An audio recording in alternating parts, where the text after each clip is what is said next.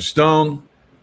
He's an amazing speaker internationally, and we've done a lot of shows together. We've done a lot of opportunities for people in the past. This, I think, is probably one of the best financial opportunities in the world right now.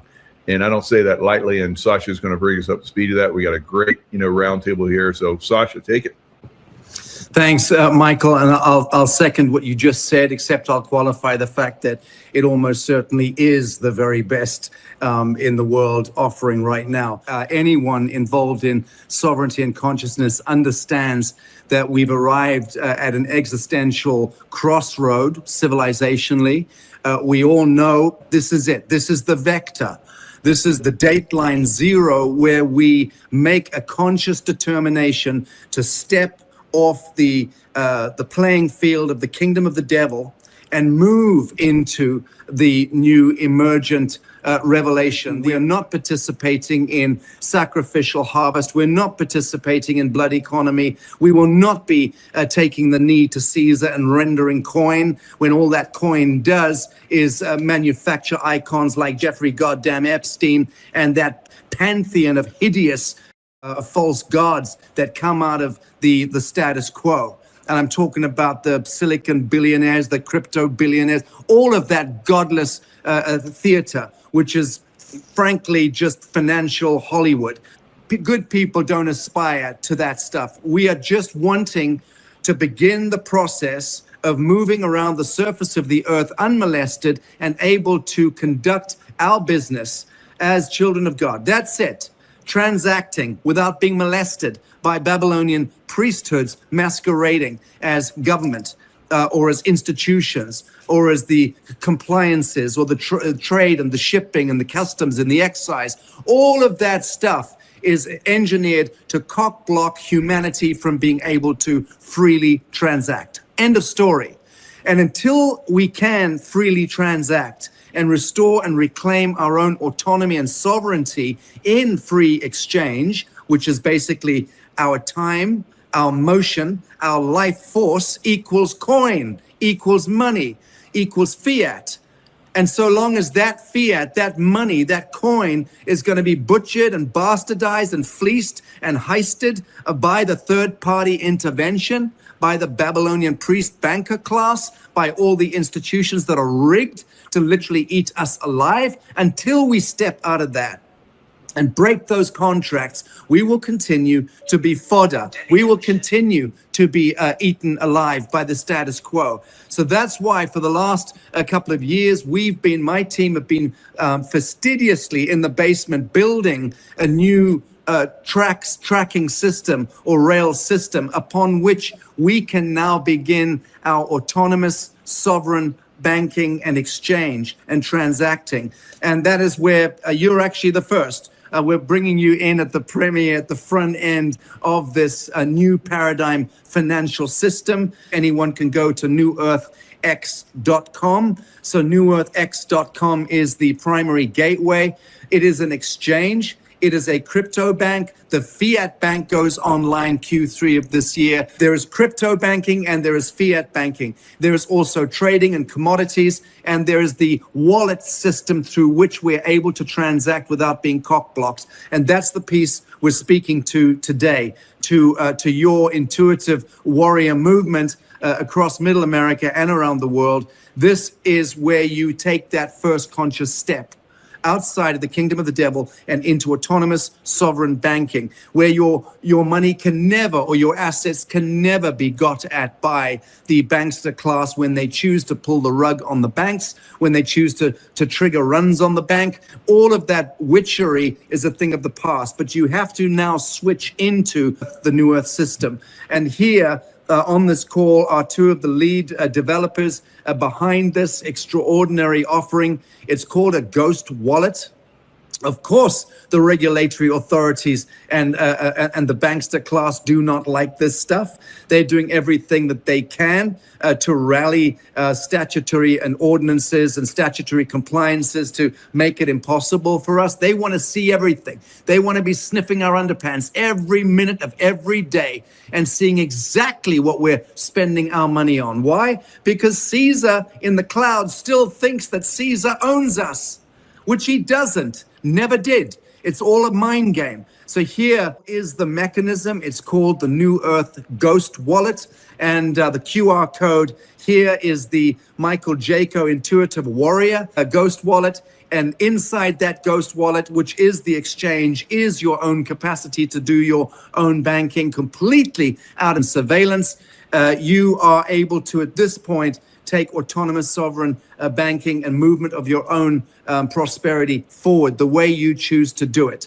Joe Swanee here and Johnny Chomsky, both in the office in Southern Africa, which is where the center of our financial activities are. Surprise, surprise. Africa is the cornerstone of the global economy. Just ask Donald Trump and Xi Jinping and Putin. They'll all explain that to you.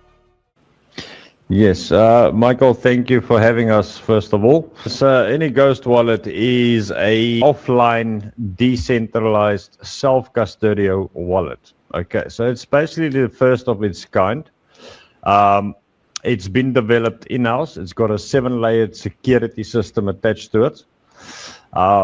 It has 15,000 different types of chains and tokens on it, crypto chains and tokens that you can swap for internally in the wallet itself. It also comes with a wonderful little aspect of a Visa virtual card. So that allows you to spend USDT crypto essentially at any market or store globally, flights, hotels, daily expenditure, groceries, fuel, that you can spend from your crypto account. So, which also keeps your spending private. So this wallet has multiple functions, and it's also attached directly to New Earth X's web platform that you can browse, go through. You can log into your profile there, top up your cards, and you can obviously also get to the crypto banking system, and as it's coming soon. This will also then allow you to access it via biometrics. So you've got facial or two-step authentication.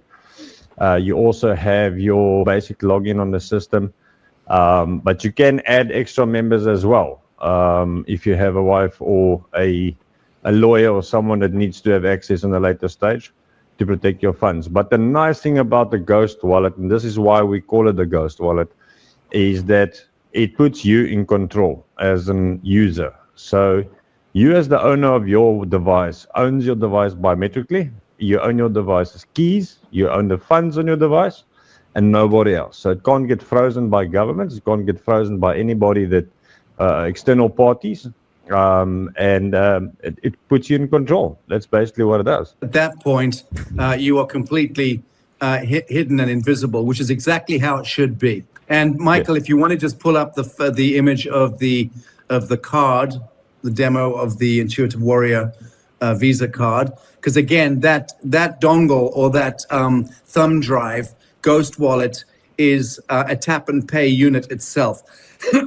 But you can also extend it obviously into your Apple Pay, whatever, and your phone, and have the virtual card there. We're also bringing proper card, physical cards online for those people who want them.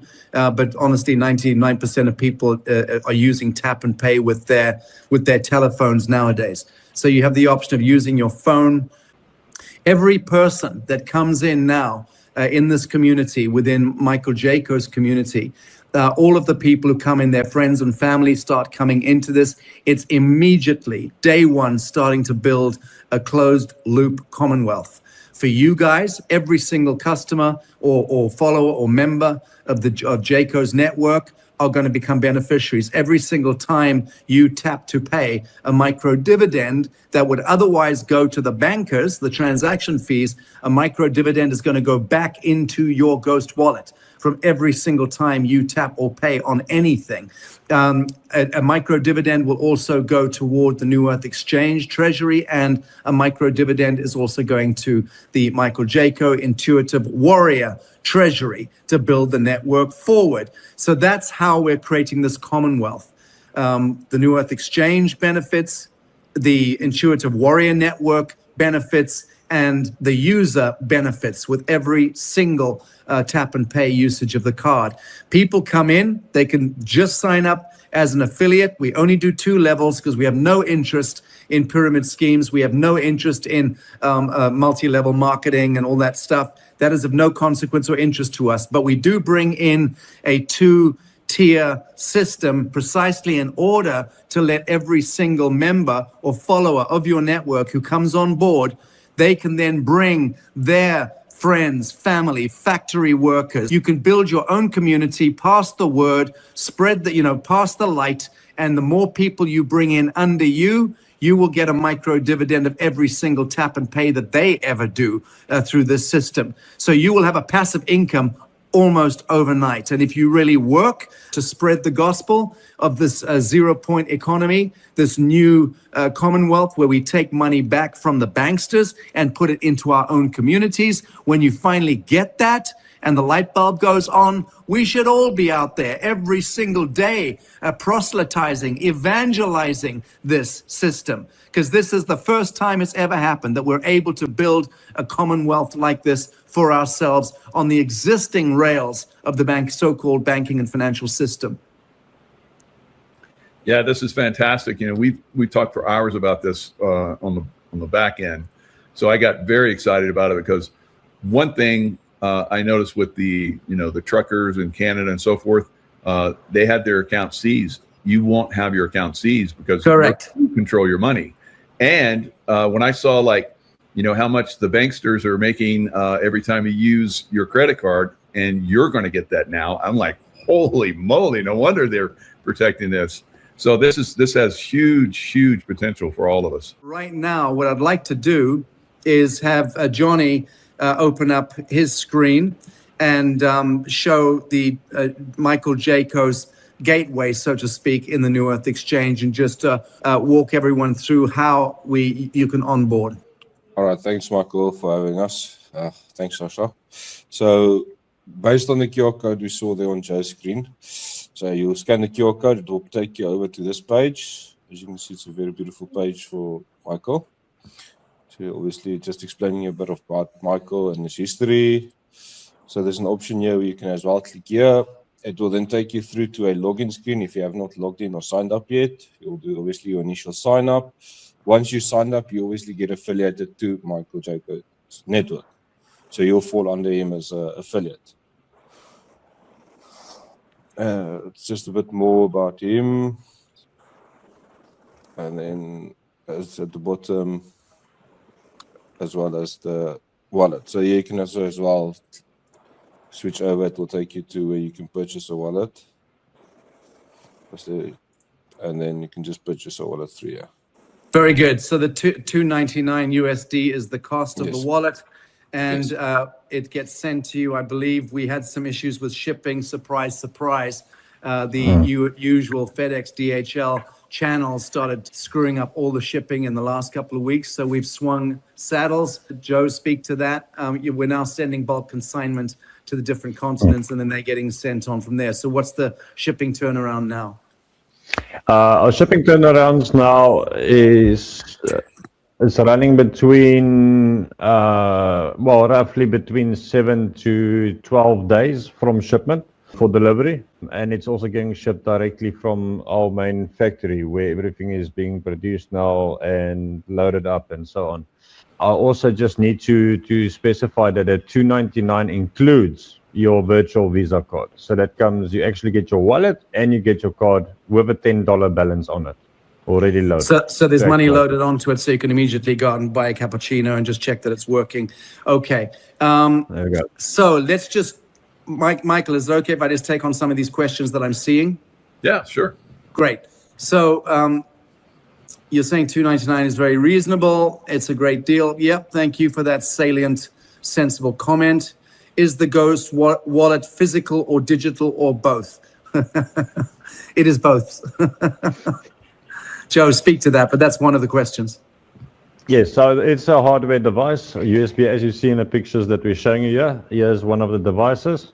So it comes in this box. It's a biometric device. Yeah, so you put your thumbprint on it to activate, to get access to the software in the first place. Yeah, it is, and it's got six other layers of security when you log into it as well. But you get your wallet without any address or created wallet on it. As soon as you have registered your wallet and gone into it, you are the first person to create your wallet, so you are the first person to see your seed phrase as well.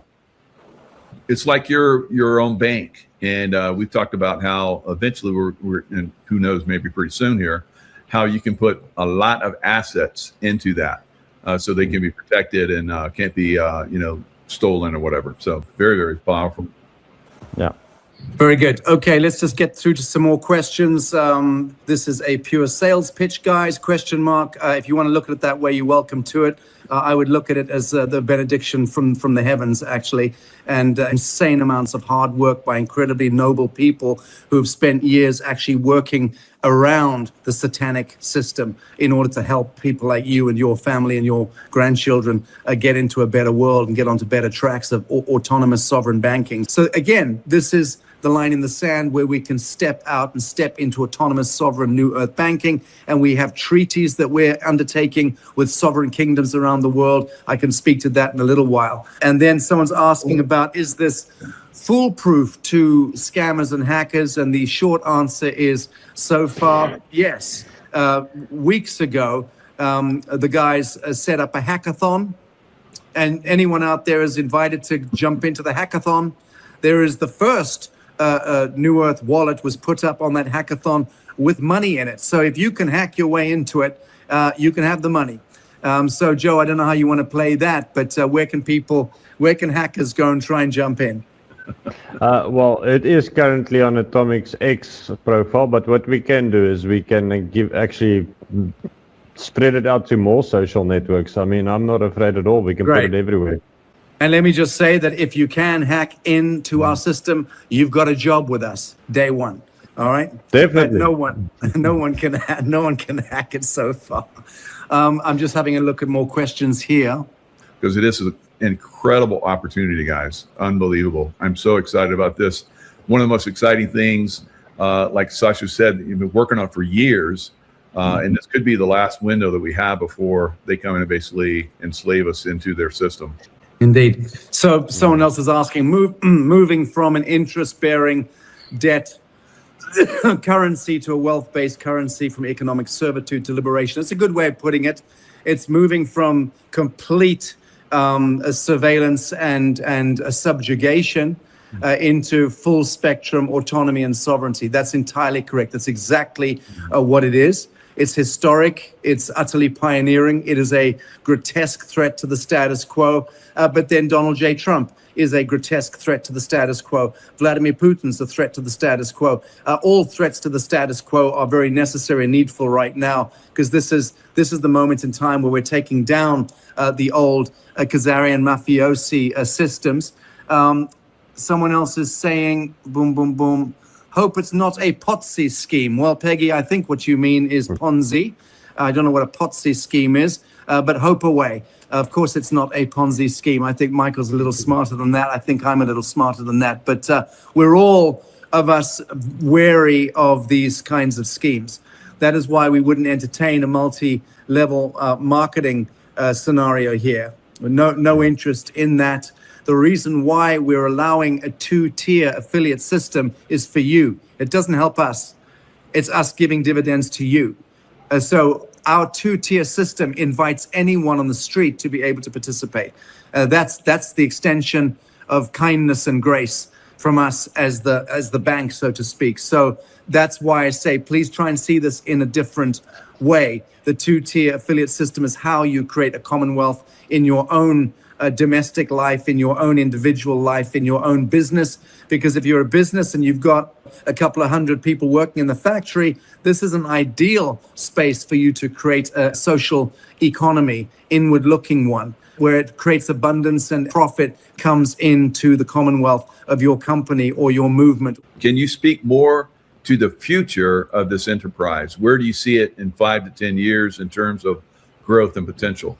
As far as I'm concerned, we are developing the entire New Earth X banking system and financial services ecosystem is all being built and developed right now in order to service every single element and aspect of the planetary economy. So it's only going to be for conscious people who understand sovereignty. They'll move into this track system. Other people who are fraidy cats and who think that the government is there to serve them, those kind of people are not going to be coming into this emergent new economy. That's for sure.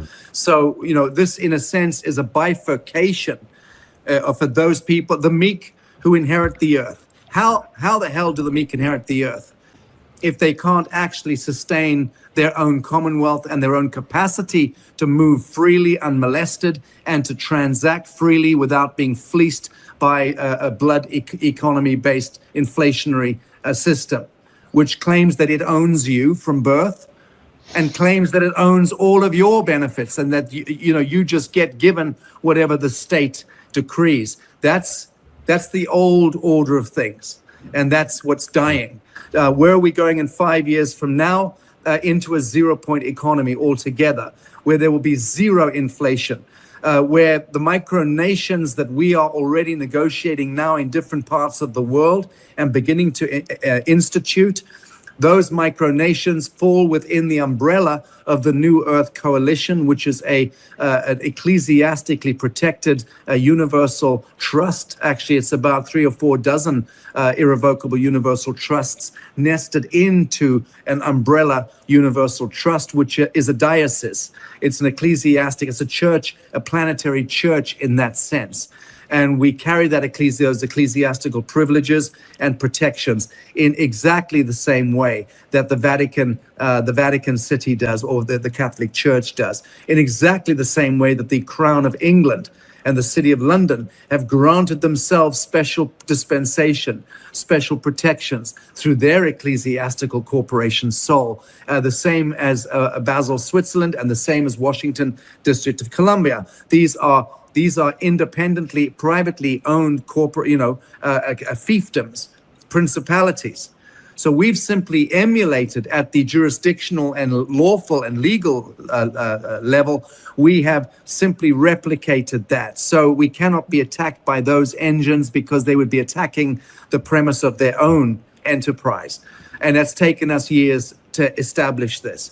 But the actual banking mechanisms and the lending mechanisms and the trading and commodities platforms, all of which are underway right now, well underway within the New Earth Exchange. And all these are going online between now and the end of this year. Example, because that was a great question you asked, where we're going in 5 years. I'm going to try and break it down simply. As of today, we have over $300 billion worth of government-sanctioned projects which are in line vying to be listed on the New Earth Exchange. So that's a long process. It's a big process. We're building the team up right now, but those are bona fides. So the exchange itself, we are being approached by big corporations and institutions, as well as small ones, and governments saying, well, we can't get loans from the IMF or the World Bank or in the normal through the normal channels any longer. We need to build a new bridge. We need to build a new highway. We need to build a new college, agricultural college, or whatever it is. Or we need to bring in industrial hemp, or we need to clean up the coral with bioremediation. Whatever those projects are, as long as they've got a study, a business plan, and a feasibility study to them, they can then be listed on the New Earth Exchange and tokenized. So that's what we do. And that's why we've got so much interest from these developing nations saying, hey, we'd rather tokenize and list our projects on your exchange than try and go and get loans from the bank. So that's something which is very exciting and moving forward. On the commodities side of it, we've got our own scouts and agents on the ground, principally in Africa, because that's the cornerstone of the world economy when it relates to, diamonds and gold and all of that stuff, the commodities. What we are promoting and proselytizing like evangelists is for ethical mining, to not bring up the gold, not bring up the emeralds and the diamonds where we don't need to. We simply need to know where they are, do the spectral analysis, lock and load the value of those mineral assets, and then tokenize them using the locked assets as the collateral. That's lawful, legal business. So we're emulating what's out there. We're doing it in a new way. How? With the relationships that we've got with sovereign kingdoms and the indigenous world. These are the new leaders that are now standing up and reclaiming Africa for Africans, Asia for Asians, Central America for Central Americans. That's the big stand-up that's happening. And Trump and Xi Jinping are paving the way for it, people. We're dealing with 287 kingdoms. And we are having the conversation about how they can bring their land forward, and we can help to monetize, help to tokenize, assetize they're land rich, cash poor, right? Like most Mexicans, like most people in the developing world. They were given land, but no means to do anything with it. That was a nice move by the globalist agenda. So now these land rich people realizing that through spectral analysis, we can see underground kilometers. In fact, our New Earth commodities team, our technology access is 12 kilometers underground. I believe that's ahead of the US military, incidentally, Michael. We can see 12 kilometers underground with our partners in Germany. So the fact is, we can see where the gold is and the diamonds, the emeralds, okay, and get those certified. And then once we've certified those deposits, we can use them as a collateral, launch a prosperity coin for that kingdom. Do you understand? Backed by their own locked assets in the soil. That's the breakthrough.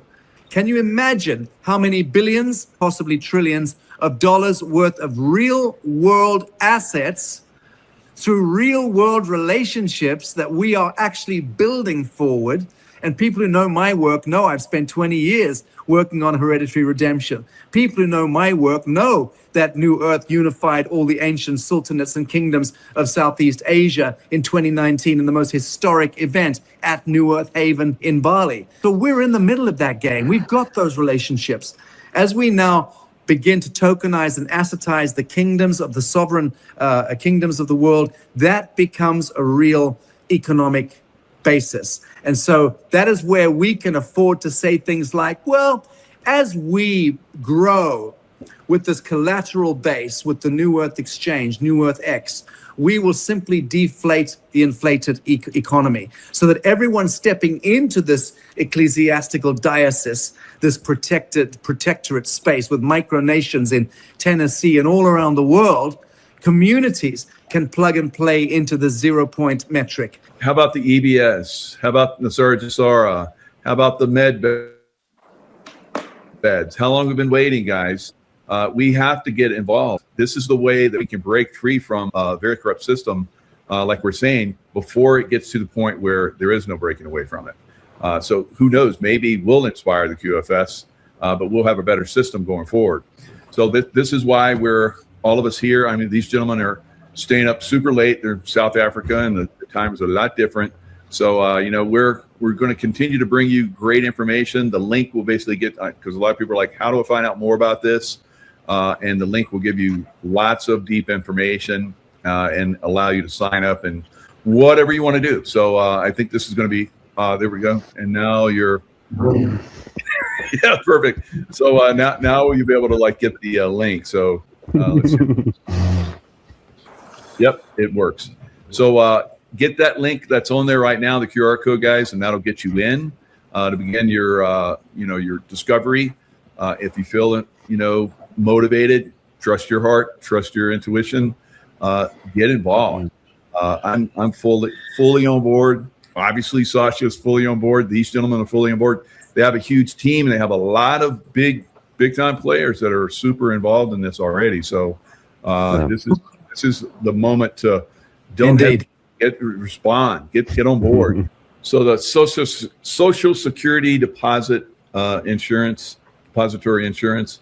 So people, and that's huge. If you have a security recipient that wants to get involved, thank you. Yes. Wow. And so how would they, get their payments, or how would any kind of payment, Great point. Well, let's look at it, Joe. As Social Security has already had its taxes, right? So all you would need to do, and correct me if I'm wrong here, Joe, I'm not the technician, and you and the bankers and traders are, but on the team. But the Social Security coming in, you would simply buy US digital tokens, USDT, correct? You would simply Yes. flip your fiat into USDT, Into easily your enough wallet. done with a push of a button, into your wallet. You're now invisible. And now that monies that you're accumulating in your Intuitive Warrior Ghost wallet, that is will never be seen again or surveilled by anyone. So as you use that to tap and pay forward in life, micro dividends and bank fees, so to speak, are coming back into your wallet and into the Intuitive Warrior's treasury. And those bank fees are also less that we charge on our transactions than what banks charge. So that's another bonus point. And I just need to add here something that I've seen running through quite a lot. Crypto is something that needs to be educated, yes. So we will offer a platform whereby we'll do videos and updates on how to properly onboard, use the system, spend it, give some education. We know a lot of people is not a crypto fundies, they're still learning, and a lot of people's got negative impacts from crypto before, because crypto isn't essentially a scene where a lot of scammers takes place. So it's got a bad reputation in some senses. But what we're doing here is, remember, we don't have any control on nobody's funds. Your funds is in your wallet. Your wallet's on the blockchain. So you can't lose your funds as well. It's permanently there. Your wallet's holding your keys. You've got access to that. And I think that little snippet will explain a lot of things to a lot of questions that was just asked in the last half an hour. But that's basically how the system works. But the difference between this wallet that we're offering you guys is, number one, it's got a Visa attached to it. Number two, it's offline. There's no database, there's no server, there's no outside connection besides your device and where you use it. That's it. And that's beautiful. And like you guys were saying, you can have somebody else on your your card as well, and they could have their fingerprint or whatever and use it. Like I would have my wife use it, or she could have her own, and we both could have access to each other's cards to help for whatever reason, emergency, whatever. But that's another outstanding benefit from this system as well. Okay, so again, I'll just recap for people. If you onboard, you're paying less by using a New Earth Intuitive Warrior card, a tap and pay. You are paying less interest in the first instance because we're lower than anyone else in the interest rate.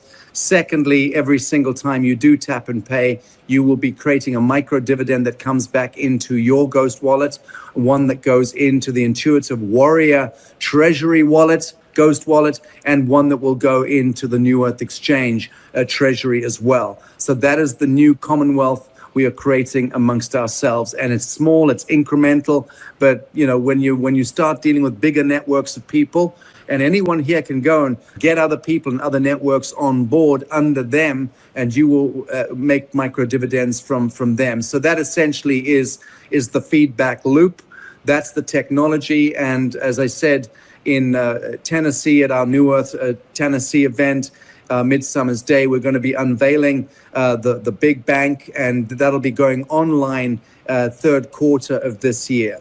Third quarter. So during the third quarter, the Fiat Bank will be going online. So we've got crypto bank, Fiat Bank, Ghost wallet, transaction systems, merchant systems coming online as well later this year, as well as the full New Earth Exchange. Anyone here can go to newearthx.com, and newearthx.com will show them the lily pad for the entire ecosystem. So somebody's asking, when is the Tennessee event? You got Midsummer's Day, June 20th, 21st. Oh, nice. Okay. Very good. Yeah. Look forward to that. So that's going to be participatory. It's going to be broadcast, or people can come to it. How's that going to work? Last year, Michael, we did this big event with, Sheriff Richard Mack and Laura Eisenhower, and Daniel Brinkley turned up. We had a lot of people turn up, and we had many paramount indigenous and hereditary leaders and kings from around the world came in on the big screen at the same time. It was a 5-hour proclamation event on the 21st, and on the 20th, the evening of the Midsummer's Day, we had the consecration event with the hereditary elders and leaders, emphasis the Cherokee Nation, because of course that part of Tennessee is Cherokee, which is why we call the New Earth land and the sanctuary there, we call it New Earth Tanasi, Tanasi, which is the name that the Cherokee historically called it. That's what Tennessee derived from. And so we've reconstituted that 66 odd acres, tethering it back to the Genesis treaties of the indigenous peoples going back 1,500 years. It was a powerful event. And this year is just about unveiling the master plan. Now we've had a year since we did the proclamation, and now we're unveiling the master plan for because we've begun groundbreaking on the project. So it's really more the community coming in, and I just thought, because I'm coming in and the others are flying in, I thought we'd use that as the premise to unveil the New Earth Bank as well on Midsummer's Day, symbolically. Very good. Yeah. Look forward to that event. We'll broadcast that and put that information out as we get more of it. So thanks so much, gentlemen, for coming in and sharing this. All right, guys. Thanks a lot. Great show, and look forward to sharing more of this in the future. Hello, Patriots. I'm at Restored Republic via a GCR update compiled by Judy Byington. It's time. They tried to frame me. They slandered me. They tried to bankrupt me. They tried to arrest me. They ran a coup on me. They stole an election from me. They tried to assassinate me. Now it's my turn. Time to nail these seditious traitors to the wall. President Donald J. Trump. Judy, note, why, in taking down the Illuminati deep state cabal, Q said Israel will be last? Answer. The pretend Jews of Zionist Israel have been the command center for the UK Crown, Vatican, and US Inc. global agenda that sought total control over humanity. Israel was the very evil heartbeat of these Satan-worshipping elites, which, while hiding in the shadows, controlled the mainstream media narrative to their own advantage. These deep state planned a complete global financial crisis to set a stage where every move could be monitored, every bit of food controlled, every financial transaction tracked, every dissenting voice silenced.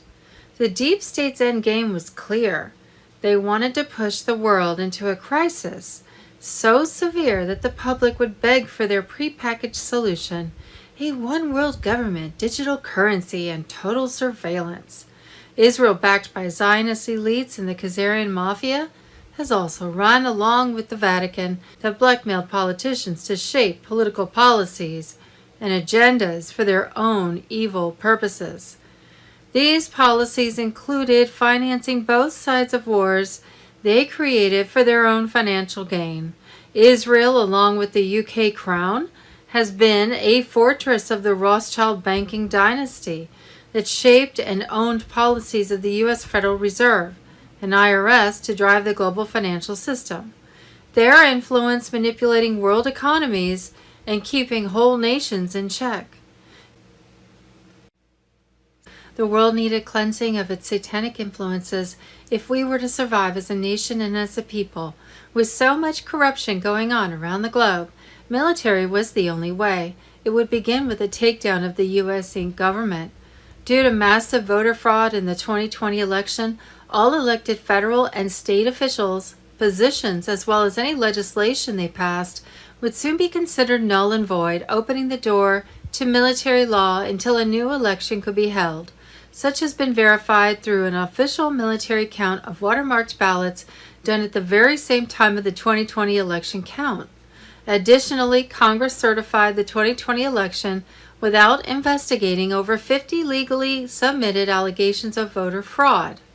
The CIA and Democratic Party was discovered to have worked with the Chinese Communist Party and 65 foreign countries, including Venezuela, to control U.S. voting infrastructure in at least 28 states, including 7 key states and over 600 county polling locations, to swing the 2020 election to Biden. The CCP leveraged financial, non-governmental, and foreign allies to acquire influence on compromised electronic voting machines, resulting in millions of invalid ballots being used in the 2020 election. Recently, a widespread nationwide Democrat vote buying ring was exposed. Dems and secret rhinos were paying the poor on the streets $5 to $8 per ballot to rig elections. Undercover footage has caught hired guns openly bragging, "I'm bringing in 3,500 votes. He was paying me $5,000 a month. Now it's $8,000. Even judges and Texas Republicans were caught secretly working for Democrats while funneling thousands of fake ballots. The storm is upon us. Temporary martial law now live. White hats in full control, who report that within the next day or two, 7 trumpets will sound on every cell phone, tablet, and device worldwide. 10 days of communication darkness incoming and internet down, banks offline, and military apps deployed for secure emergency contact. Prepare with food, cash, and essentials for a possible 10-day lockdown while the Global Military Alliance made final mass arrests. Over 50,000 deep state traitors were headed to, or were already, at Gitmo. Monday, May 25th, situation update. Byington bombshell report. Trump, the storm is upon us. A Moab is about to drop. The Republic has been restored.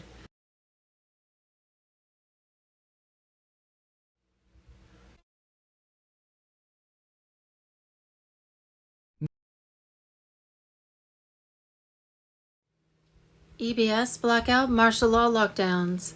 Monday, May 23rd, 2026, martial law unleashed. The military's silent takeover. EBS alerts looming in redemption centers, our last hope. Juana Savin on Telegram. The storm is here. America's streets are filled with military boots as a shadowy force tightens its grip on our nation. This is no drill. It's happening now. As martial law spreads across 360 cities, the question is, what's the end game? The purge begins. Mass arrests in the fall of the deep state. Across the country, from California to New England, thousands of deep state operatives are being rounded up. Over 15,000 in California, 8,600 in the Northeast. These are not just numbers. They are the first wave of justice. The military's presence isn't just for show. It's a calculated move to cleanse the nation of those who have betrayed us. Human trafficking rings are being dismantled, and children are being rescued in horrifying numbers.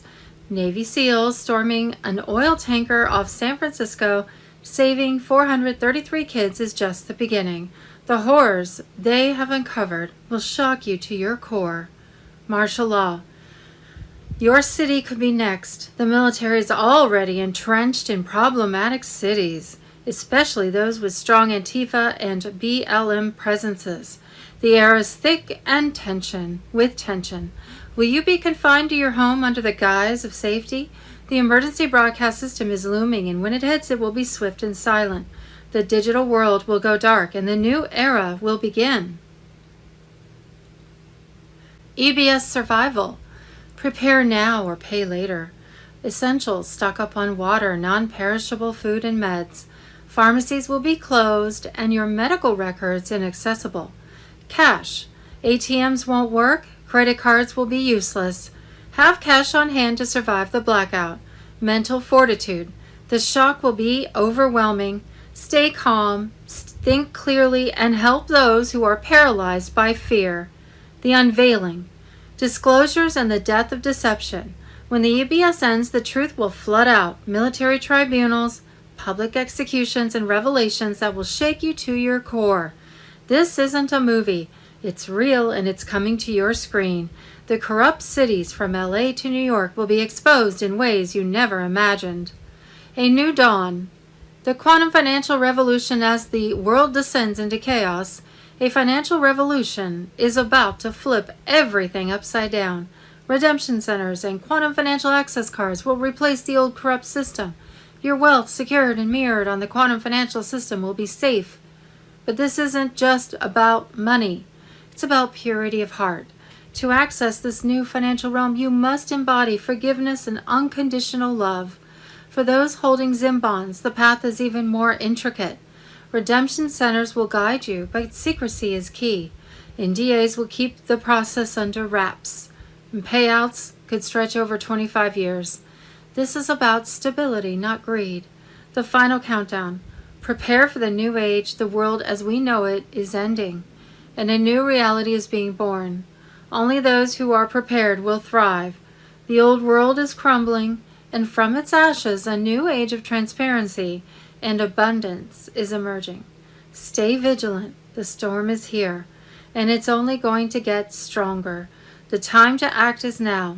Spread this message, prepare for the changes, and step into the future where the people, not the elites, hold the power. The revolution is here. Be on the right side of history.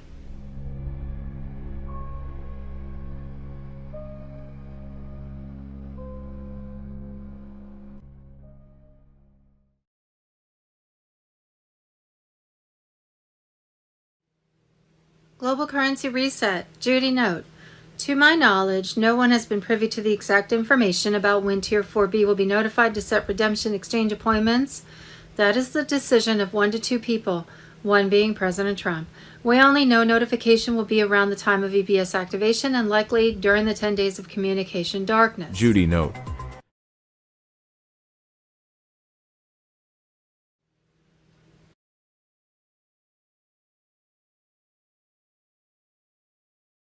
What we think we know as of Tuesday, May 26th.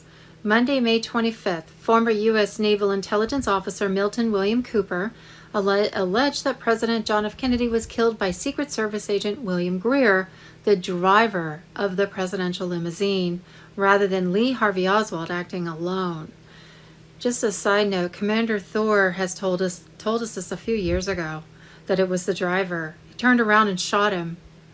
In 2001, just weeks before the attacks, Cooper predicted that a major terrorist strike on a U.S. city would occur, and that Osama bin Laden would be immediately blamed for it. He warned something terrible is going to happen, and whatever happens, they're going to blame it on Osama bin Laden. Don't believe it? William Cooper, only months after making the prediction, Nasara Jasara activated on Telegram. And Monday, May 25th, J6 prisoners demand compensation, and rightfully so. Pardoned J6 defendants are demanding full compensation from Trump's $1.77 6B anti-weaponization fund, claiming political persecution. They say Biden-era prosecutions destroyed their lives. Sometimes some of them committed suicide. That's how heartbroken they were, how sad and desperate. I mean, just awful. Families and finances, now they demand government accountability and to be paid in full. I agree. Tier 4B, ISO 20022 on Telegram. This weekend, the Department of Justice erased J6 from the internet. The DOJ deleted every press release, every charge, every conviction related to January 6 from their website. Gone. 1,500 plus cases, years of records exposed. The government that did it just admitted it was a lie. Every judge, prosecutor who prosecuted and sentenced them, every outlet that called them insurrectionists. That goes with a lot of media. They had a big part in this. Exposed. There's the Telegram link. Judy note, I don't know about you, but I thoroughly agree that J6 prisoners should have adequate compensation for what these patriots were put through. But I think the money should directly come from the Democratic National Party and their leader, Nancy Pelosi, who planned and executed the whole fiasco. And perhaps we should add the Washington, D.C. police and mainstream media as perpetrators who not only covered up, but blatantly participated in the J6 crimes. We need to make them responsible for what they have done to innocent people and for depriving us all of our freedom of speech. Monday, May 25th, bombshell expose. The dark secrets of Washington, D.C., the occult symbols and hidden agendas controlling America. Morning, Drew. Good morning, Charlie. Good morning, everyone. My first story of the day is Trump is reportedly removing Government Pride Month celebrations and shutting down DEI programs. These programs were created to promote equal opportunities in school, workplaces, and government. Some Americans support ending them, saying jobs should be based on merit. Others say removing them is a huge step backwards. America is divided once again. What's your view?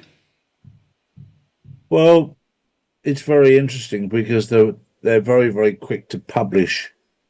Oh, lots of people are going, 50,000 people are going to this Pride rally. And yet a rally that was 10 times bigger with Tommy Robinson got very little coverage. And it shows what side of the fence they're on, but it's a question. This is all part of the process to wake people up. Pride and their theory is not God's plan. Let that sink in. It's not God's plan. It's man's plan. And it's completely against what's in the Bible. Completely against it. And there's a reason why they're doing this, is because they call themselves the elites, believe that they are God. They are the gods. Well, they are. But their God is Satan. I've reminded you of this. And these people are fighting for power.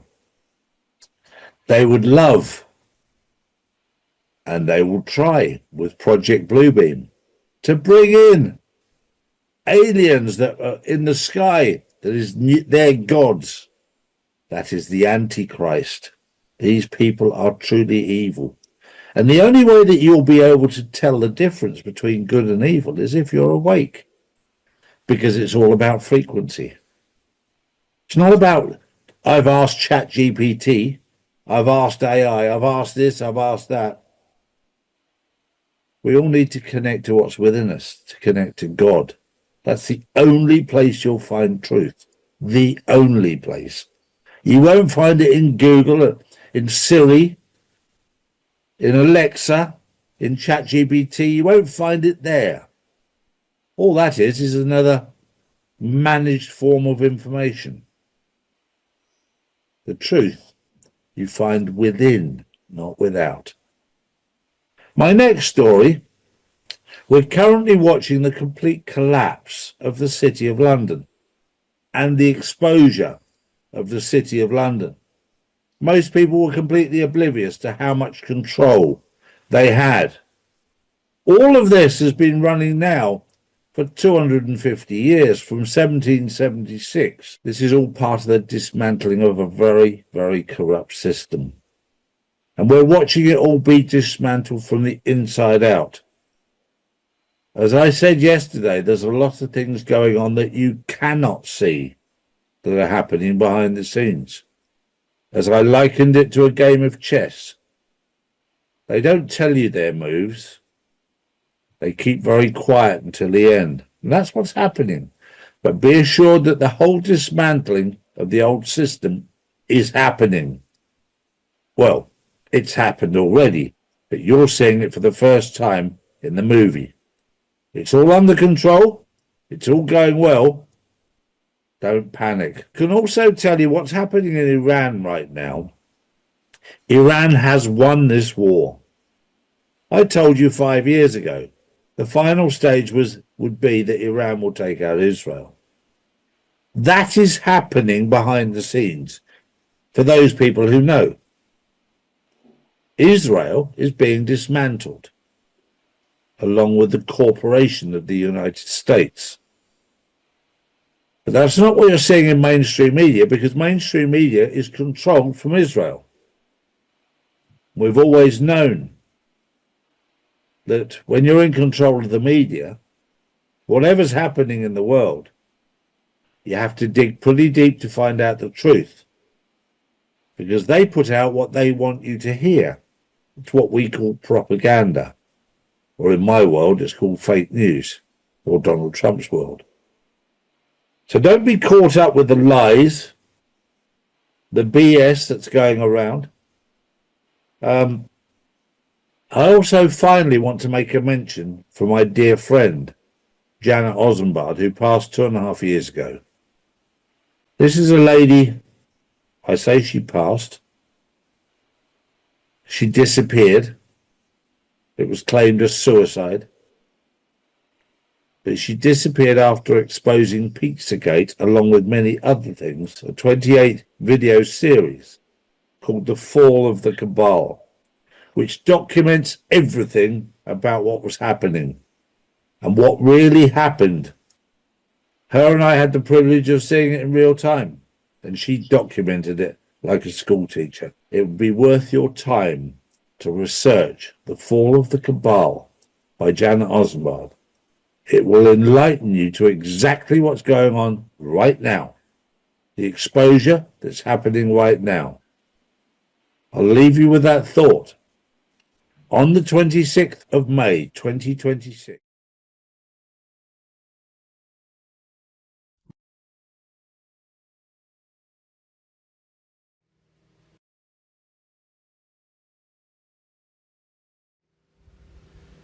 Monday, May 25th, wait until you realize 9/11 wasn't the only inside job.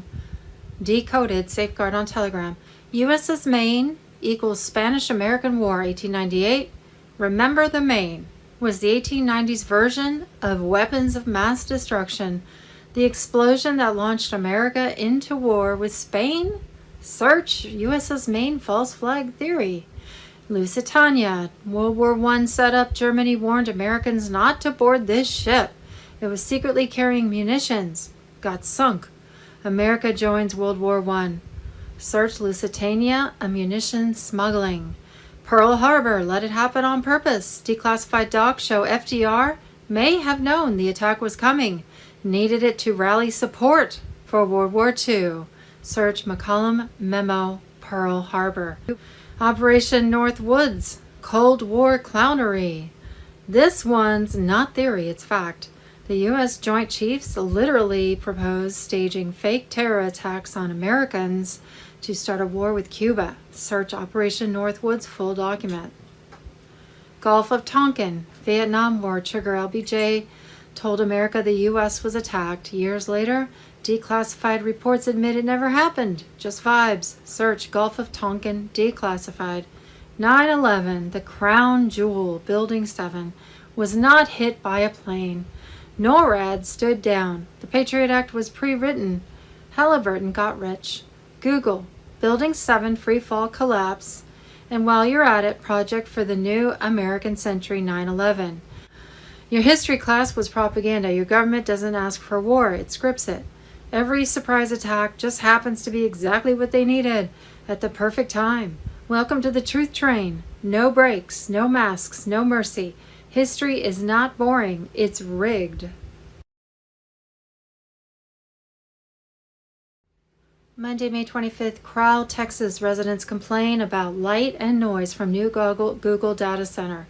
Residents in Crowell, Texas are reporting severe light pollution and constant noise linked to a nearby large-scale Google AI data center under construction. Locals say the facility operates 24/7 with intense exterior lighting that brightens the night sky and continuous mechanical noise from cooling systems and generators. The project, part of a broader hyperscale data center expansion in Texas, has drawn opposition from some residents who argue it disrupts rural life and raises concerns about environmental impact, including light pollution, noise levels, and resource use like water. Town hall meetings have reportedly included complaints from residents on both sides of the political.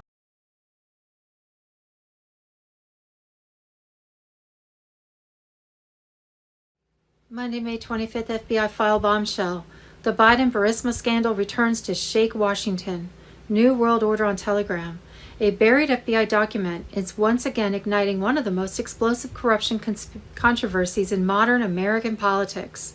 According to the resurfaced federal file, a confidential human source alleged that Joe and Hunter Biden each received $5 million from a Burisma executive while Joe Biden served as Vice President of the United States.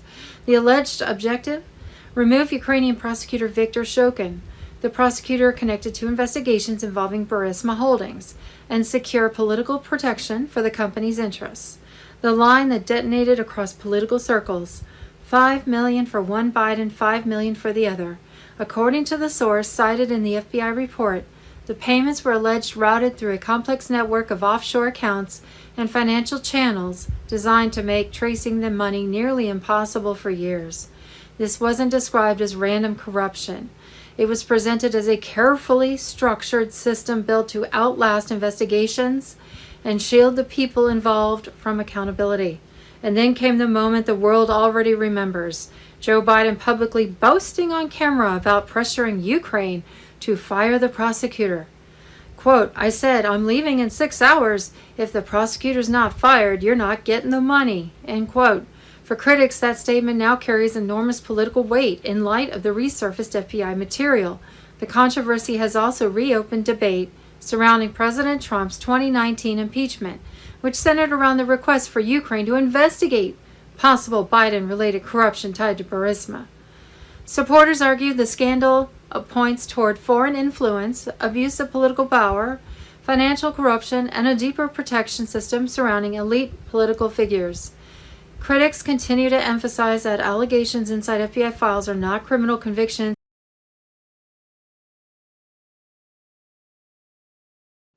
Monday, May 25th, ex-Freemason exposes the hidden system of power, occult influence, and global control. Pastor Bob Joyce on Telegram. One of the most explosive interviews of 2026 is detonating across the internet after Tucker Carlson sat down with a former Freemason who claims the modern world is controlled by far more than governments, elections, and money. According to the discussion behind politics, media, central banks, and global institutions, exists a hidden system, psychological manipulation, occult influence, secret societies, and spiritual warfare shaping civilization from the shadows. The interview dives into subjects long mocked or censored: Freemasonry, ritual symbolism, central banking, transhumanism, media conditioning, spiritual influence, and what the speaker describes as a hidden battle between light and darkness, operating behind modern society itself. At the center of the conversation is one core claim. The most powerful people in the world understand that human consciousness can be manipulated through fear, symbols, media, and engineered emotional control. The ex-Freemason describes Masonic rituals, sacred geometry, checkerboard symbolism, and initiation ceremonies as systems designed to influence perception and connect members to what he calls the invisible world behind material reality. The interview also revisits ancient stories tied to King Solomon, the Knights Templar, hidden knowledge, and elite groups allegedly preserving secret spiritual systems for centuries. But the most controversial section focuses on media and modern culture. According to the discussion, television, social media, repetitive music, fear-driven news, and entertainment industries no longer simply inform the public. They program emotional behavior, shape thought patterns, and manufacture mass psychological control. Fear, outrage, panic, and division are described as tools used to keep populations emotionally destabilized and easier to manage. The interview then shifts toward the Federal Reserve, global banking networks, and international financial systems, arguing that modern societies increasingly operate through debt, surveillance, and dependency rather than genuine freedom. Another major theme is transhumanism, the merging of technology, AI, biotechnology, and digital systems into human life itself. The warning is direct. Future power structures may seek to make human behavior programmable, trackable, and controllable through technology. Throughout the interview, one message becomes impossible to ignore. Millions of people are no longer blindly trusting institutions, media systems, and official narratives. For critics, the conversation is dangerous conspiracy theory. For supporters, it confirms that they believe has been hidden in plain sight for decades, that the real war is no longer just political, it is psychological, spiritual, financial, and informational, and now more people than ever are beginning to ask who is really controlling the system behind the curtain. Well, just go to the World Economic Forum website and you'll see what their plans are. Go read The Great Reset by Klaus Schwab. He talks all about what their goals are for a digital control system, one world government, centralized.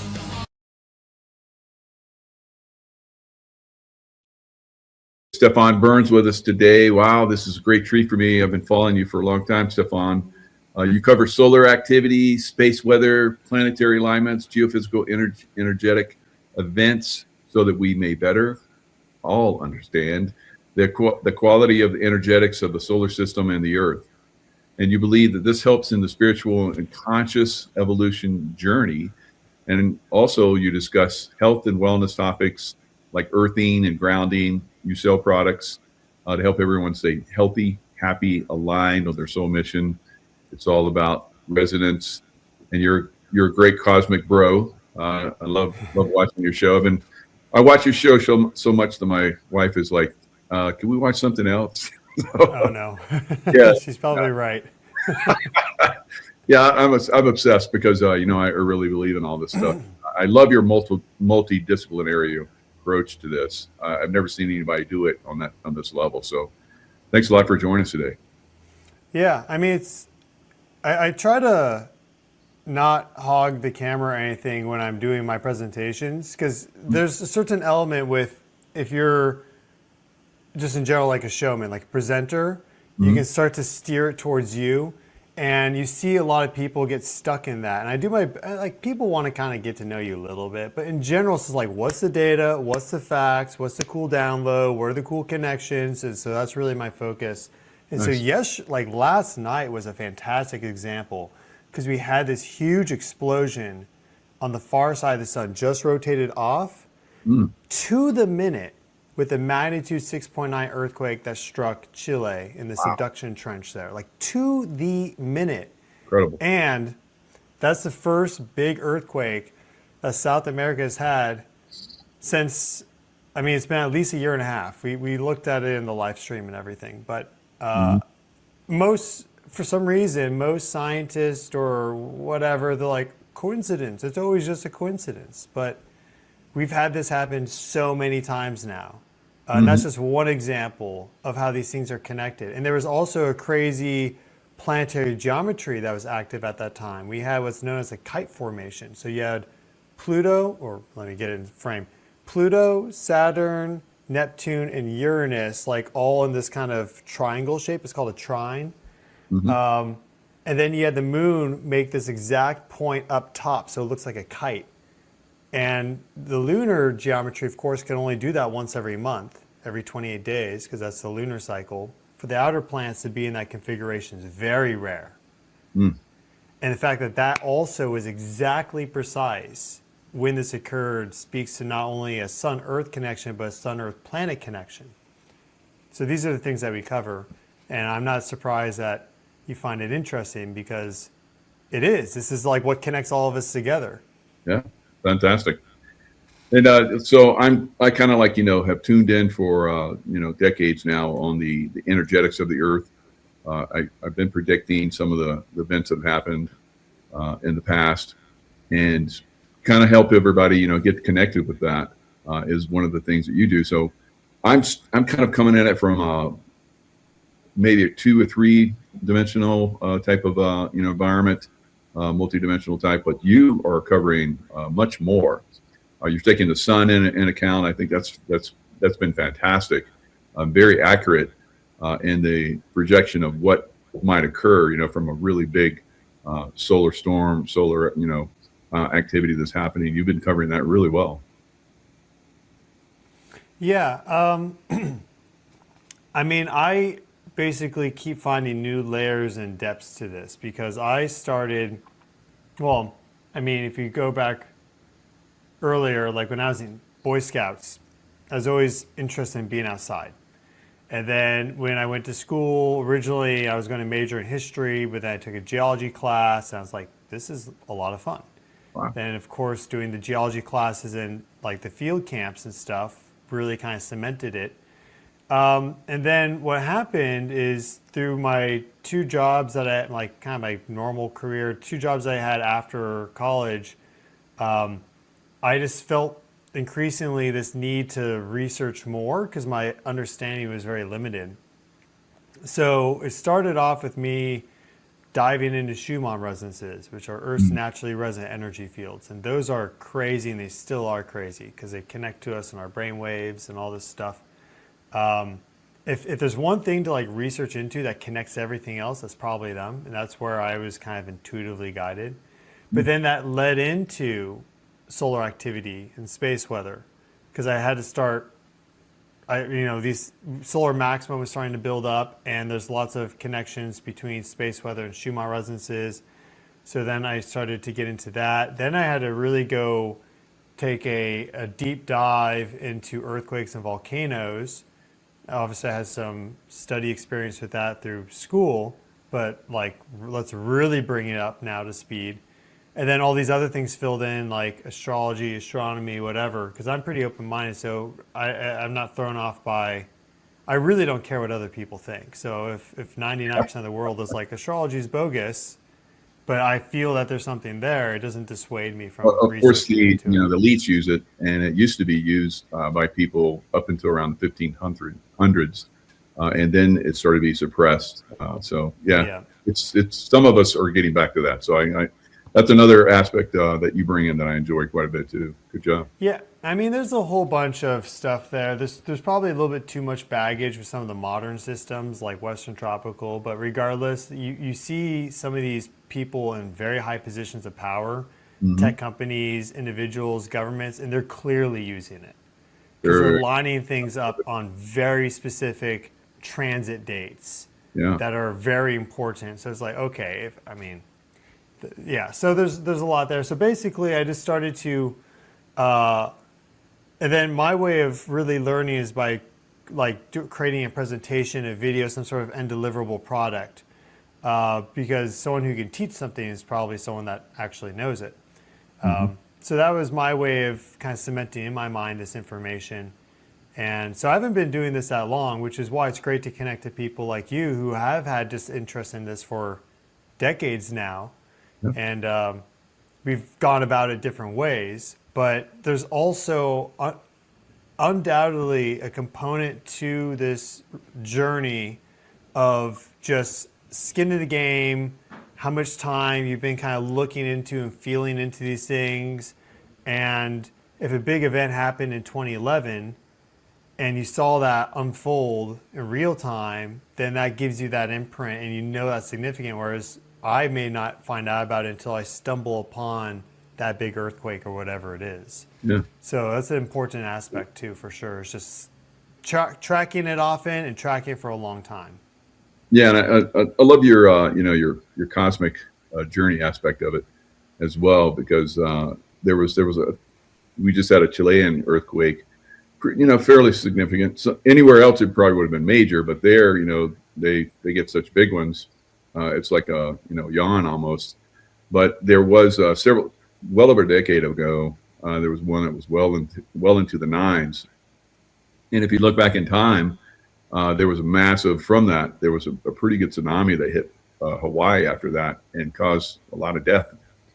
So I was with a group that we used to do. We used to look at these things and put our energy into it, meditate on it, or send it prayers or whatever. And that's what we did with this. And we were kind of calming it. I remember, taking my consciousness into the waves and so forth, or the energy that was, moving out, and calming it down. And sure enough, when it did finally hit Hawaii, it was almost nothing. So if you look at the past, it should have been, the same. So the cosmic journey is very important, I think, and I think we're raising our consciousness, and I think you're just, right there with all this, helping people awaken, to all the different aspects that, can really influence us, and we in turn can influence those aspects as well. Yeah, that's an important aspect. I feel like, it wasn't my intention starting off to hold sound healing meditations because there's a tsunami coming or something.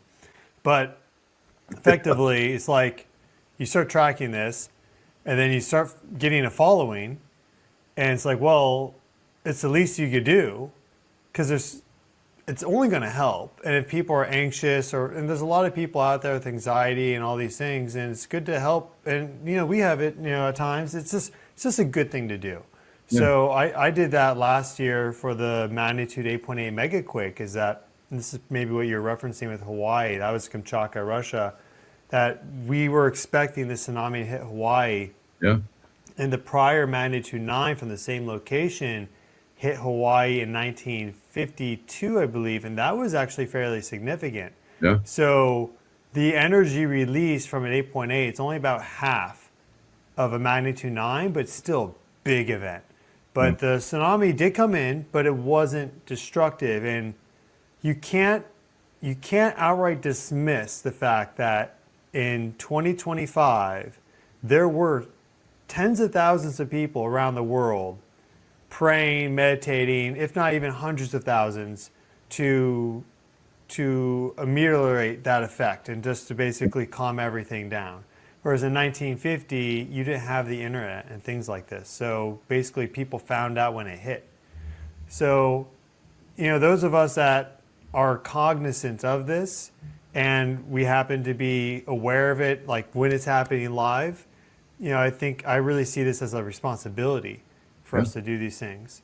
And so for that live stream for Hawaii, I first covered the earthquake, and then there's like a couple hours before I had to jump on a live stream again for the tsunami watch for Hawaii. But we had, I think, about 20,000 people for that one. So clearly people also want to help too. They want a focus point to help. Wow, that's incredible. And I didn't know that you did that. So that probably had an impact. I hope so. I think people should, take that on board and realize that, we can have an impact. And that's one of the things you're doing. So the planetary alignments that you're going into, the astrology of it, and then the the sun activity, and then it seems like we're moving up in intensity. I would say that maybe this year, I'm not going to say for sure, but from what I've been seeing and what I've been feeling, it seems like we're going to get even more significant events, or maybe events this year than we did last year. Well, it's hard to say, but I mean, we're out of solar maximum. We're right now at the end of solar maximum, the beginning of the descending phase.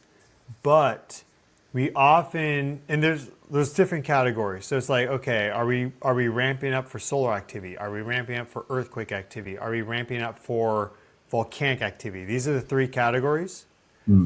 Often during the descending phase, we do get really big solar flares and coronal mass ejections. It's certainly possible. And one good example that brings in a cosmic component is 2017 with Oumuamua, the first ever detected interstellar object. We only picked it up after its perihelion, its closest approach to the sun. And this was September of 2017. And right in line with it, and it got very close to the sun. So it wasn't like a 3i Atlas, which was out beyond the orbit of Earth, which is close. But once you start to get within the orbit of Mercury, you're very close to the sun. Well, we had the biggest solar flares of solar cycle 24 right during that time frame. September 4th and September 10th or 11th were like the big days, but that whole time frame, the perihelion was the 9th of September, I believe. It's either 7th or the 9th of September for Oumuamua. So it was perfect, and it was also in line with it because of the angle and trajectory. So, it's a cosmic coincidence. But that was a weak solar cycle. At the bottom, what's known as a Gleisberg cycle, which is an 88-year-long to 100-year-long variation in solar activity. We're at the bottom of that. Then all of a sudden, we get these gigantic solar flares that blasted off perfectly in time with Oumuamua, which is the first ever interstellar object. So it's all these outlier events clustered together. That's what we see. And once you get that, it's like, well, is it a coincidence? So right now, we are going down in solar activity, but we do have the potential for there to be these kind of one-off gigantic bursts. So we could have the biggest event of this solar cycle a year from now, 3 months from now, 2 years from now. That's certainly possible.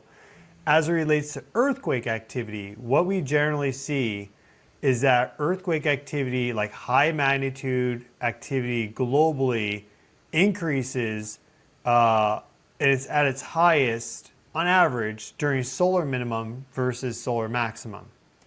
Now, the fact that we had this magnitude 8.8 megaquake during solar maximum maybe isn't the best sign that this solar minimum is going to be quiet and calm. It may be very, very active.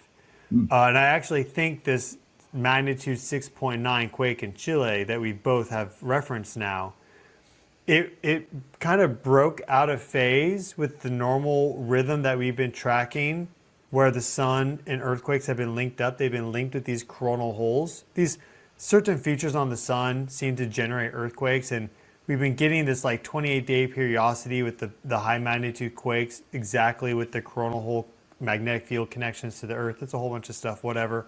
This broke that periodicity. And it did also, of course, happen to the minute with this gigantic far side explosion. So it broke one rhythm to establish another connection. But I'm kind of getting the sense that that might be the first quake, like kind of the first signal of this other wave that's coming in of just in general increased earthquake activity during solar minimum. And the same can be said for volcanic activity. That signal also exists. It's not huge, but it is a statistically significant signal that there is larger, more frequent volcanic events during solar minimum than there is during solar maximum. And to wrap, I just think that there's some aspect of solar maximum that impacts this rhythm that I'm in, these trends I'm describing, because if you have more energy loaded in on these longer time frames, I think that can create bigger events. So going back to solar cycle 24, the 2010s, there was tons of super high magnitude earthquakes during that solar minimum and that time frame in general between like 23, 24, 25. So the basically 21st century, bottom of the Gleisberg cycle. That means that we had that 50, 60 years of heavy solar loading from the peak of the Gleisberg cycle. So we're still kind of in that trough too. That's important to keep in mind. So there can definitely be some really big events coming up for the next few years. Does this mean that the Earth is going to end or the world's going to flip or explode or something? Like, no, I don't see any evidence of that. Though there are some interesting things happening, but I don't think that's the case.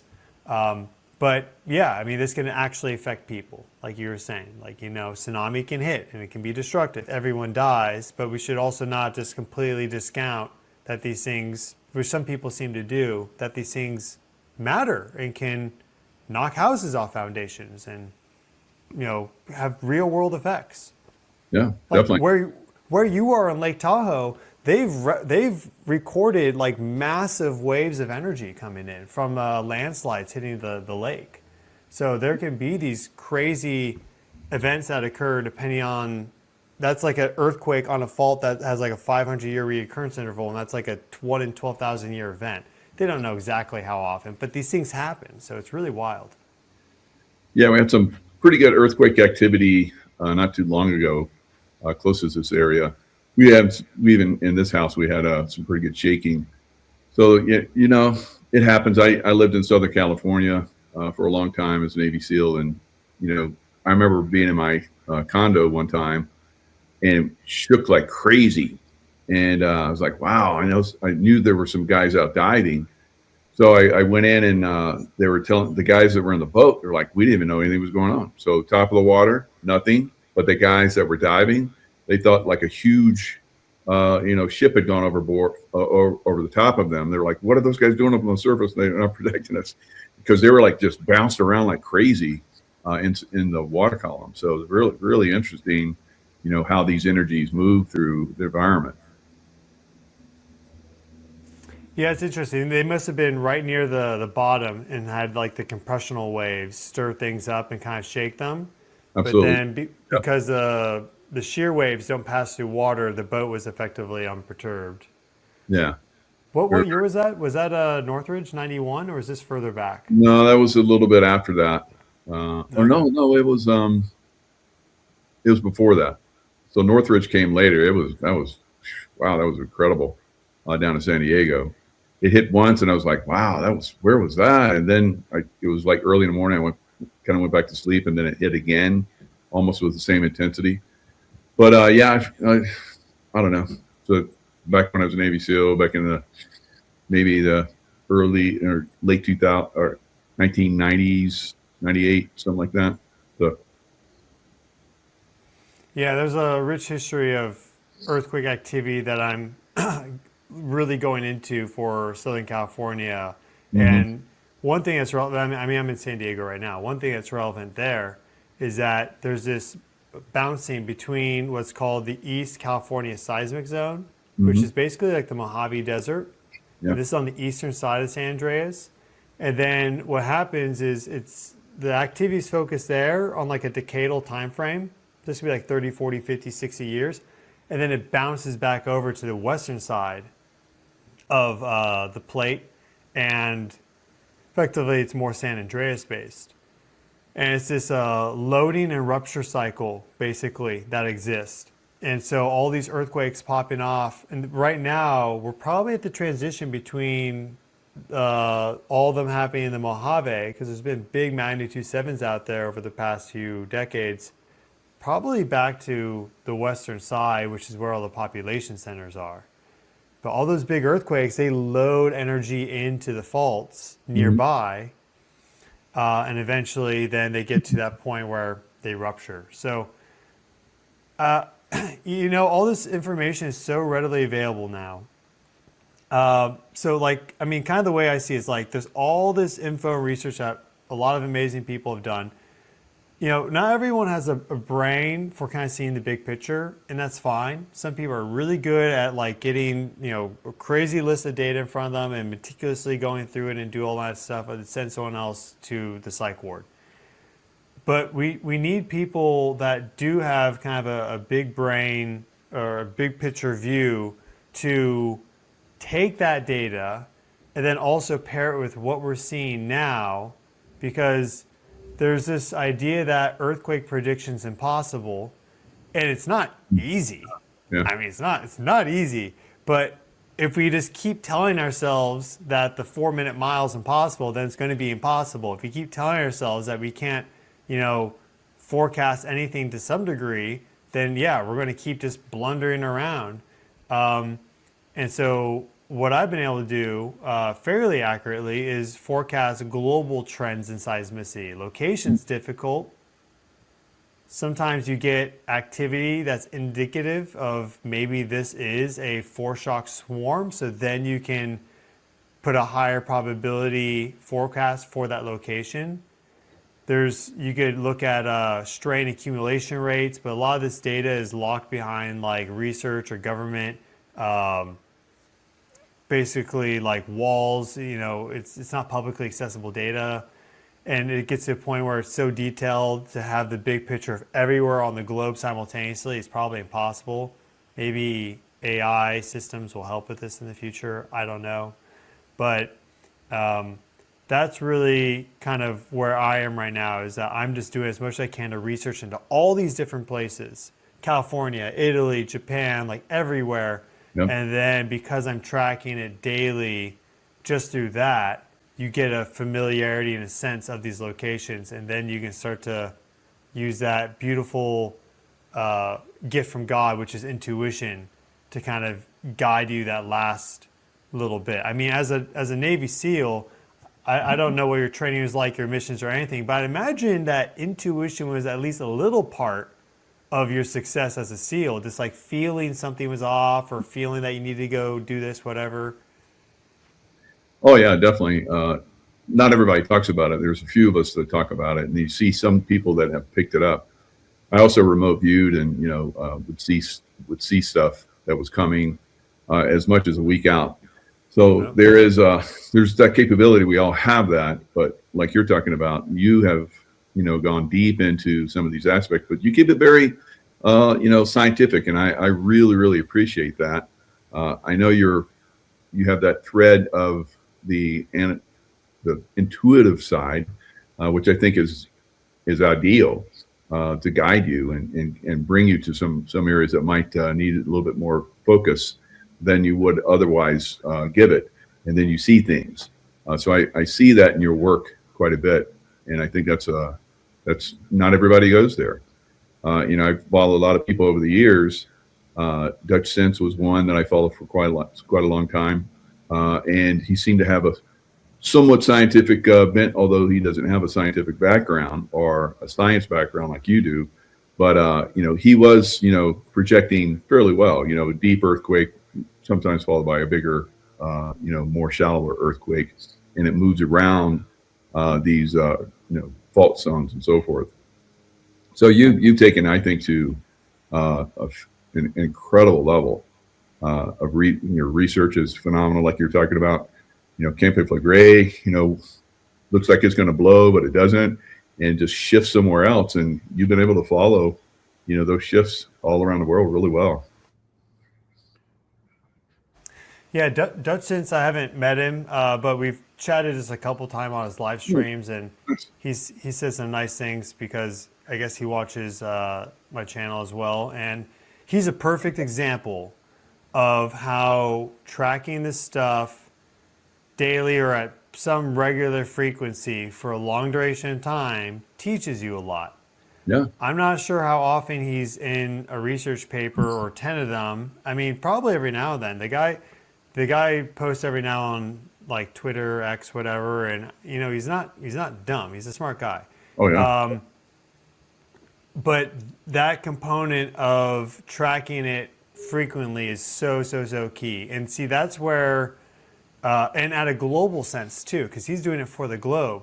And so a lot of these people, they may be a mainstream scientist or whatever, say, oh, it's not possible. Every time I see it, it's like they're hyper-focused on understanding the transform faulting of northwestern China or something. It's like, okay, yeah, you're going to be the ultimate expert in these transform faults in northwestern China, but you're not going to at all see the global picture or have a sense of what's happening because you simply just haven't been tracking it, right? Yeah. If you're not going to the gym every day, you're probably not going to be jacked. So it's really that simple, but people want to fool themselves into being like an expert. They're not doing the work, or I don't know what it is. I mean, I kind of get it, but yeah, it's really just can you track this? Can you keep yourself humble by continuously researching and learning, and then just when you do get that little intuitive hit, can you listen to it and just actually follow it? It's just basically learning that system. And I through my, let's call it YouTube journey, I've seen how, and I think that Earth is directly, the consciousness of the Earth is directly guiding me in subtle ways, as she does with everybody in their own way. But my first video that I made was on the Schumann resonances, and it just happened to take off. Wow. And that's kind of what got everything going. If it just sat there and got no views, I probably wouldn't have kept doing YouTube, because when you're working, it took a lot of work. I still pushed through it, but I mean, if you're really doing a lot of work and not getting anything out of it, it's like, okay, what's the point? This isn't vibing or resonating. Yeah. So you started your YouTube channel. I was just looking all the way back in 2013. Yeah, I uploaded some a couple of videos from some just geophysical projects I worked on in 2013. But that Schumann video is my real first video, you could say. And that was released in February 2021. I did release a gardening video in November 2020. It's not there anymore. Because I'm also interested in gardening and all these things. So I didn't know what my channel was going to be. But it was. You just muted. Oh, I think maybe I was muted for a while. No, just 4 minutes or so. You're good. Oh, it just clicked randomly. Okay, that's interesting.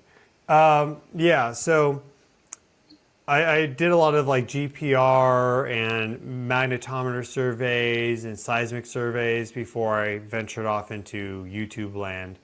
And one thing I want to get doing again fairly soon is I would really like to be doing field work again, but this time at sacred sites.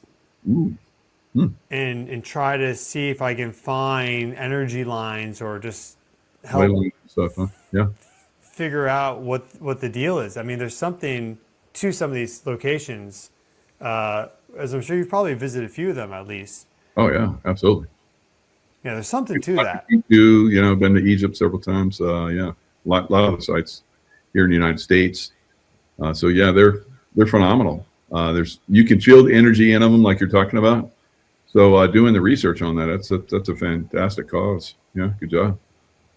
Well, we haven't done it yet, but I hope to do that soon. It's a question of, I guess, getting some like bug out van and just like hitting the road There with you a go. whole bunch of gear and doing like 3 months of it or something. It should be a good time. Sweet. Yeah. So your YouTube channel, you're approaching 1 million subscribers. That's impressive by any means. My channel, unfortunately, because I was trying to expose a lot of stuff, but it's quite a challenge to keep people entertained, keep them interested, and so forth. So you've done an exceptional job. Your background. Give us a little bit more of your background. You're talking about being in the Boy Scouts and really loving the outdoors and so forth. And eventually, you got some educational. Your educational process brought you to a lot of this stuff, right? Yeah. I mean, pretty normal background, I guess. I mean, I was just always super interested in science. So any science class I excelled in. I mean, I could very easily have gone into biology, could have gone into chemistry, any of these subjects. There's just something about exploring the world in a scientific way that kind of just resonates with my mind, I guess, like how it operates. But the big upgrade, you could say, is that I've learned to expand as well also into the right side of my brain, which is a more intuitive and kind of holistic, connected, empathetic side, because there's so much left brain dominance that exists right now. I believe it's the left brain that's very analytical and focused. So I've helped to bring those together into balance, and traveling around a lot helped with that. I did a lot of traveling in 2021, 22, 23, just in general now. But yeah, I mean, I have to give a lot of thanks to, I didn't go to like any special school. I mean, it was a great school, but it's public school. I have to give a lot of thanks to my teachers there. But more than that, I mean, I guess I just had to kind of give some, thanks to God, universe, whatever you want to call it, source, because it's really my curiosity that drives things more. So it didn't really matter what teacher I had for a subject. I just have an insatiable curiosity, and don't exactly know why, but it makes life exciting and keeps, like, I mean, yesterday I was out walking and we had a quarter moon. Right now we're waxing gibbous phase. We're about to have our full moon on the 31st. But I looked up and it's the daytime, so the moon is pretty nicely illuminated, and the sun, since it's quarter moon, the sun is getting ready to set, but it's not setting yet. But it was the trippiest thing. I mean, it looked like the Death Star was in orbit around our planet. It literally could have been. I saw the moon for the first time, effectively. I felt like I saw the moon for what it was for the first time. I was like, what is this? And because you could see the mares, the oceans, the dark basaltic plains and everything. Oh. And the fact that it was at that phase and had the geometry with the sun gave all of a sudden now this larger perspective of, it wasn't just the Earth-Moon system, it was the Earth-Moon-Sun system. And see, the moon is about the size of the inner core. The two are about equivalent in diameter. I didn't even know that. Wow. Yeah, it's an interesting little tidbit. Now, the inner core is much more massive than the moon, but if in terms of just its density is a lot higher. But if you look at the moon, effectively you're seeing like the size of Earth's inner core. Wow. So there's just all these, it kind of all hit me at once, because I've been on a new research phase. So all this info has just been like moving around in my synapses, and it just looked like so high definition and just real in a new way. Like I unlocked some new, like the blur went away on the picture. I was like, whoa, okay. And our system's unique, the fact that we do have this one moon that we somehow captured. Yeah. Because based off of pretty good understandings of how the solar system formed, but huge grain of salt with that in general. We probably had a natural satellite system like Jupiter or Saturn or Uranus that then got scattered as a result of the capture of our moon, which is kind of an interesting idea to think about. But, we have this very bizarre system here on Earth that we take for granted. And I was joking around, I think it was the same day just before I had that kind of aha moment. I saw these two girls walking, and one of them had like all these like mystical, magical tattoos or something. So she looked a little witchy. And so I stopped on my bike. I was like, "Where's the moon? Where's the moon? Where's the moon?" And they were like, "Ah!" They couldn't find the moon, which is fine because it's like small and you have to find it. But most people, though, would totally fail that. Right? They would have no clue. They're like, "What? Like, is it a full moon right now?" Like, so they were at least kind of looking around and they knew that it was out. But there's this huge disconnect that exists between normal people and what's actually happening on this planet. Yeah, definitely. And I remember my wife and I, we went to Lake Titicaca, and we were staying on this, I think, the island of the moon. And we were at the top of it. There's a little house up there, and so we had it to ourselves. And we went out, and the Milky Way was just unbelievable how bright it was. There was, no other lighting around that would dim it, and it was just almost like you could touch it. The stars were so bright, and you could see like the just millions, trillions of stars. It's just incredible. So it really is humbling when you see something like that. And just before that, we'd seen there was like a thunderstorm that had gone across a part of the lake. So we saw the whole thunderstorm, and then it cleared, and we saw all those stars. Wow, it's just magical. Beautiful, beautiful times. Yeah, experience like that. We have this, we've been connecting this way for hundreds of thousands of years, like millions of years. So it's only recently that this big resistor has been put in between this natural connection between everything. Good point. So it just requires just a little bit of effort to go to this sort of locations, because nowadays most people have light pollution, or you need to spend kind of 10 minutes just looking at the lunar phases for the next month, and then making an effort to every single day I'm going to kind of see where it is and try to find the moon and understand the rise and set times. I get these waves of comments sometimes where they all take on a similar theme. It's interesting. It's going to be emails, comments, just correspondence, whatever. And there was a wave that went through maybe 6 months ago where everyone thought the moon was veering off course or something. Like, the moon has never been this position in the sky before. What's it doing? But it's a fairly complex equation between what season it is, and the tilt angle of the Earth, and therefore its direction towards the sun.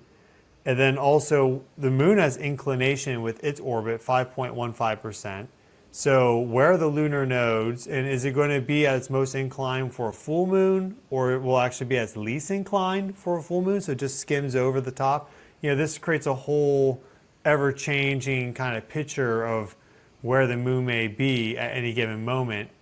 Or just tracking, you have, for example, a new moon.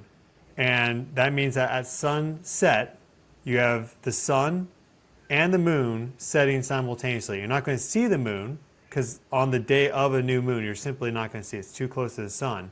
But then the next day, you'll have the sunset, and then the moon will set right afterwards.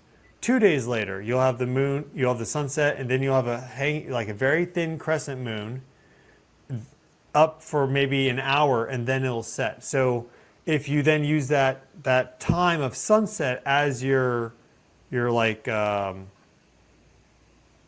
of tracking point, you'll see the moon progressively get higher and higher and higher in the sky for sunset. And then eventually it'll actually, flip, and it'll start to get closer and closer to the eastern horizon. And then, 2 weeks after that new moon, you'll have the sunset, and then the moon will rise. And so you can track it this way. there's a lot of different ways to track. You just simply have to realize that there may be some benefit to you to do this and to actually do it. But if you just randomly see it once every 3 months, and then you're following people maybe that are telling you the world's going to end, or the moon is, I mean, I don't know what the moon is, but you know, there's a lot of crazy stuff out there. Right. Then you're going to be like, what's happening with the moon? It's winter and it's at low inclination and you haven't been tracking it, you know? It's cool. Like, it's, yeah. They're at this point where they recognize that there's something cool there, but, you know, not jumping to these crazy conclusions, I think, is important. Instead, it's like, okay, well, what can I do? And here's a list of moon phases, and let's learn a little bit. Yeah, definitely. And you know, getting that close to you know, the star systems and so forth, and the moon, I think that's really important for everybody, because we look at the past, they were really into it. You go to all the ancient, you know, sites, and they all have, you know, some kind of astronomical, you know, visions. They have it carved in rocks and so forth, in their pyramids and so forth. And then, you know, down in South America, they actually have observatories that are still down there. It's like, but they're ancient and they're, you know, falling apart. No one knows anything about them, how they were used, and crazy. So a lot of this stuff, like we're talking about, is, you know, lost. And getting it back, I think you're moving us in that direction, to get it back, to have that, you know, childlike, you know, wonder, you know, to, you know, explore and find out all these different things. Now, you do travel quite a bit. I've seen you in Hawaii when the, you know, the volcano's been going off. We just had Mauna Loa just had a huge earthquake in it. And what are your thoughts about that? Oh, like just a few days ago? You mean Yeah. on the western side? Mm-hmm. Yeah. Well, that was a weird earthquake because it was felt so widely across the islands, even to Niihau, the Forbidden Island, like west of Kauai. Wow. And they felt it there as well. Now, I looked at some of the earthquake records that where we have this "do you feel it" information, because people, you know, they send in the responses. We don't have that from the 1950s or something. And like, maybe I could look through some Army report, right? But just in terms of quickly getting a bit of information, only the recent, let's say 20 years, has that "do you feel it" information. So the 6.9 that struck on the eastern side of the Big Island, not the western side. Of course, the Hawaiian island chains go to the west. The 6.9 that struck in 2018 didn't have nearly as many "did you feel it" responses as the magnitude 6. Wow. Is different side of the island, different depth, but it's also nearly 32 times more energy. So you think just through simply like the sheer power of it being bigger, maybe it would be felt more widely to the west, but it wasn't. So this earthquake had some unusual properties to it. There was a 6.2 that also occurred north of the epicenter, but it was like northwest of the Big Island, just off the coast, but just a little bit. That one was also felt going to the west to Oahu, Kauai, but it didn't have as many "did you feel it" responses as this magnitude 6, and it's also a 6.2. And that one was even in a better location, perhaps to radiate energy across the plate. So, I mean, I can't say it's like the most odd thing ever, but certainly bizarre.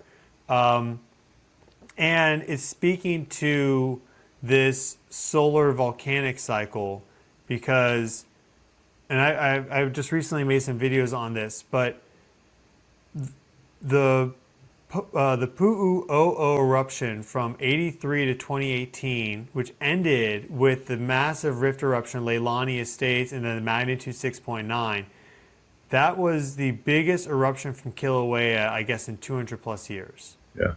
And now we've had 47 fountaining episodes at the Halemaumau crater, which is the main crater for Kilauea, nearly twice as fast as the lava fountain episodes that occurred for the beginning of this long 35-year Pu'u'o'o eruption for Kilauea.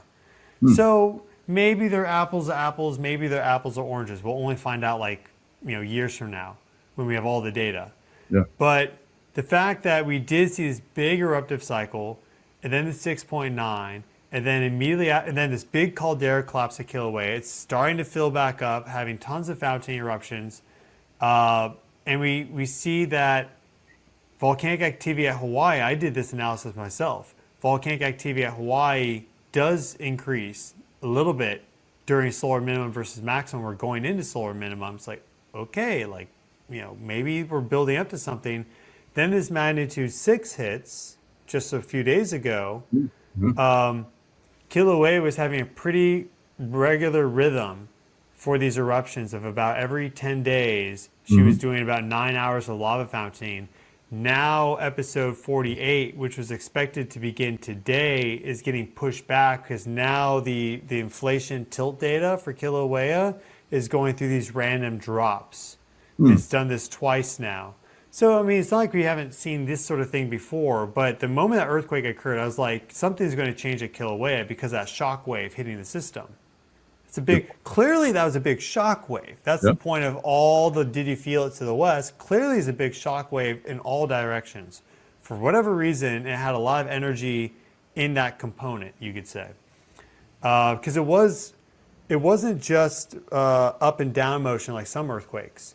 There was a strong sideways component to it, which could blast it off that way. So now we're seeing Kilauea with the inflation of the caldera behaving differently. And so it's like this earthquake wasn't necessarily volcanic in nature. Maybe, but in general, it's all volcanic because the hot spot is creating the islands to begin with. But you see how then it looped back and it was able to influence the volcanic system through this earthquake that occurred that wasn't necessarily volcanic in nature. It didn't, impend some imminent eruption, though I think Hawaii's got more coming. And maybe this is actually sort of a larger cycle, and Pu'u'o'o may have just been kind of like the first big wave from that. I mean, it's certainly possible. So this is why it's important to track this, because several hundred homes were destroyed in 2018, Leilani Estates. I met someone who was there. Her house was spared, but basically one night she woke up and there was just a sudden fissure throwing magma, shooting magma up into the air hundreds of feet, like just a few hundred feet away from her house. And for 4 months, she lived like that with the gas and the earthquakes, the rumbling, and with the fear that any moment, like everything could get destroyed. Yeah. So we really need to, not saying other people aren't taking this seriously, but there's this mental block about seeing the larger connection between the sun, the planets, and the earth, and also the cosmic environment, because that has been programmed into people for a long time now, as we discussed early on. And astrology is in many ways kind of like the root of that, because it gives you a really big glimpse into the mechanism of reality. You can say it's not everything, of course, but it's like a pretty big glimpse into it. So if there's anyone that wants to disconnect you from that for their own profit and to control things, they're going to do so. And that has been the case, in my opinion. And so there's this programmed belief that this stuff's all nonsense. So a lot of these people which have good intentions and want to help people, they're fundamentally blocked and limited because they can't get past the astrology's nonsense. And so then they're going to have a less of an ability. They're not going to be as good at forecasting this stuff because the big picture is often what's driving what's happening when and where. So it's really important societally. That's the point, right?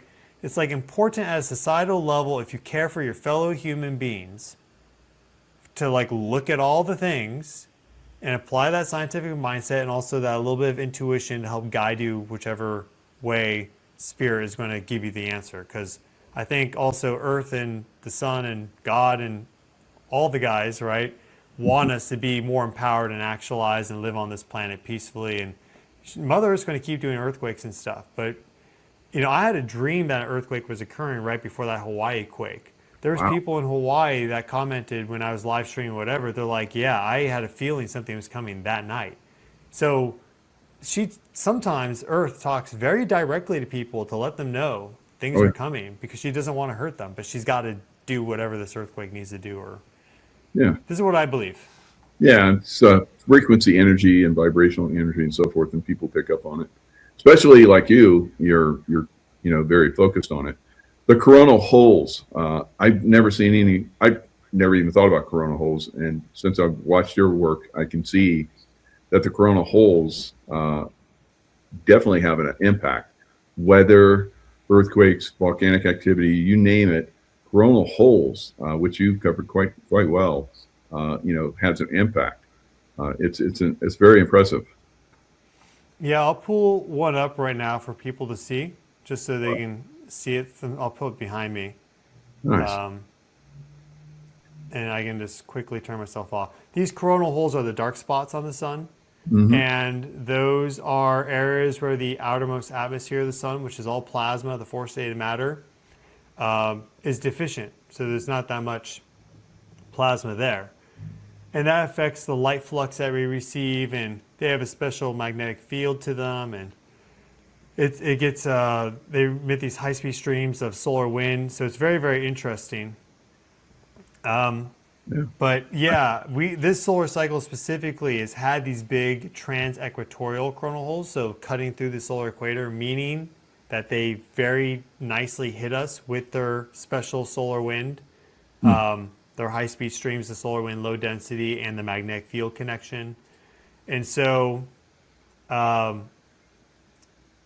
has been, I've tracked that for a while. Not necessarily because I went into this knowing about coronal holes, but just because we saw over and over and over and over this connection.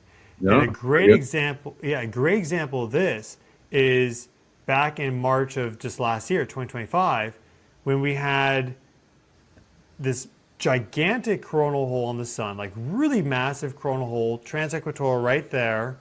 And at the same time that connected to us and it went geo-affected everything, we had Mercury and Venus directly in front of the Earth, both performing what are known as inferior conjunctions. Mm-hmm. Or if we use astrology lingo, a cazimi. But Mercury and Venus can do inferior conjunctions or superior. Superior would be when they're on the other side of the sun. So they were both in line. So it was a Sun, Mercury, Venus, Earth alignment. You have that coronal hole at the magnetic field connecting all of them together. And then on March 28th, we had a big storm from that, big geostorm on like the 24th or 25th. Then on the 28th, we had the magnitude 7.7 earthquake strike Myanmar, which was very destructive. On that same day, and there was an aftershock, a 6.7, I believe. There was also two earthquakes that struck a mid-ocean ridge, a 6.6 and a 6.1 or a 6.2. So it was clearly a seismic burst. And in fact, that was the beginning of a bigger seismic burst that went into April for 2025. But at the same time as that magnitude 7.7, just like what we had yesterday, there was a huge solar flare and coronal mass ejection on the limb of the sun.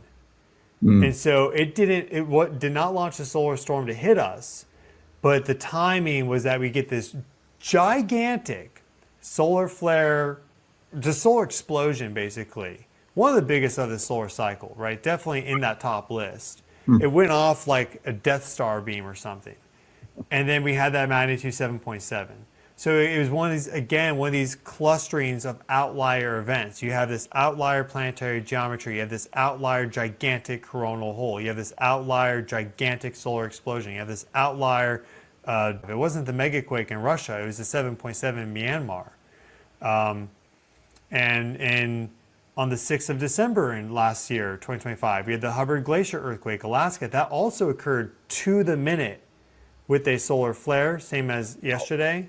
Myanmar wasn't to the minute, but it was like very, very close in time. It was like within a couple hours or something like that. So it's just, you pay attention and it just blows your mind. And you're still trying to figure out how we can utilize this observational data to make better forecasts for when we should be maybe expecting things to happen, and therefore to be prepared a little bit more wherever you are. That's like the next frontier. But clearly, observationally, we're being given the download all the time. Like, yeah, it's happening. Just pay attention. You'll see it. Yeah, fantastic. And so, wow, great, great information. Thanks for, sharing everything. You have a website and a store, earthevolution.com. Yeah, we have a variety of, well, there's a little bit of channel merchandise like sweatshirts and shirts and whatever. And we also have a variety of holistic wellness products. So it's all made by people. For example, the tea blends are all organic. They're mixed and made in Pennsylvania. I used to do it myself, but then my dad's helping out now. Nice. We also have some other products from other people. So you'll have to, if you place an order, I'll refund you, but we'll send some tea your way if you guys are into that, or the coffee, whatever you want. Definitely. Yeah. I'd like to do that for guest appearances. That's always fun. So that's a resource for people. They're really super high quality because everything you buy in stores now, not everything, but a lot of it's just like the dust at the bottom of a barrel. It's unfortunate. So this is United States only. Okay. So your boom shakalaka. I love that. That's fun when you bring that up. Yeah, I don't really know. Well, I was trying to get like a good intro for a video one day, and I was just like banging my head against the wall. I don't know why I was struggling so much, but I was. And then because I have my thing recording, and I'll just then when I edit my video, cut out all the prior takes beforehand, and then all of a sudden it's like boom shakalaka, guys, we had this huge thing happen or whatever. And I decided to keep that one, and it just stuck. That's the one thing that stuck very, very well. So I appreciate you and your support and viewership. And, there's people across the whole range that they know very little, but they enjoy it. And then there's people like yourselves who, you've been to all these or a lot of these energy sites multiple times. You've been studying this for decades, and you're also watching and supporting. And that helps hold this resonance. That's really changing things quite quickly. And my job is really just to make sure I don't screw it up and just to be a good relayer of information, right? It doesn't need to be any more complex than that. Have a little bit of fun because people, you don't want them to be bored nowadays, but you don't need to go crazy or wild. Just to have a good delivery of information because, I'm doing all this research, everything that's cool, great, whatever. Other people are doing that too. I think the bigger picture here is that I'm tapping into a group collective resonance of information and understanding and sharing that. And so it's not just my own efforts. It's really just this collective resonance, standing wave, Schumann thing, whatever, that we all are building together is a critical component to me even being able to do these presentations, I think. Yeah. In the first place. Fantastic. Such a treat to have you on, Stefan. Thanks so much for coming on. Again, we're following your work, promoting you as much as we can. I put little tidbits of your stuff out there all the time and link it to some of the stuff that I'm following and doing as well. Because it seems like we're both kind of moving in the same direction for a lot of stuff. So thanks so much for coming on. Awesome. Thank you, guys. Thank you. Restored Republic via GCR. Judy note, why, in taking down the Illuminati deep state cabal, Q said, Israel will be last. Answer, the pretend Jews of Zionist Israel have been the command center for the UK Crown, Vatican and US Incorporated global agenda that sought total control over humanity. Israel was the very evil heartbeat of these Satan-worshipping elites which, while hiding in the shadows, controlled the mainstream media narrative to their own advantage. This deep state planned a complete global financial crisis to set a stage where every move could be monitored, every bit of food, controlled, every financial transaction tracked, every dissenting voice, silenced. The deep state's endgame was clear. They wanted to push the world into a crisis so severe that the public would beg for their prepackaged solution, a one-world government, digital currency, and total surveillance. Be possible timing Monday, May 25, 2026. The greatest financial and political shift in modern history is underway. The global currency reset has been released. Mass arrests have been happening for some time. 3 more days. Be ready. Blackout. The world is connected, is watching. Tier 4B ISO 20022 on Telegram. 107 confirmed the below schedule for the final activation phase, signaling the storm is upon us as Donald Trump restores the republic via the global currency reset. On Monday, May 25, 2026, the global currency reset ignites the gold-backed quantum financial system in 209 nations. Trump ripped the Fed from the cabal. It's now in the sovereign U.S. Treasury. Nizara/Jazara fully enacted with no income tax and new 14% sales tax on goods. Deep state melting as military raids their pedophile rings, sending elites to Gitmo. The children are saved at last from these monsters. On Wednesday, May 27, 2026, banks begin the QFS transition. Patriots stock food, cash, water and essentials right away. On Wednesday night, Trump to drop an announcement that will shock the world. President Donald Trump Tier 4B ISO 20022 on Telegram. On Thursday, May 28, 2026, a 48-hour blackout countdown begins where banks will go dark for the next 10 days. On Saturday, May 30, 2026, the 10 days of darkness begin. Starlink EBS exposes cabal crimes, fraud and CT by elites in Hollywood. Martial law locks down pedophile arrests worldwide. Fake Biden regime ends as Republic returns. On June 1, 2026, the global currency reset and Nizara/Jazara laws will activate. Debt forgiveness frees all from slavery. Gold currencies bring prosperity to the people. Each individual will receive EBS message on cell phones, text and/or email to notify how to set an appointment at an official redemption center to set up your personal wallet, formerly known as a bank account. You will be given a one-time secure code, instructions for wallet activation, confirmation of debt wipe status and access to your own sovereign fund dashboard. On Wednesday, June 3, 2026, President Trump will tweet on X, formerly known as Twitter, where will he say, "My fellow Americans, the storm is upon us. God bless." The EBS broadcast tribunals revealing the satanic Khazarian mafia. Trump and white hats crush the globalists completely. Mr. Pool 2.0 on Telegram. The technology once hoarded by the cabal now serves humanity first. Insiders stress that protective operations around capitals are directly enabling this historic release by neutralizing threats. For the QAnon community and all who have held the line, this marks a powerful confirmation that the plan is unfolding exactly as intended. Children rescued from the darkest networks are among the first receiving these treatments, mending shattered bodies and spirits. Communities poisoned by suppressed technologies are finding renewal. Miraculous recovery testimonies are spreading, building unstoppable momentum toward full planetary healing. Skepticism after years of delays is natural, yet the mounting evidence of tangible results is dismantling doubts rapidly. The timing was strategic to ensure that technology could never be withheld or weaponized again. The healing wave is here, transforming suffering into strength and igniting mass awakening.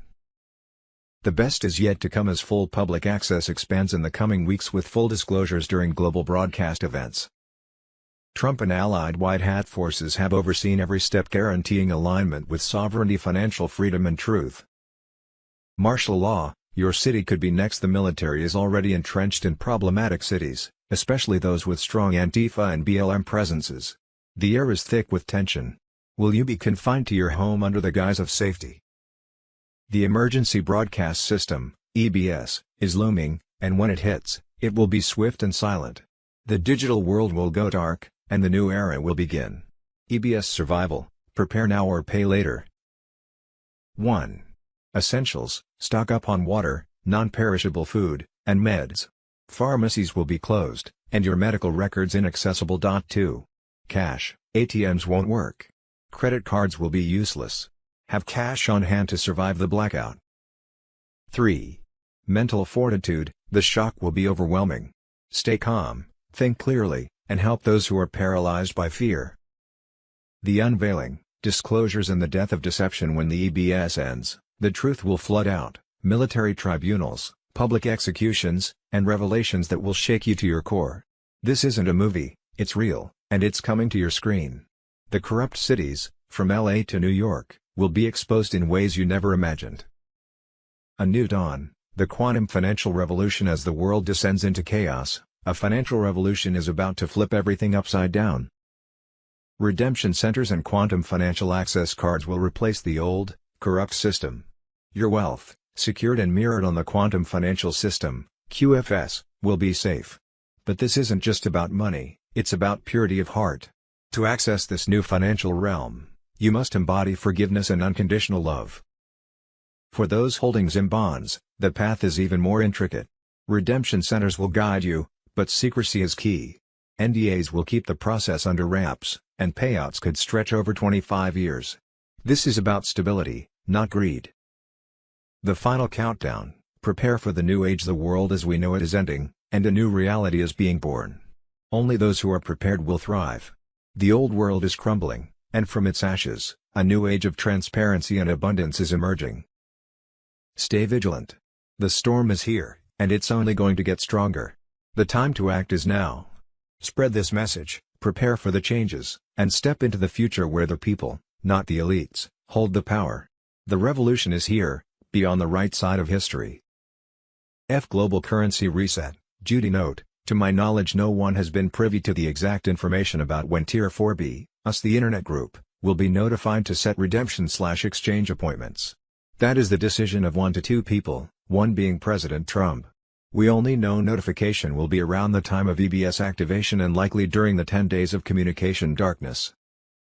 Judy note: we have been told that Wells Fargo, which is controlled by the Chinese elders, the ones who own the gold behind the global currency reset, will send out emails to currency and bondholders worldwide telling them how to set redemption and exchange appointments. It is advised to exchange/redeem your foreign currency at an official redemption center, RC, rather than a bank. You can only redeem ZIM at RC, the dinar contract rate can only be given at RC, and banks will offer you lower exchange rates than what you can obtain at RC. Phase 2 begins June.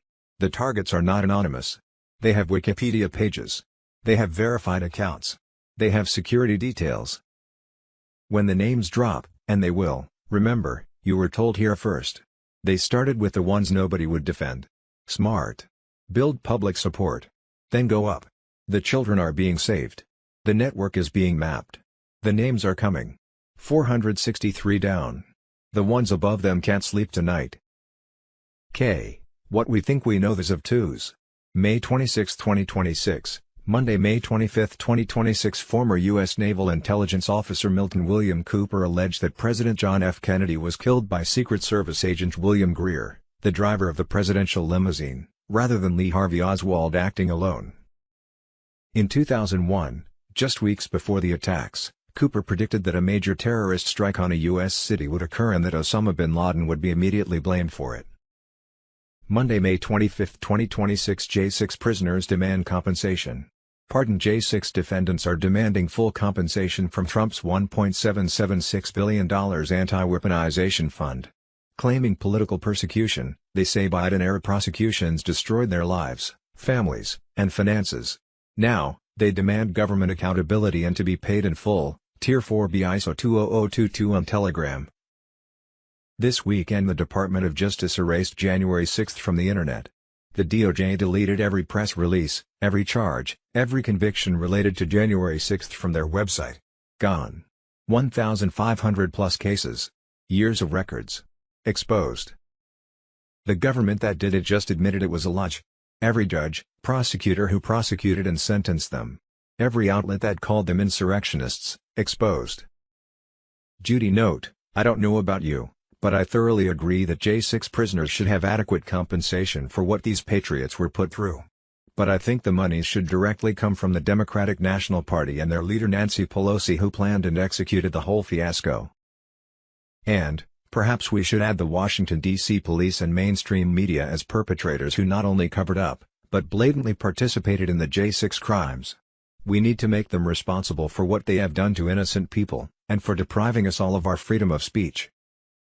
Monday, May 25, 2026, Bombshell Expose: The Dark Secrets of Washington, D.C., the Occult Symbols and Hidden Agendas Controlling America. Monday, May 25, 2026, Tucker Carlson Special Report: Ex-Freemason claims global power, secret societies, occult rituals, and spiritual warfare shape the modern world. And Monday, May 25, 2026, wait until you realize 9/11 wasn't the only inside job. Decoded, Safeguard on Telegram, USS Maine equals Spanish-American War, 1898, remember the Maine. Was the 1890s version of weapons of mass destruction. The explosion that launched America into war with Spain. Search, USS Maine false flag theory. Lusitania equals World War I setup. Germany warned Americans not to board this ship. It was secretly carrying munitions. Got sunk. America joins World War I. Search, Lusitania ammunition smuggling, Pearl Harbor equals let it happen on purpose. Declassified docs show FDR may have known the attack was coming and needed it to rally support for World War II. Search, MC column memo Pearl Harbor. Operation Northwoods equals Cold War clownery. This one's not theory, it's fact. The U.S. Joint Chiefs literally proposed staging fake terror attacks on Americans to start a war with Cuba. Search, Operation Northwoods full document. 9/11 equals the Crown Jewel Building 7 wasn't hit by a plane. NORAD stood down. The Patriot Act was pre-written. Halliburton got rich. Google, Building 7 free fall collapse and while you're at it, project for the new American century 9/11. Your history class was propaganda. Your government doesn't ask for war. It scripts it. And every surprise attack just happens to be exactly what they needed. At the perfect time. Welcome to the truth train. No breaks. No masks. No mercy. History is not boring. It's rigged. Oh, Monday, May 25, 2026. Crowell, Texas residents complain about light and noise from new Google data center. Patriot Freedom on Telegram. Residents in Crowell, Texas, are reporting severe light pollution and constant noise linked to a nearby large-scale Google AI data center under construction. Locals say the facility operates 24/7 with intense exterior lighting that brightens the night sky and continuous mechanical noise from cooling systems and generators. The project, part of a broader hyperscale data center expansion in Texas, has drawn opposition from some residents who argue it disrupts rural life and raises concerns about environmental impact, including light pollution, noise levels, and resource use. Town hall meetings have reportedly included complaints from residents on both sides of the political spectrum. Monday, May 25, 2026. BQQQM. Famous people arrested and executed, deep state and freefall. Gitmo now on Telegram. The illusion is crumbling. The deep state's grip is slipping, their doubles exposed, their puppets eliminated. You were told this would happen. Now it's here. The arrests have been quiet, but the tribunals are not. The names you know. Gone. What you see. Clones, doubles, CGI. The truth. Hidden in plain sight. The list keeps growing. Their crimes. Beyond imagination. Treason, child trafficking, crimes against humanity. Justice is swift, punishment is final. Military tribunals have left no escape. The fake media. Silent. But patriots. Louder than ever. The high-profile executions you never heard about. Barack Obama, gone. A traitor to America. Shot by firing squad. Hillary Clinton, gone. Convicted of crimes beyond belief. Bill Gates and Melinda Gates, executed. Their empire. A mirage. Joe Biden, deceased. What's left? An actor, a mask, a lie. Tom Hanks, Oprah, Ellen, arrested. Their satanic rituals exposed. Prince Charles, Queen Elizabeth, removed. What's left of the royals? Nothing. Hollywood's elite. Rotting in Gitmo. Their puppets keep falling, every fake celebrity, every corrupt politician, taken down, replaced, or eliminated. The tribunals are not stopping. This is bigger than anyone imagined. Patriots worldwide know the truth. And now, it can't be stopped. Their final play, a massive distraction, expect false flags, media blackouts, staged events. The panic is real. They want to hide what's happening, but it's too late. The storm is here. Nothing can stop what's coming. Democrats equals deep state. The arrests continue. If you still believe the lies, you're not awake. The truth is everywhere. The ones in control. Not who you think. 2024 equals the final stage. The Great Awakening is here. Spread this far and wide. The world must know. BQQQM. It's happening now. The great finale is upon us. Enjoy the show.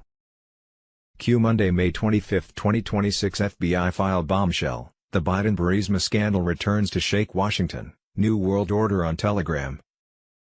A buried FBI document is once again igniting one of the most explosive corruption controversies in modern American politics. According to the resurfaced federal file, a confidential human source alleged that Joe and Hunter Biden each received $5 million from a Burisma executive while Joe Biden served as Vice President of the United States. The alleged objective: remove Ukrainian prosecutor Viktor Shokin, the prosecutor connected to investigations involving Burisma Holdings, and secure political protection for the company's interests. The line that detonated across political circles: $5 million for one Biden, $5 million for the other. According to the source cited in the FBI report, the payments were allegedly routed through a complex network of offshore accounts and financial channels designed to make tracing the money nearly impossible for years. This wasn't described as random corruption. It was presented as a carefully structured system built to outlast investigations and shield the people involved from accountability. And then came the moment the world already remembers: Joe Biden publicly boasting on camera about pressuring Ukraine to fire the prosecutor. "I said, I'm leaving in 6 hours. If the prosecutor's not fired, you're not getting the money." For critics, that statement now carries enormous political weight in light of the resurfaced FBI material. The controversy has also reopened debate surrounding President Trump's 2019 impeachment, which centered around his request for Ukraine to investigate possible Biden-related corruption tied to Burisma. Supporters argue the scandal points toward foreign influence, abuse of political power, financial corruption, and a deeper protection system surrounding elite political figures. Critics continue to emphasize that allegations inside FBI files are not criminal convictions and that no court ruling has proven the claims.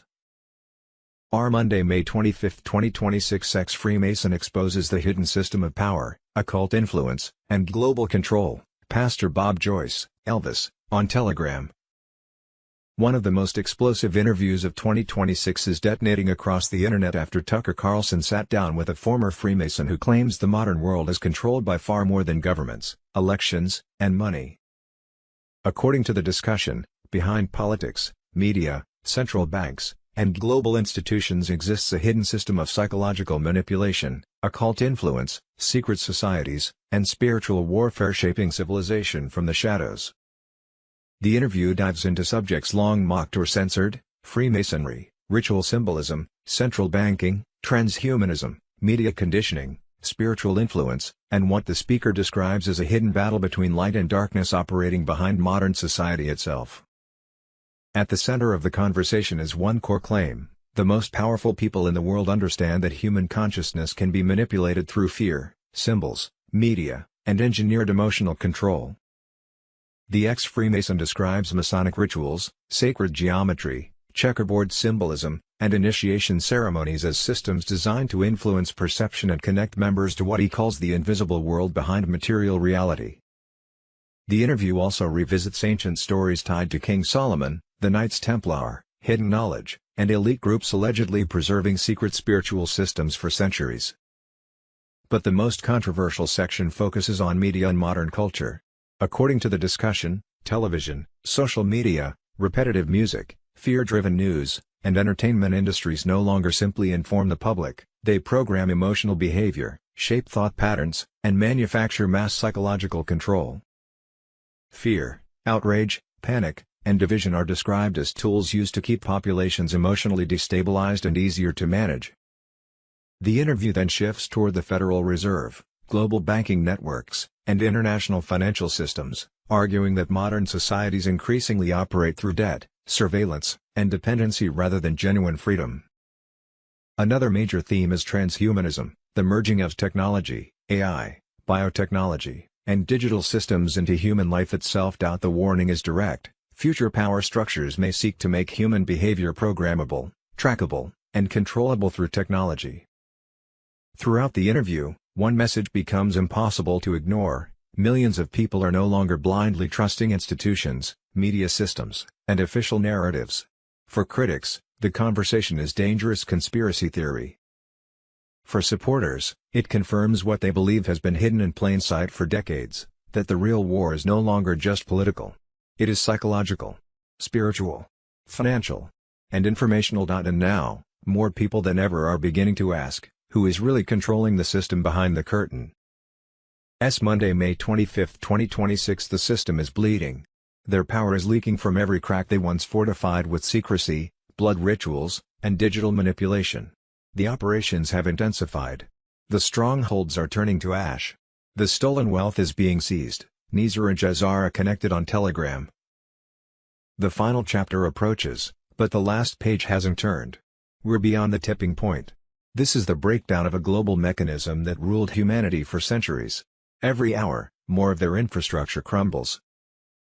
Global structures cracking, 47 bunkers taken out. Military insiders confirm 47 deep state bunkers and underground hubs neutralized or seized in recent weeks. These weren't primitive shelters, they were subterranean cities, run by AI systems, shielded by electromagnetic barriers, powered by plasma grids, hidden beneath public spaces. An agreement has been largely negotiated, subject to finalization between the United States of America, the Islamic Republic of Iran, and the various other countries as listed, President Trump announced on Sunday, May 24, 2026. If the Iranian conflict was finally settled, it would clear the way for Iran to be part of the gold/asset-backed global currency reset of 209 nations, and explain why Iranian real new rates were already listed on back screens of redemption centers. No nation could participate in the GCR if they were at war with another country. Still, on Sunday 24th of May, Trump announced that a Moab is about to drop. It was rumored that he referred to a scare event in the form of a global financial crisis about to happen. The satanic-worshipping deep state cabal's control over the US dollar since 1913 and subsequent printing of fiat dollars since their 2008 bankruptcy, has put the world in crisis. For some time the US dollar has not been accepted for international trade, feeding a fast-growing global financial crisis that has brought us to the tip of World War III. Which was what the deep state wanted, so they could mandate a global digital currency that was backed by gold, but only they would hold the gold. Those participating in their Great Reset would be bound by their dark rules and told not only how they could spend their monies, but how they could live, or not. The global financial crisis scare event about to happen called for intervention, though Trump had already trumped the situation over a month ago. On Thursday, April 16, 2026, Trump released the global currency reset of 209 sovereign nations. Over this past Memorial Day weekend, top internet sites have been warning of a pending EBS alert where martial law would take over for a 10 to 12 communication blackout. Sunday, May 24, 2026, EBS activation alert, the countdown has begun. Stay informed. Stay prepared. Stay connected as the world moves toward a new financial and communication era. Cell broadcast push incoming, stay home, stay calm, stay in prayer. Starlink will carry the truth. On Monday, May 25, 2026, the global currency reset ignites the gold-backed quantum financial system in 209 nations. Trump ripped the Fed from the cabal. It's now in the sovereign U.S. Treasury. Nizar/Jazara fully enacted with no income tax and new 14% sales tax on goods. Deep state melting as military raids their pedophile rings, sending elites to Gitmo. The children are saved at last from these monsters. On Wednesday, May 27, 2026, banks begin the QFS transition. Patriots stock food, cash, water and essentials right away. On Wednesday night, Trump to drop an announcement that will shock the world. President Donald Trump Tier 4B ISO 20022 on Telegram. On Thursday, May 28, 2026, a 48-hour blackout countdown begins where banks will go dark for the next 10 days. On Saturday, May 30, 2026, the 10 days of darkness begin. Starlink EBS exposes cabal crimes, fraud and CT by elites in Hollywood. Martial law locks down pedophile arrests worldwide. Fake Biden regime ends as Republic returns. Meanwhile, Saturday, May 23, 2026 evening, Trump's global military alliance performed raids on deep state perpetrators that hit Rome, Brussels, London and Washington, D.C. Over 500,000 satanic network members across the globe were now in custody.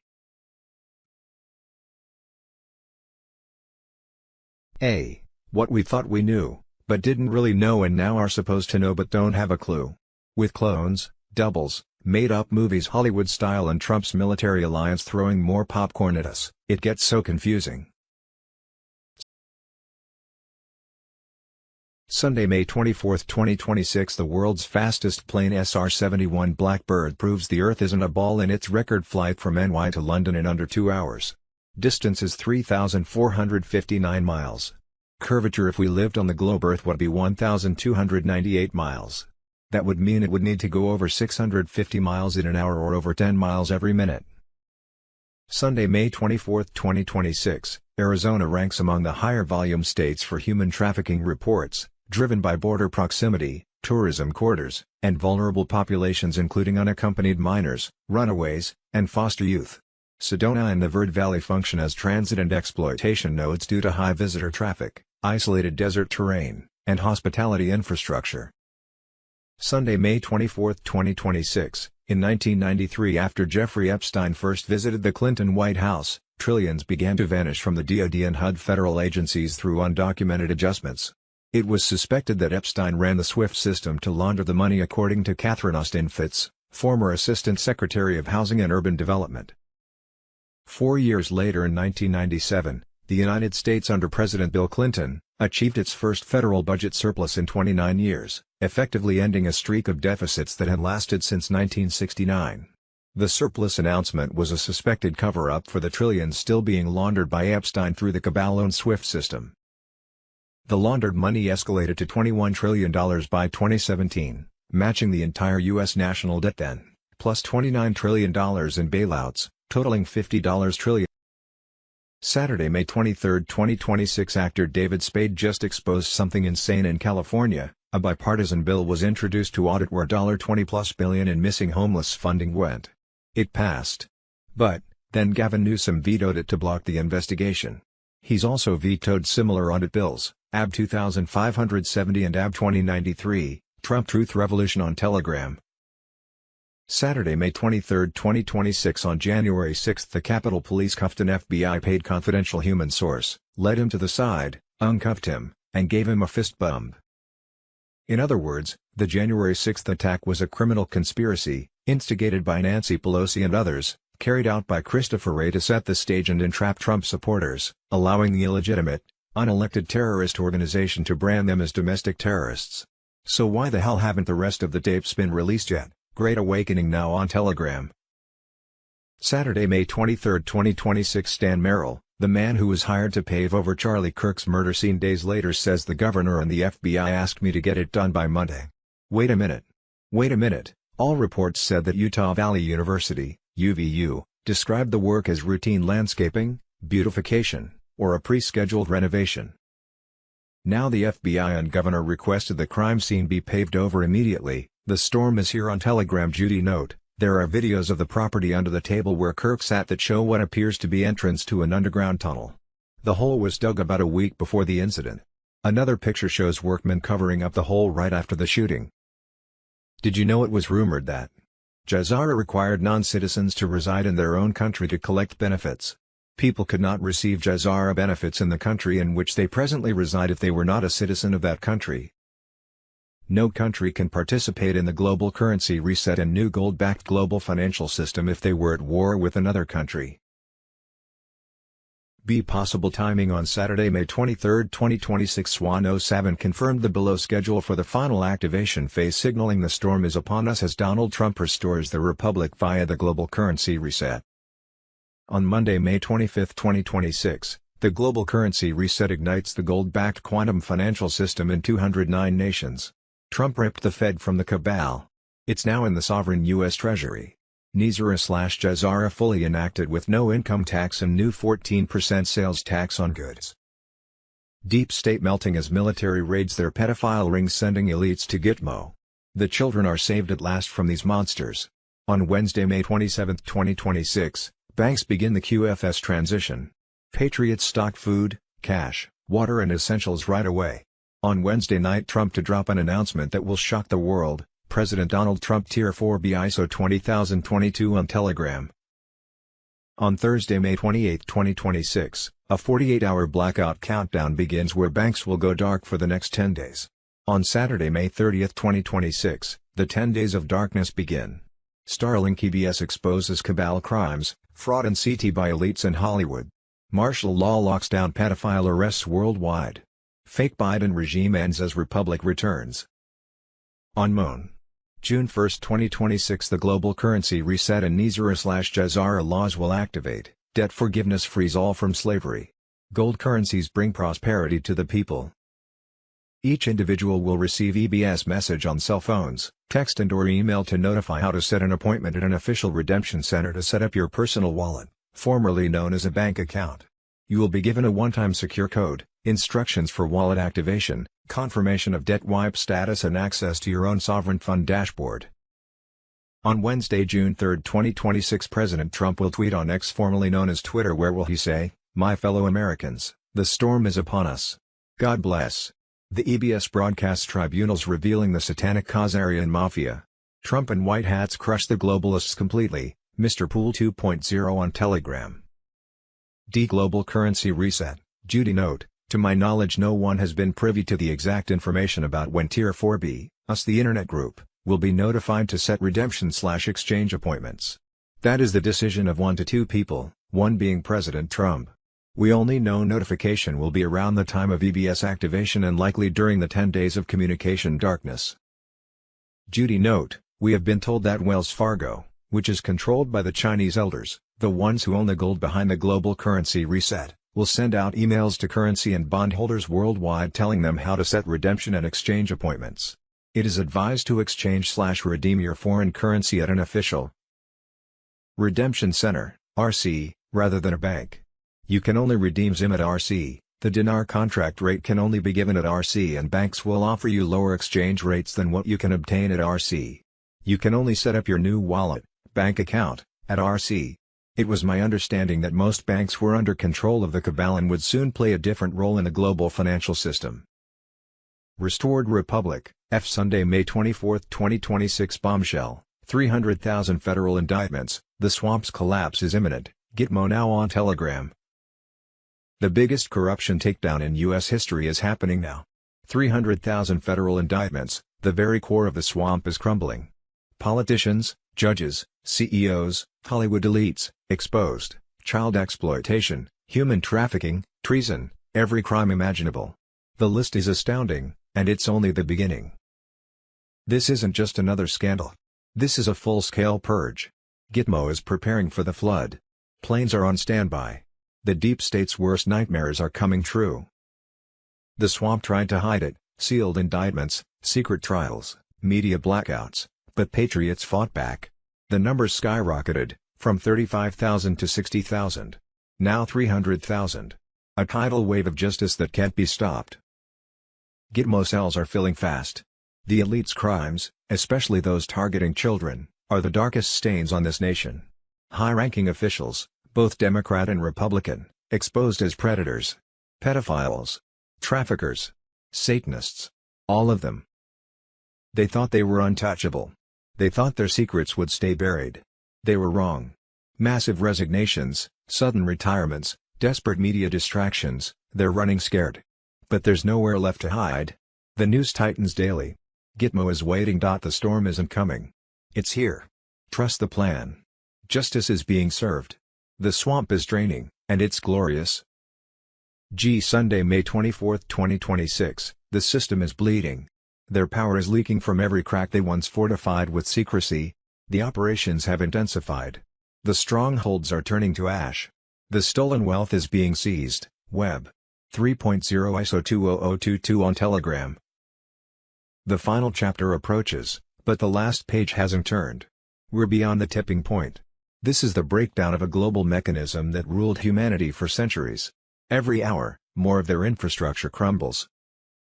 Global structures cracking, 47 bunkers taken out. Military insiders confirm 47 deep state bunkers and underground hubs neutralized or seized in recent weeks. These weren't primitive shelters, they were subterranean cities, run by AI systems, shielded by electromagnetic barriers, powered by plasma grids, hidden beneath public spaces. Some of these sites were centuries old, operating beneath cities, airports, and national parks. They were preparing for a future without us. Now, those plans are dust. The final network, collapsing fast. The elite's core power structure is still intact, but losing ground fast. This isn't just physical, it's energetic, digital, psychological warfare zones collapsing from within. Underground cities remain in remote regions, South Pole sectors, the Urals, Pacific Rim, but their nodes are failing, tunnels collapsing, command systems fracturing. Strategic destabilization is underway, not full eradication yet, but suffocating every mechanism they rely on. Elite infighting, the fragmentation begins, new intel confirms deep state factions turning on each other. Their structure is imploding before the final strikes hit. Without central command, infighting has erupted. In Switzerland, a Rothschild operative was found dead, likely executed by rival technocrats over collapsing crypto chains. In Belgium, a meeting of EU banking elites turned violent, with access disks destroyed on site.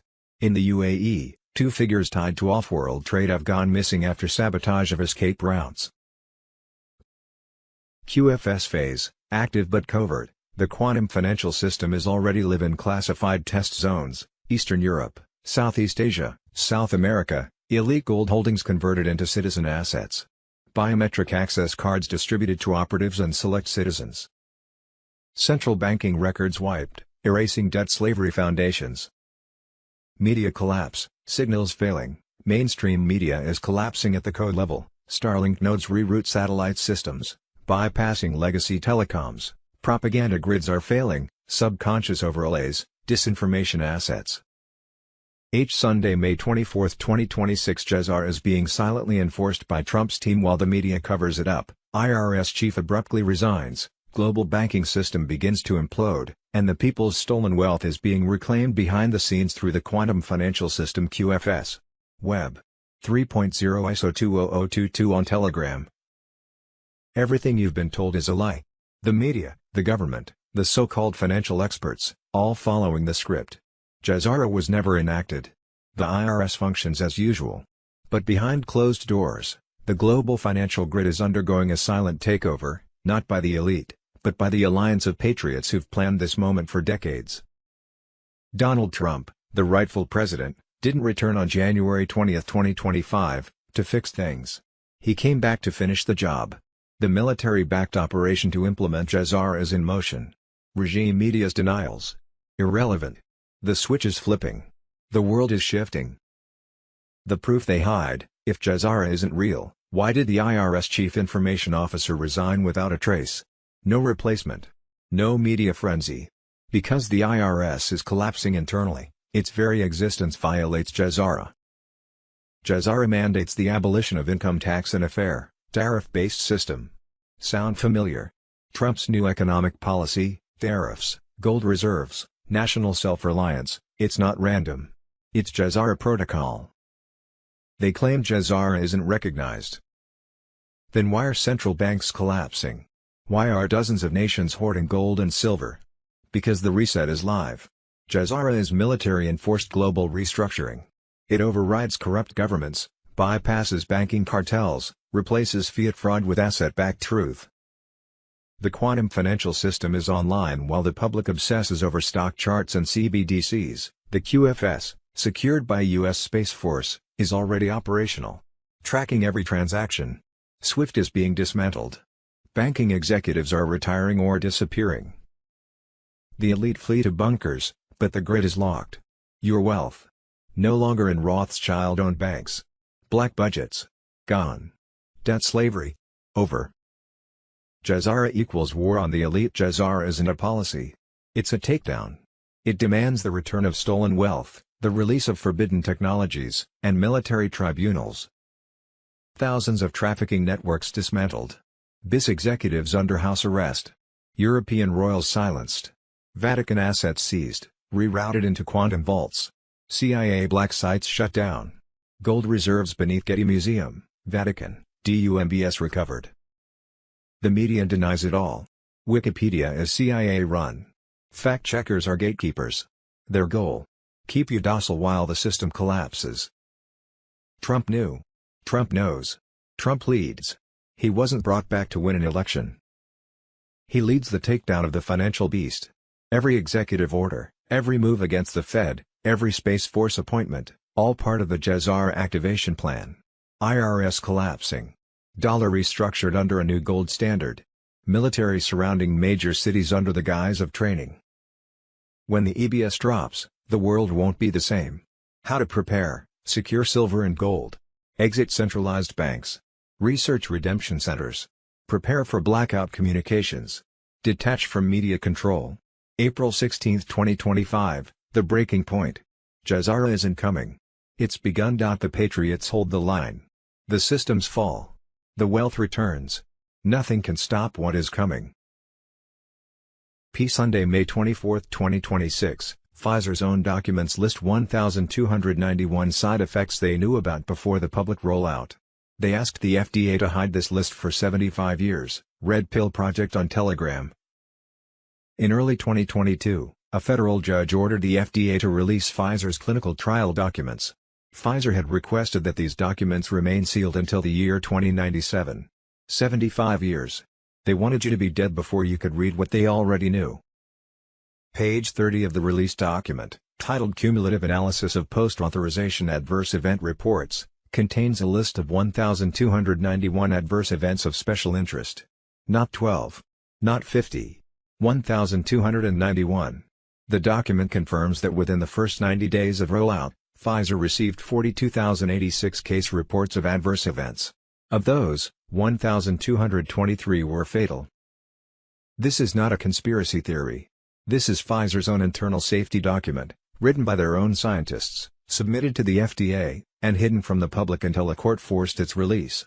The document reference number is BNT 162B2, 5.3.6 Cumulative Analysis of Post-Authorization Adverse Event Reports. It is now publicly available. Anyone can read it. Yet no major news network has ever shown it on screen. They did not hide it because it was safe. They hid it because page 30 alone would have ended the entire program overnight. Q. Saturday, May 23, 2026, Rockefeller Elites patent remote control for human bodies. They can switch your cells on and off from afar. Quantum financial system on Telegram. All reportedly share a basic humanoid form with 2 arms and 2 legs. Nordics and reptilians stand roughly 6 feet tall, while greys are smaller with large eyes and hairless bodies. Reptilians are described as scaly and lizard-like with tails, and insectoids resemble upright praying mantises. The claims add fuel to long-running assertions by whistleblowers. Former Air Force intelligence officer David Grush testified before Congress in 2023 that the U.S. possesses non-human biologics recovered from multiple crash sites. FARA, whose film explores alleged crash retrieval programs, described the extreme caution surrounding the topic. "I've talked off the record with some people who are involved in recoveries," he told Bartlett. They would not go on camera to do interviews. He recounted one potential witness who backed out days before filming, writing that participation would mean forfeiting my life. Saturday, May 23, 2026, The dark money funding America's chaos with Soros, Rockefeller, Obama, Clinton's, USAID, SPLC, and other corrupt NGOs behind it all. Edward Snowden on Telegram. Federal Reserve financial accounts say NGOs held a total of over $14.12 trillion in assets in 2025. $3+ billion combined annual revenues of around 500 left-wing activist groups, including socialist communist organizations coordinating major protests like the No Kings and other protests per year. Around $1.5+ billion annual revenue in spending by Arabella Advisors' dark money network, progressive advocacy, protests, activism per year. On top of all of this, one of the most concerning aspects is the amount of money dumped into swaying and fixing elections from these same billionaires and NGOs. This alone is a major part of these regime change operations being conducted on U.S. soil and around the globe. The follow the money trail leads straight to the usual suspects. Globalist billionaires and their corrupt NGO empire. This isn't isolated to campus protests. It's a global operation of radical left violence and societal breakdown that runs real operations and agendas to destroy America and any conservative movement globally. Violence mixed with propaganda and psychological operations are being funded by your own taxpayer dollars for your own demise. Domestic extremists/civil unrest advocates, $61 million, Arabella, $7,821,930, Buffett, $8,557,500, Ford, $10,110,825, Rockefeller, $9,819,959, Singham, $610,000, Soros, $5,755,308, Tides, $18,765,690, Pro-Hamas/Radical Islam, $98 million, Arabella, $3,253,604, Buffett, $12,025,074, Ford, $30,757,185, Foreign Influence, $87,040, Rockefeller, $6,535,906, Soros, $33,307,474, Tides, $12,300,750. USAID supported independent media in over 30 countries, but the full harm to global media is hard to assess since organizations hesitate to speak out, fearing loss of funding or political attacks. Per a now offline 2023 fact sheet, it aided 6,200 journalists, 707 non-state outlets, and 279 media CSOs. The 2025 budget allocates $268,376,000 for independent media and free information flow. George Soros and his Open Society foundations have poured hundreds of millions more through dark money pipelines into groups like the Open Society, Tides, Indivisible, Jewish Voice for Peace, U.S. Campaign for Palestinian Rights, and Education for Just Peace in the Middle East. These aren't peaceful protesters, they're paid organizers turning student activism into organized disruption, property damage, and chaos. Soros has admitted he wants to remake societies. And America's streets are his latest lab experiment. The Rockefeller Brothers Fund is right there with him, dumping over $500,000 into the same networks fueling these anti-Israel radicals. Old money meets new radicalism, funding the very groups turning college quads into battlegrounds. Obama and the Clintons built the machine and structured the government side of the operations to funnel taxpayer dollars through corrupt NGOs that then get distributed to hundreds of smaller NGOs. Their foundations, allies, and post-White House networks overlap with these funders. Obama-era policies and Clinton-linked orgs funneled influence through the same progressive infrastructure that's now weaponized for division. Saturday, May 23, 2026. The sleep chambers were real. They just found the first one still active, Neezer and Jazar on Telegram. Sunday, May 24, 2026. Breaking intel drop, Trump moves to pardon Edward Snowden. The whistleblower who exposed the deep state may finally come home. Boom, emergency broadcast company on Telegram. President Trump has shocked the deep state by initiating clemency talks for Edward Snowden, the former NSA contractor who exposed illegal mass surveillance programs against American citizens. Under the leadership of Director of National Intelligence Tulsi Gabbard, this move represents a powerful stand for constitutional rights and could allow Snowden to return home after more than 12 years in exile as a recognized patriot. Snowden did not betray his country. He revealed the truth about government programs that secretly collected the phone records, emails, texts, and online data of millions of innocent Americans without warrants or public knowledge. These operations, justified under the Patriot Act, were clear violations of the Fourth Amendment's protections against unreasonable searches. The deep state tried to brand him a traitor, but the American people saw him as a hero who prioritized liberty over blind loyalty to corrupt institutions. Unlike past presidents who bowed to pressure from intelligence agencies and the media, Trump is fearlessly challenging the surveillance industrial complex. With Tulsi Gabbard by his side, a war veteran and constitutionalist now heading national intelligence, the administration is sending a strong message that no one is above the law and that exposing abuse is an act of patriotism. High-level sources confirm active negotiations are underway, with strong indications that a pardon is imminent. This would rewrite the narrative around whistleblowers and affirm that the Constitution still holds power in the face of tyranny. It signals the end of an era where secrecy was weaponized to hide government overreach. Whistleblowers will be viewed as essential protectors of freedom rather than threats to national security. The deep state, long considered untouchable, is now being held accountable under Trump's bold leadership. Across the country, supporters are voicing their approval, with many calling for Snowden's immediate return. This pardon could stand as one of Trump's most impactful acts of clemency, reinforcing his dedication to draining the swamp and restoring true justice. The people have spoken, and freedom is winning as the final chapter of this story unfolds in real time. Let freedom ring as Edward Snowden prepares to come home to the nation he served by telling the truth. Sunday, May 24, 2026. Voter fraud. Illegal migrants caught registering and voting through the Biden administration's own policies, NGOs, and other illegal methods. Edward Snowden on Telegram. Executive Order 14,019 and loose interpretations of the National Voter Registration Act, Motor Voter Law, are forcing federal agencies and taxpayer-funded NGOs to hand out voter registration forms to non-citizens. Straight from the border, millions of illegal migrants released into the U.S. under Biden-Harris policies ended up receiving driver's licenses, work permits, and voter registration materials, creating a pipeline for fraud. Non-citizens are being given forms at DMVs, agencies, or NGOs and told to sign, turning them into unwitting or deliberate criminals while undermining U.S. elections. These tactics are then used to flood voter rolls to cook the books when committing election fraud. This is why they don't want to clean the voter rolls, whether they're considered active or not. They need to all be removed from the rolls.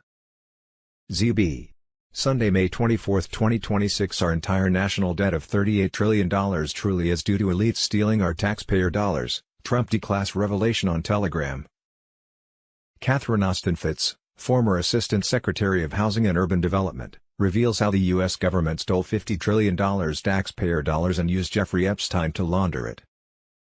Treasury Secretary Bob Rubin arranged Jeffrey Epstein's first visit to the Clinton White House in 1993, precisely as massive funds began disappearing from federal agencies, alleging Epstein ran the SWIFT system to launder the stolen trillions. Trillions vanished through undocumented adjustments at DoD and HUD starting in the mid-90s, escalating to $21 trillion by 2017, matching the entire U.S. national debt then, plus $29 trillion in bailouts, totaling $50 trillion extracted while taxpayers are forced to hold the central banking debt trap in the form of our national debt. Trump is headed back to Washington, D.C. right now. Emergency comeback. He had plans for Memorial Weekend and his son's wedding. What is this? What's going on here? Well, let me kind of help people out a little bit. You know, we had the president of Congo coming over, not once, not twice, 3 times. All 3 times he was coming over to meet with Trump, and then mischief happened, and they tried to do a coup. They tried to take out some of his key people, his wife, all the bad guys came out of the woodwork. As soon as you schedule something a little ways off, especially with the 3-day weekend and like that, mischief.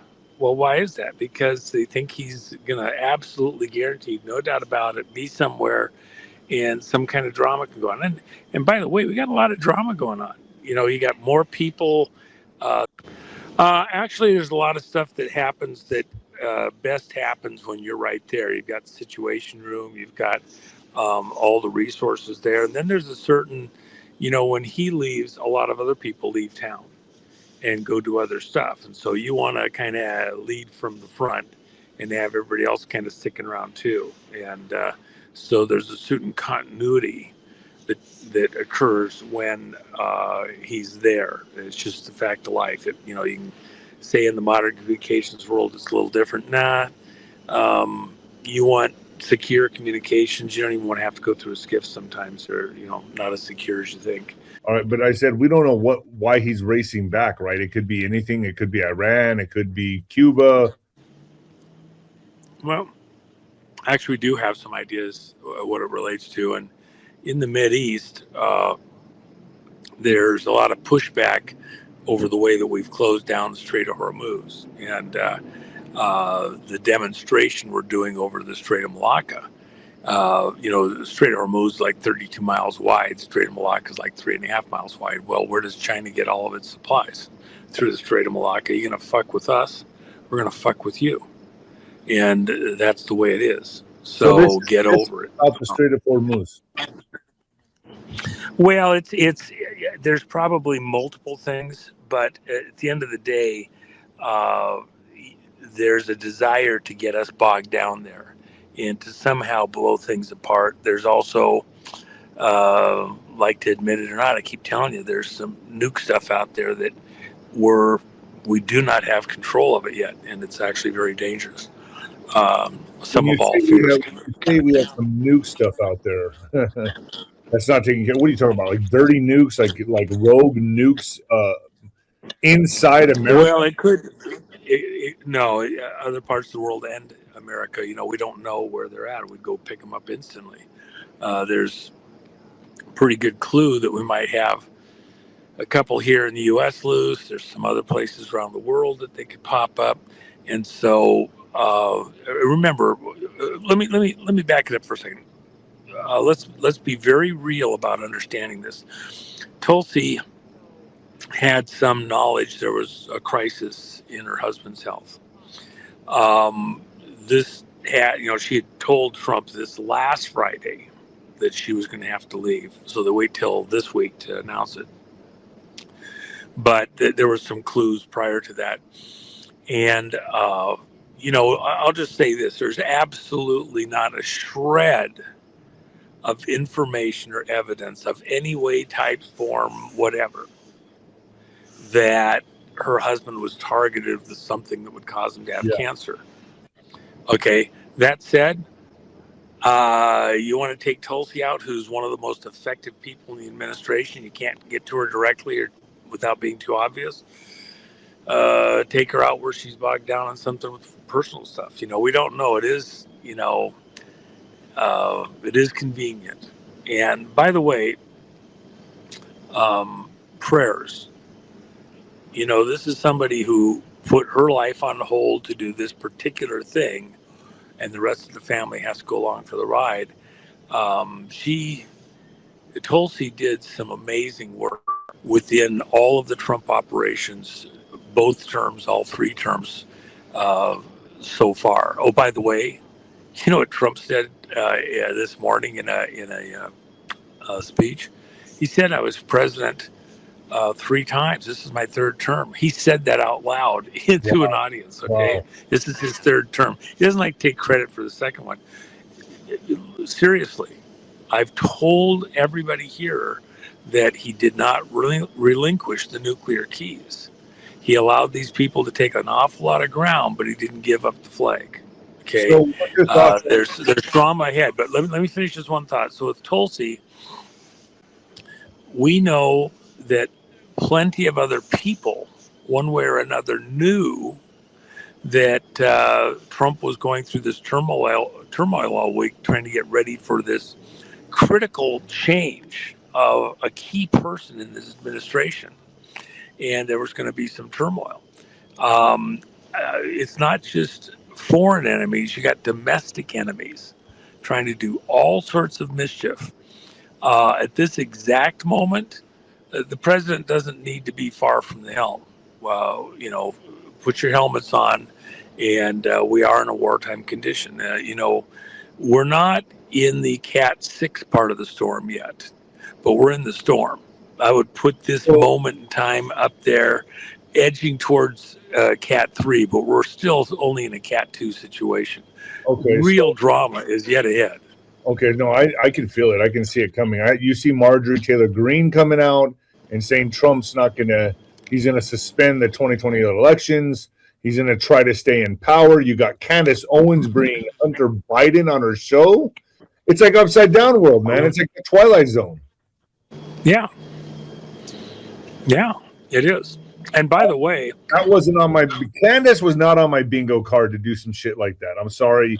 Marjorie Taylor Greene, we know she's left the reservation a long time ago, but she's saying that Trump's not going to get out of office. He's going to try to stay because they know what's coming, don't they, Juanito? They know these arrests are coming, that civil unrest is coming as well, and that he may need to stay in maybe a little bit longer to smooth things out, right? Well, no, but let me just say this, let me say it correctly.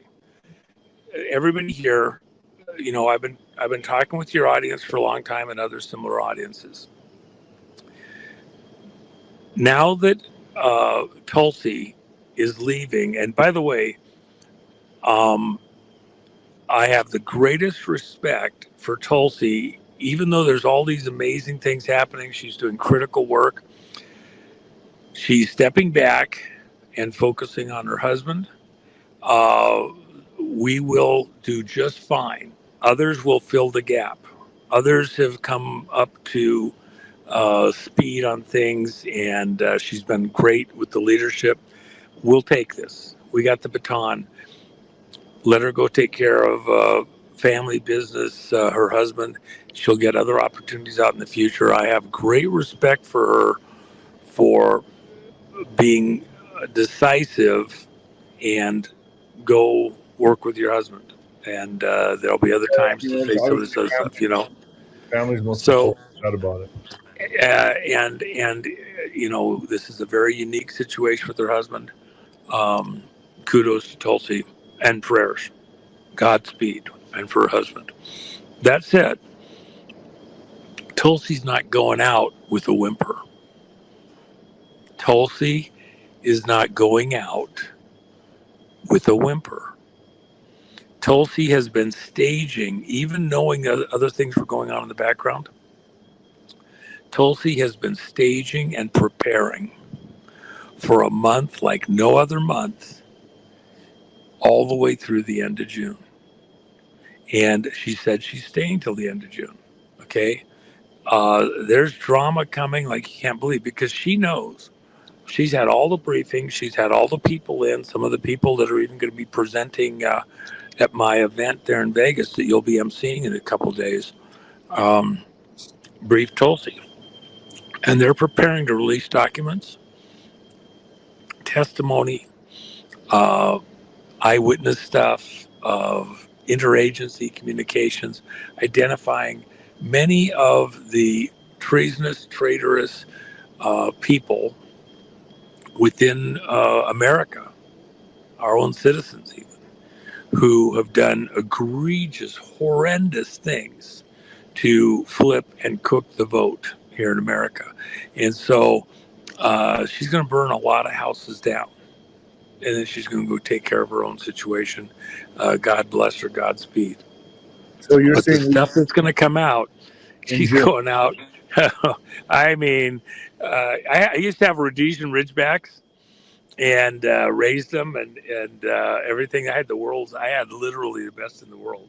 Absolute fantastic Rhodesian Ridgebacks. And the cool thing about Rhodesian Ridgebacks is they're the only animal on the planet other than man that hunts lions. They like to hunt big cats, and they do it so in packs. And when they get pissed off, when they get alerted, the hair on the back of their spine goes backwards. It's the coolest thing. It's just Cool crazy. dogs. It looks like they got a streak down their back. And they got little swirls over the shoulders. Yeah, Tulsi is a Rhodesian Ridgeback, and she is going to put stuff out there that you just are going to be like, oh my gosh. And then she'll take care of her stuff, and we'll continue on. We got the baton. It's about to be epic. Well, hold on, Juan. But we are looking at an explosive June. I mean, we already had the month of May 17th, the prayer. Now we're looking at, I would imagine things are going to really pick up now, because I know that's why Trump brought everyone together for a National Prayer Day, the whole thing. Now it's go time, it seems like to me. We're getting closer and closer to the midterms. Things got to happen, man. It's only common sense. It's logical to me and my audience. After Memorial Day weekend, even coming into it a little bit, there's stuff coming out. And these, it's easy to say deep state. It's these un-American, globalist, secret handshake groups. There's dozens of them, but they are all understanding the threat now is palpable. And it's not just way off in the distance. Trump and the people that are in place are coming for him. And even with Tina, part of the reason for giving that date, you better have her out by the end of May or it's on. And Trump, had talked with Polis numerous times over the last year on the Tina situation. We understood Polis's problem. Polis, the governor of Colorado, has been informed by the Democratic Party leadership. He is persona non grata. He cannot attend any Democrat events. He can't be awarded any Democrat awards for anything. Wow. It's like a lifetime, go to hell and don't let the door hit you in the ass on the way out.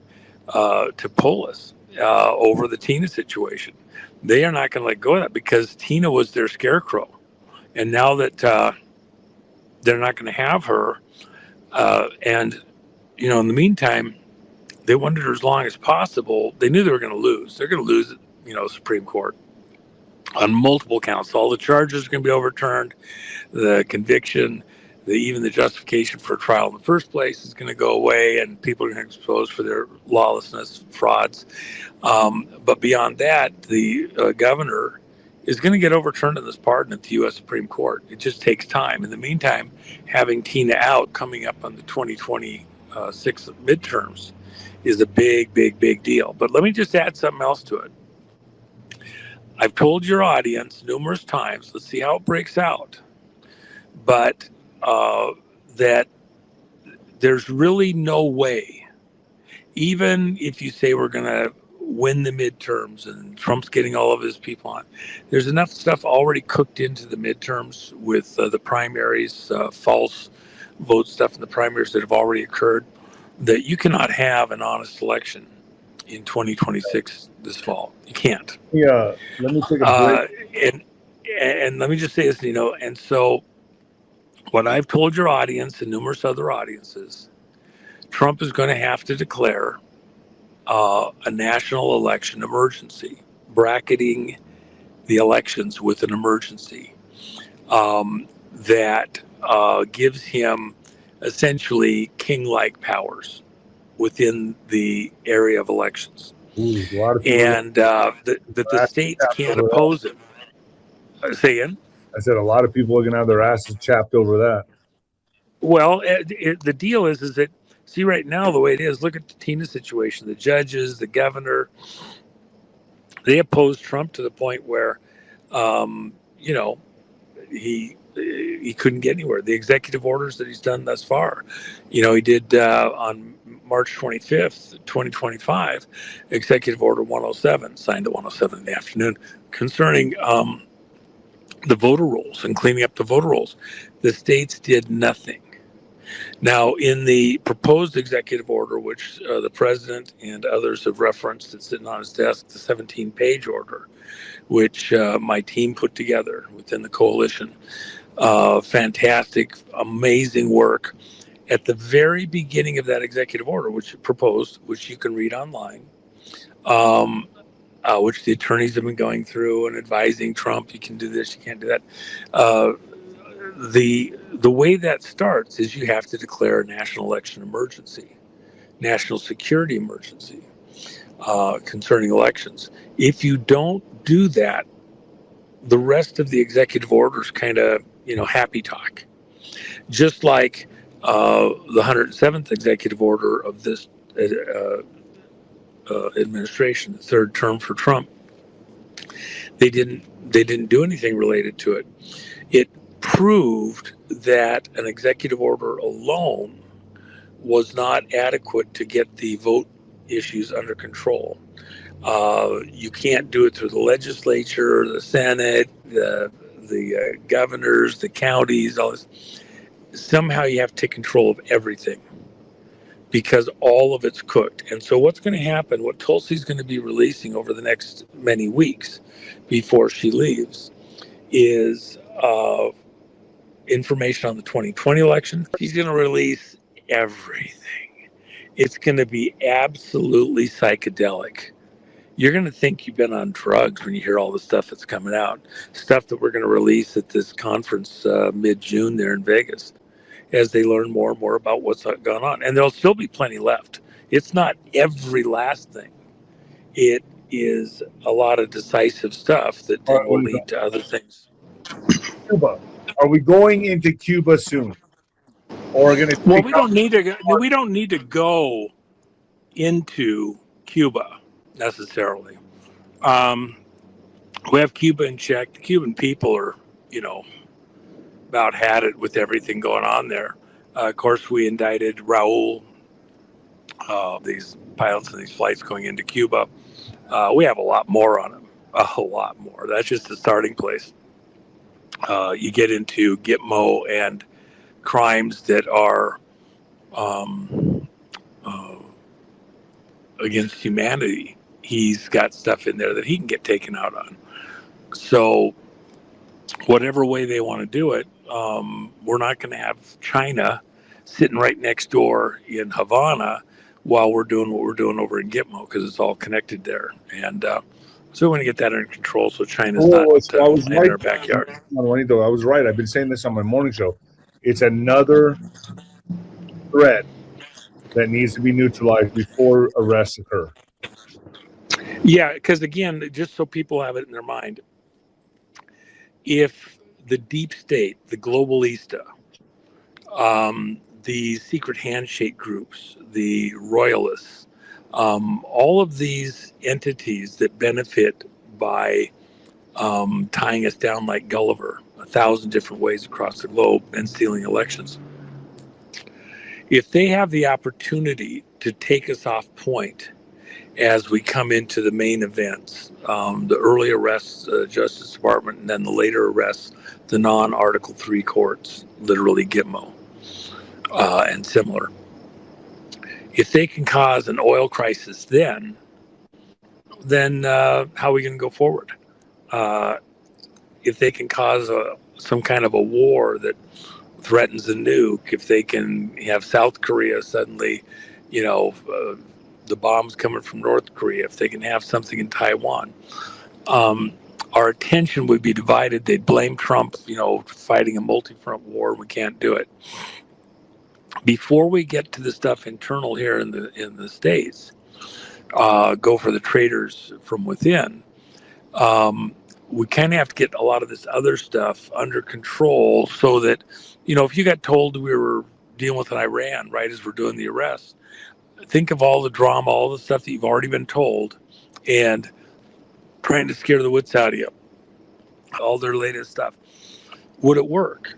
But they're losing steam in a lot of those areas, and we're not getting stretched too thin. We're dealing with all those issues, including, this desperate moment. The oil thing is serious. It's not really an oil crisis that we have right now. It's a same thing as we had in the early 70s.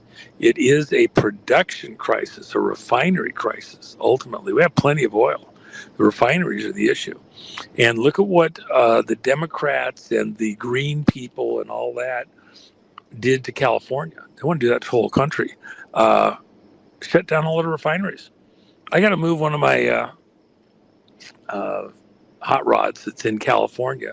Been at the Bentley dealer for a little bit, and I got to pick it up. And I was going to take it up to Northern California for something, then over to Nevada.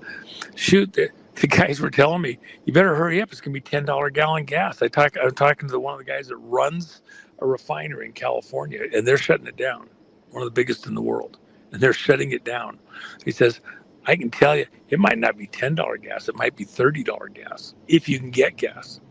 Because what they're doing right now is absolutely over the top, completely insane politically. All right, Juanito. That's the kind of crisis we're coming to. So as we get these crises under control other places, as we move closer to home, it becomes harder and harder for this cabal, for this deep state, for these globalistas to distract us. And we can focus right here at home. We can pedal and chew gum at the same time. They can do anything they want. We're still going to arrest all of them. We're going to throw them in the slammer. We're not going to stop anywhere in here. Trump ain't stopping for nothing. And by the way, you didn't know he was president during Biden. Yeah. I told you he didn't give up nuclear. He's saying it over and over. He's saying, well, I hate to take credit. You think he's kidding? You think Trump is lying to you that he was somehow in charge at the highest levels during the Biden administration? They never handed over the nuclear key. Okay? Yeah, these guys did a coup. They tried to take it, but they didn't get all the way to the flag.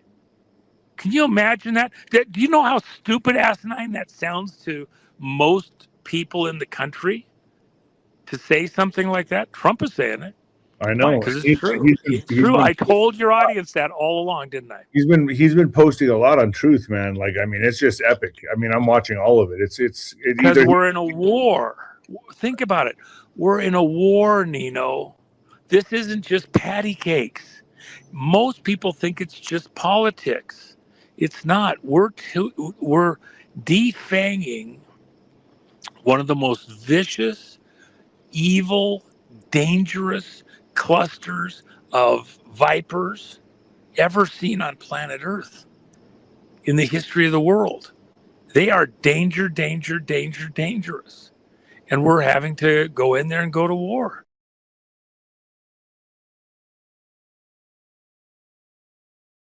With SGN on SG. All right. So third term for Trump. I think this is highly realistic. I think this all signs point to this could really be a reality, man. I mean, I've had guests come on and say he's going to step down, this and that, but I think he may probably, something may happen during the midterms, maybe even the 2028 election. He may stick around a little longer and then hand the baton off to somebody else. What's your thoughts? Well, I think it could go either way, right? We could see President Trump say, "All right, well, fair is fair," and go forward in that way. I could almost think it would be more likely to see him pull like a George Washington maneuver and say, "I could have had it, I would have had it if I'd wanted it because everything was fair, but I went ahead and handed it off to the next official, or I handed it off to the next election." I could even see a snap election being called, ordered by the Supreme Court to happen within a certain time frame, and everybody would go back to the ballots just as they have in eras past, but in a short enough time frame where a fraud would not be able to be manufactured. I think that's a real possibility here as well as these things progress forward, because again, it's being attacked from multiple different angles. You've got court precedent that's been set at different levels across the nation, but not really at the Supreme Court yet. There has not been a true argument about the veracity of this particular election or not. You've got this massive conspiratorial investigation that ties into the situation that occurred with the 2020 election. ODNI has confirmed that publicly a number of times. Tulsi Gabbard has come out with some remarkably powerful rhetoric, and I know it gets repetitive sometimes for the audience to hear it, but I really don't think that we should think of this as being overstated from, Tulsi. She came out, this is a relatively reserved former congresswoman from Florida, lieutenant colonel in the United States Army, comes out and says on public television that based on the evidence that she has personally seen, in other words, that they have unveiled and unearthed inside of the National Intelligence Directorate and all of the different intelligence groups, that President Obama was the head of a treasonous conspiracy to undermine a duly elected president. That's huge. The rhetoric of that scale has not been utilized with real palpable evidence basis in reality since the Civil War. This is 160 years ago. So looking at what we have going on, just that angle alone could lead us into an unfolding of things where 2020 maybe isn't set right until we see charges brought for Russiagate. It really, I think, is going to depend on how the courts move on this, and it's going to depend on where the DOJ, where the DNI, and really the criminal investigative divisions of the Pentagon as well, where they end up with respect to their investigations and who wants to go push the dominoes first. So, you have Marjorie Taylor Greene right here, fears Trump will cancel 2028 election. I mean, yeah, never mind they stole the 2020 election. Never mind Russiagate. This is going to take a while. She's not talking about any of that, but she's vilifying Trump as the bad guy who's going to cancel the 2028 election, thus stoking some kind of civil unrest or civil war.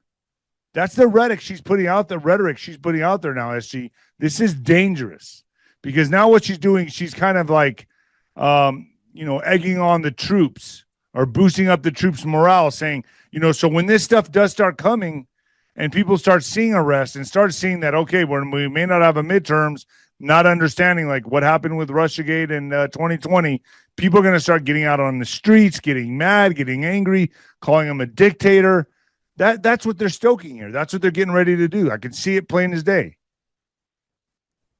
Well, and again, I think we have to judge the tree by the fruit that it bears. When these individuals, and whether it's MTG or anyone, goes out and begins to stoke the rhetoric of this doomsday event that's coming, where a sitting president is going to somehow abrogate the constitutional rights of all of America simultaneously and bring us to a civil war style footing and all of this and that. I think that that's fundamentally irresponsible, but it certainly is expository in the sense that these individuals clearly have something that they either have to lose or they have something that they have already lost. And so there is time, man. Only it seems to me like I'm blown away about how many podcasters and influencers out there that just don't see the forest through the trees. I mean, we are a niche group of you, me, a few other ones, right? Scott, Josh, a few other people out there. But it's like we're the tip of the spear in this. And I've got to say we've been over the target. We've missed some dates here and there, but there's no way to be 100% all the time. But I would say we're batting at least 85, 90%. And I still can't believe that others cannot see this. And the garbage, the corn they're selling to the masses is pretty sad. And that's why we're in this fucking position in the first place. Yeah. And, we, like you said, in this show and other shows, we knew this was coming. This time was coming, where a lot of these people that have been podcasters for a long time, I think some of them have infiltrated, gained trust, and now they're basically, just trying to destroy MAGA, President Trump, and so forth. It's not working. People are just turning away from them and finding who's got the right information, who's putting out the truth, and that's what we've been doing all along. So it's great to see people waking up to it. What's going on in the world? I mean, I'm looking at Iran, and I'm like, hello, what you're making deals with terrorists? I don't think so. I did a show yesterday where I talked about the confusion principle, where you're working out, you confuse your muscles, you do something different. So President Trump is always doing that constantly. He is, he's a comedian to me. I love him. I know he's throwing curveballs out there, a million miles an hour, and they can't even come close to hitting it. But we have to be aware that there's other things that are going on, like Cuba. So he's probably okay. We'll let the world see just how bad Iran is. If they haven't seen it yet, they're going to see it. I'm going to get as many ships out of that, Suez or Strait of Hormuz as I can. In the meantime, I'm going to go over here and I'm going to handle Cuba, because I said I was going to handle Cuba after I got done with Iran. So here we are. Iran's back burner. Now we're on Cuba. We'll handle that, and then we'll go back to Iran. That's probably the way it's going to work. But I'm just an outsider looking in. From my experience, having been in the combat realm for a long time, and in the intelligence realm, CIA side, I know these things, have to work their way out. So I think that's what we're looking at right now. What's going to happen with the Tulsi Gabbard? I don't know, man, because George Webb said that she was fired like almost a month ago. I'm like, what? And so there was like crickets, and now she's resigned. I'm like, okay, it took a while for that to go through. Wow. So hold on, wait a second there. So you're saying, because I kind of heard whispers on that too, but I didn't capitalize on that. So what you're saying is she could have been fired. Yeah. And now they're letting her have the saving grace of saying, I'm going to resign, to save face, basically. Yeah. George Webb, just mapped it all out, said she was involved in some stuff, and she wasn't informing President Trump. And so he probably knew about it all along. It's like, how he is. He lets people do the right thing. And if you fail, then you're gone. And I think she's gone. I mean, it doesn't make sense to me. Yeah, you would want to leave and be with your, loved one in their final days. But I mean, I've been in that position my whole career. People, my family died, and I was like, well, I still have to go on in life. And I'm dealing with that right now, and I do podcasts every day. I mean, I don't know what's going to be like when I lose my dad and mom, but like right now, I'm still pushing shows, and I have to stay busy. I got to keep my mind distracted. Yeah.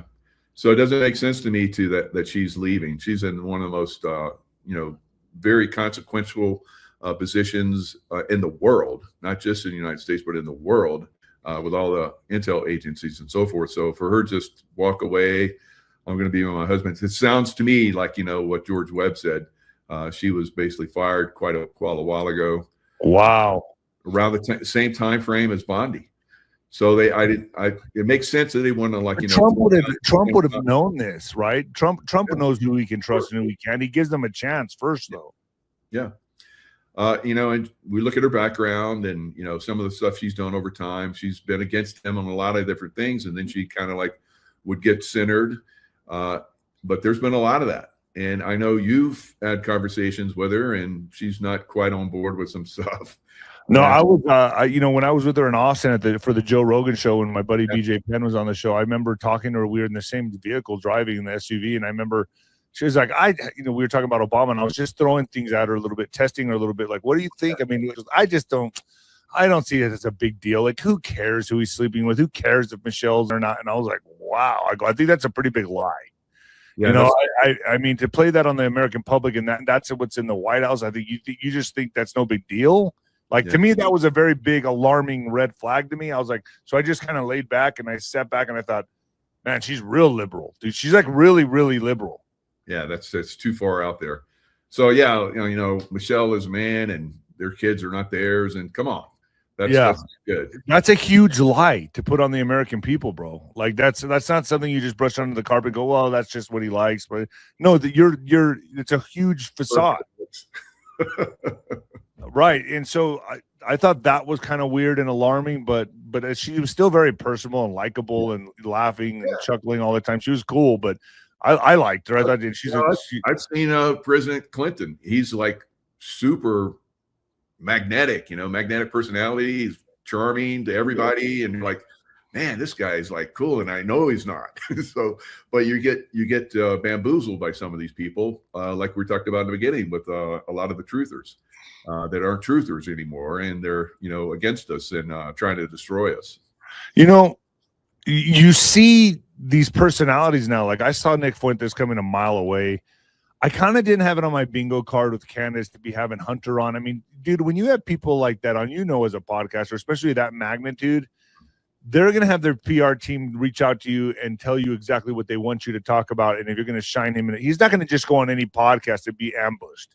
He's going to go on and they're going to make sure that you're throwing softballs, maybe a little edgy here and there, but the guy they were trying to make him out as a guy that, look, I've changed. Everything's good now. Yeah, I was a crackhead. But they're not talking about Burisma. They're not talking about what was on the contents of his 3 laptops, not 1, 3, allegedly. But, like no hardball questions, just like it was pathetic. Yeah. Yeah, and there's, we've seen a lot of other people that have, been, pushing that envelope, and they push it too far. So that's very suspect to me. And, you've talked about it. I've talked about it. I'm not going to have somebody like that on my show. That I lose all credibility. But they don't care. They don't see. That's the thing. It's all about likes. Find out. They're going to lose their audience. And I think that's where it's going for them. I don't watch them anymore. Tucker Carlson, Alex Jones, Alex Jones, another one. I mean, gosh, he's not on his ass lately, huh? I mean, all of them. I love those guys. They gained our trust, and I was like, wow, they're really revealing. Alex Jones for years and years and years, and there was like that suspect stuff that was starting to creep in, but then he went full President Trump. I'm like, you're done, Alex. You're obviously you're controlled puppet. So I'm out.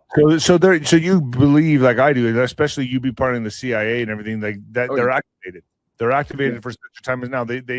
They're allowed to be who they are for a while until the time is right, and then they make the switcheroo, right? Yeah, somebody's been handling them, obviously. I've been part of that organization. I was there for like 11 years. I saw how this is done at the very top, and their Mockingbird Media is a very strong arm. They have people that are very dedicated to that all over the world. So they have, not just Alex Jones here in the United States. They have people in every single country, many people, and people are controlling them. Not completely. They let them do their own thing. That's how they get their audience. Then eventually it's okay, creep this in, and then something gets in there. And so the audience is like, what? Is that the way things are going? Trump is bad now? It's like, no, he's not. So you have a lot of those influencers now are trying to destroy his credibility. And that's what they do. Whoever they are, whoever's controlling who is probably the CIA, bad side. Because I've worked in the CIA, I've worked with the good side. Everybody's like, Jacob, CIA, once CIA, always CIA. That's stupid. It's like, you're a credible upscale boxer in your time, and we can look at the boxers. Probably some have thrown fights, And they're not all that way. Knows that. It's like, oh, Nino, he probably threw a bunch of fights, and I don't think that at all. And you're one of the most incredible people I've ever met. Thanks, Mike. I look at someone and I see them on a soul level, and your soul is strong. So thanks, man. God is strong. I look at people and I'm like, look, maybe they're a little bit off, in some areas. It's like, all of us are. But there's some people I look at not That's what keeps me a lot of it off, but that's what keeps me sane. There have to be a little bit off. So this shit, you got to be you got to be, dude. That's the way you survive. I mean, it's a wacky, crazy circus world out there, right? I can't even believe what we're seeing right now. It's a Twilight Zone. But so as we're coming into there's threats that need to be neutralized. I know you and I agree on this. And then, you have all these podcasters out there saying like, oh no, he promised no new wars. Here we are, more wars. But the truth is, you have to roll up your sleeves and get your hands dirty to neutralize these globalist threats that they were going to use against us. Iran being one of them, Cuba being one, Venezuela being another. You have to get in there and take these or eliminate these threats, correct? Yeah. And, having been part of these wars, for most of my life, I can tell you the wars that were deep state, all of them. All right. And the ones that Trump is, pressing, I don't really see them as wars, conflicts, small conflicts that we're crushing it. He did that in his first term. I was screaming, why don't we take out al-Baghdadi? Before Trump came in, I was like, this guy is obviously a problem in this whole area of Iran and Iraq and every Syria, everywhere. And so the CIA was like, everybody's like, I don't know. And then it comes in, it's like wham. It's like, okay, we got a player. We got a player finally. I knew he was going to be a player. I saw it when he first came down. I've watched Trump for decades. I've read his books and followed him for a long time. I was like, this guy is amazing. Then when he came down the escalator and said he was running, I was like, he's going to make it. He's going to make it. Because I knew that there was a good guy side, because I was always part of that side, and they were backing him, and they were gonna push him forward. They've been protecting him. Hold on there. That's important. So that would be the Trump operation that people say is a conspiracy. Yeah.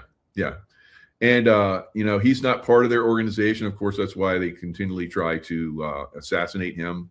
Assassinations or things they've been very skilled at, around the world. So their assassination teams and all that kind of stuff, they haven't been effective with President Trump. And why?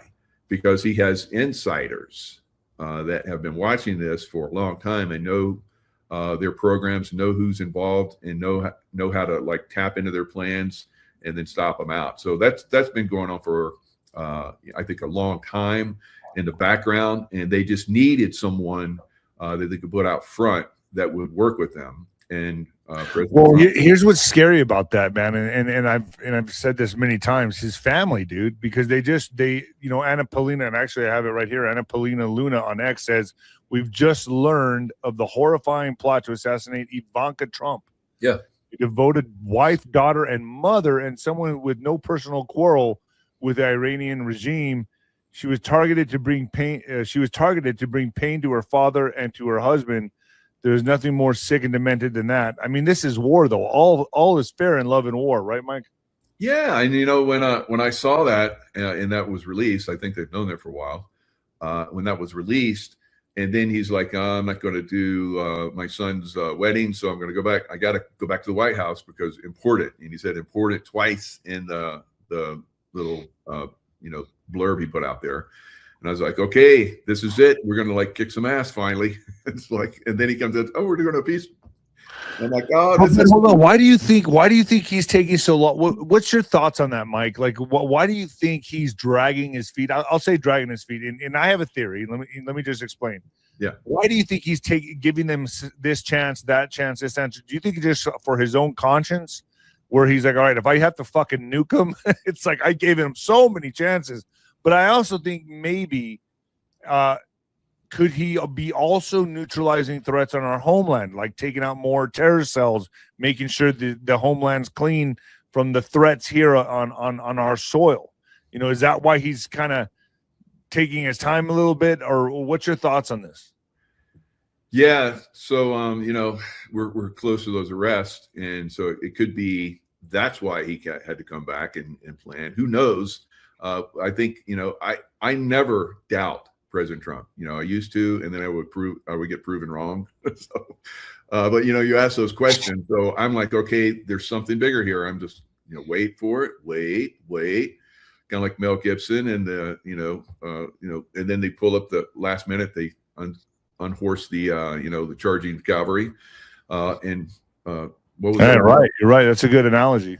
Yeah, so it's like that right now. So wait, and then they don't know what's coming, and then bam, boom, right. You want to see the whites in their eyes, right? Just white in their eyes, and on and on and on. So I'm a master at those things.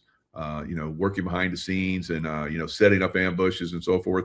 So it's a constant ambush game against them, and of course they're doing the same to us. So it could be that something big was going to happen here in the United States if we went forward. So he's just pulling back and cleaning that up, taking care of Cuba. I think is going to be fairly easy, and then from that point, oh yeah, there it is. Perfect. Yeah, that's a great movie, man. One of the best ever. Yeah. So it said here that the IRGC trained terrorists had of Ivanka Trump's $24 million mansion in Florida. So Mohammed al-Said, a 32-year-old Iraqi national linked to Hezbollah, didn't just threaten her in the abstract. He posted a map of her enclave online. Why do these people post online? Why would you telegraph anything you're going to do? That's like the dumbest shit. You know what I mean? I don't understand that, but he posted it online in an Arabic message that said, neither your palaces nor your Secret Service will protect you. I mean, but it's wild that he had the blueprint of her home. I guess, I don't know, I guess that is a public record or what? That's, somebody flew a drone over, who knows, but, it's a mind game. It's back and forth. So they put that out, and so they have these threats, and we have, of course, our threats. Like President Trump said, well, we were going to strike. This was a week ago. We were going to hammer them, and our allies said, no, wait, let's try and do a peace deal. So we're going to try and do a peace deal. So here we are with a peace deal. Now, why? Was there something that was going to happen? There some kind of new thing, or they just need to put more people, because they're not pulling anybody away. They're keeping everybody there. So they've been just surging troops into that area. Not a lot of people know that, but they've been surging massive numbers of troops into that area. Of course, into Iran. To get ready to go into Iran. Okay. President Trump and CIC, Commander in Chief has been. So is it the most important thing right now to destabilize that country and make it look like they take it over themselves? Is that what we're trying to do? Like, give them the little nudge or the push, so where they revolt and take Iran back themselves, so it looks like the people are doing it? There's no way that's going to happen. You have 47 years of them, worming in and controlling. They got all this army, the IRGC. Over 40,000 people just recently that were demonstrating. It's extreme. I've been there. I've seen these animals for pretty much almost half my life, and they're not going to go away. They're not going to play. They'll play like, okay, yeah, we'll do the right thing, and then maybe midterm if the bad guys get in power again. So this threat, Iran, needs to be eliminated. We need to take care of this way before midterms. I would imagine sometime this summer. And then Tulsi's obviously. What's your thoughts on Tulsi? Do you think that her leaving by the end of June? Obviously, Juan O'Savin has said that she's not going out with a whimper. She's going to just unleash hell. And I guess she's going to have no choice, right? She's going to have to just disclose everything that they learned about Russiagate 2020, the whole thing, right? That's all probably going to come out in June as she leaves, right? And that's an interesting take right there from Juan, because maybe she had to go away so they could release all that. He was holding it back, just like she was holding it back. So what you're saying is maybe not in June, but July it gets released. Yeah, maybe June, July. It doesn't matter. Well, see, that's crazy because Juan, you think one way about her, but Juan thinks the world of her. I talked to her about him. I talked about her to him yesterday, and he's like, no, Nino, listen. I'm like, fuck. I kind of feel the same way you do. Yeah. Well, he's got a lot more insight than we do. So I'm just observant. I'm not saying this is absolute. I like George Webb stuff. I've had misgivings about her when you told me long ago about some of the things she talked about, and I was like, yeah, she's probably corrupted if she's not going to talk about these things. So and that's one of the things we all look at. That's as truthers, we have a lot of information coming in. We weigh what we see and what we hear. We're not directly behind the scenes. Even when I was behind the scenes, when I worked for the CIA, when I was at SEAL Team 6, taking down, terrorist groups and, going to combat and so forth, I still didn't know the full picture until later. So all we can do is just, as a group, look at things from our point of view, put them all together. That's why I love, you're doing your shows, I'm doing my shows, and Scott and all the other guys. You got some incredible guys on, Ghost in the background, talking in your back channel. So all of this basically gives us little pieces of the puzzle, and we share what we can. I know a lot of other things that I see going on, but they're not positive yet. So like Tulsi Gabbard, I can't say definitively, yeah, she's a baddie. All I know is from stuff I've seen. When I look at her, I'm like, from an intuitive point of view, But that doesn't mean that she's not doing good stuff.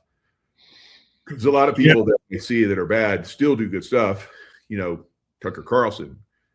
I saw him for a long time going, I'm suspect of this guy, but he was doing great shows, and I'm like, okay, he's doing good shows. That's cool. And but now he's gone over the edge. Right, and I don't think this is going to end well for any of them doing this, because you can't. They're on the wrong side of history, dude. All of them. I mean, they're not understanding where this is going, and I firmly believe, and I'm sure you do too, that we had to use Israel to take out the Iranian threat, right? And everyone's saying that Trump is the puppet of Israel, but really, Trump, you have to play ball with some of these bad guys, and I think that's what he did with Israel. That's why we're using Israel to take down Iran, and I still believe they will be saved for last, don't you? Oh yeah, and when their purpose that we have, they've been using us for a long time. All those other presidents that were puppets of the deep state. President Trump is not. He's part of the Q team. He's part of the good guys, and they've waited for this moment. And so now they're, you guys, you've always wanted to go after Hamas and Hezbollah. Well, go for it. You always wanted to go and destroy the baddies in Iran. Go for it. We'll back you. We'll send you lots of bombs and missiles and so forth. And yes, let's go. We'll back you up in some of these operations. We'll come in and hammer down.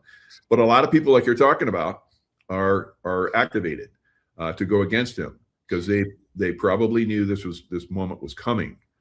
They had to have. So they had their people in positions, and now they're being activated. To try, because this is their last ditch effort to create stir some kind of civil unrest or even a civil war in America. Yeah. And that could be one of the things that we're looking at. The tempo of their disinformation campaign is reaching such a fever pitch, and you got to pull back a little bit. Let that we're good. We're not gonna hammer down on your puppet over there in Iran. City of London. So what we're going to do is just, let the ships go through, and then you get your oil at cheap rates like you were doing before. And the people of Iran, they're just puppets of your deep state puppet. We'll let that go on. We're not going to get involved in that anymore. Okay, we pushed it. It didn't work out for us, so we're going to back away. Yeah, right. So, what do you think about? What's your thoughts on Cuba, man? Because I mean, I wasn't really thinking about Cuba. Juan's talked about a Cuban Missile Crisis 2.0, and I've always wondered, like, I could understand that coming from China. I could see that coming from Russia, whatever, but not literally Cuba. But what's your thoughts on Cuba? I mean, now they're threatening us with attacks, with drones, whatever, Key West, even Gitmo. And I thought to myself, well, damn. Yeah, of course. Of course, Cuba would need to be neutralized before we start sending people to Gitmo in mass amounts, like mass arrest, public mass arrest. I'm sure some people are already down there, but the big arrest that will be public, of course, you would have to neutralize Cuba in order to achieve this, right? Yeah, it's a process. So we're going to take a little focus off of Iran. And put our hand up, put it on his head, and it's gonna be like pushing against us, and then we're gonna come over here and we're gonna like go wham on Cuba and knock it out. So we saw Trump go to talk to Xi in China, and so this is what we're gonna do. And it's like, can you talk to Putin when I leave? And so sure enough, Putin comes over. So they've all talked together. They know the plan. So now probably. Do you see China and Russia helping Cuba like they have in the past? Cuba's all alone, and they got big boy.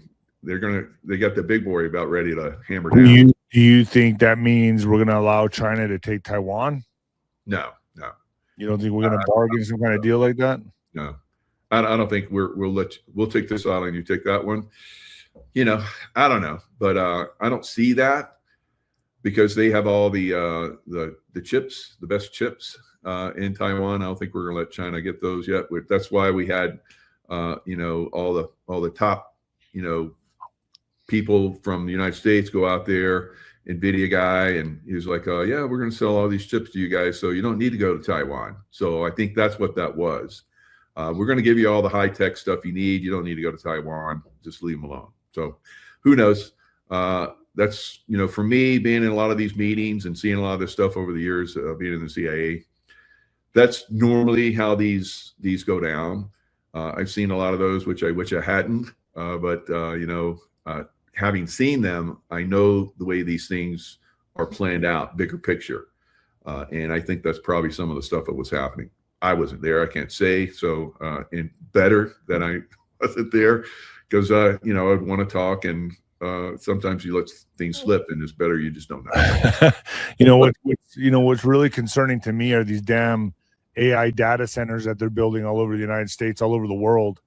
And I think that is a digital prison forming right under our noses. But that's, I'm having David Icke on Wednesday, and I know that I think that's the subject I'm going to hit home with him, is about this digital prison that's being developed.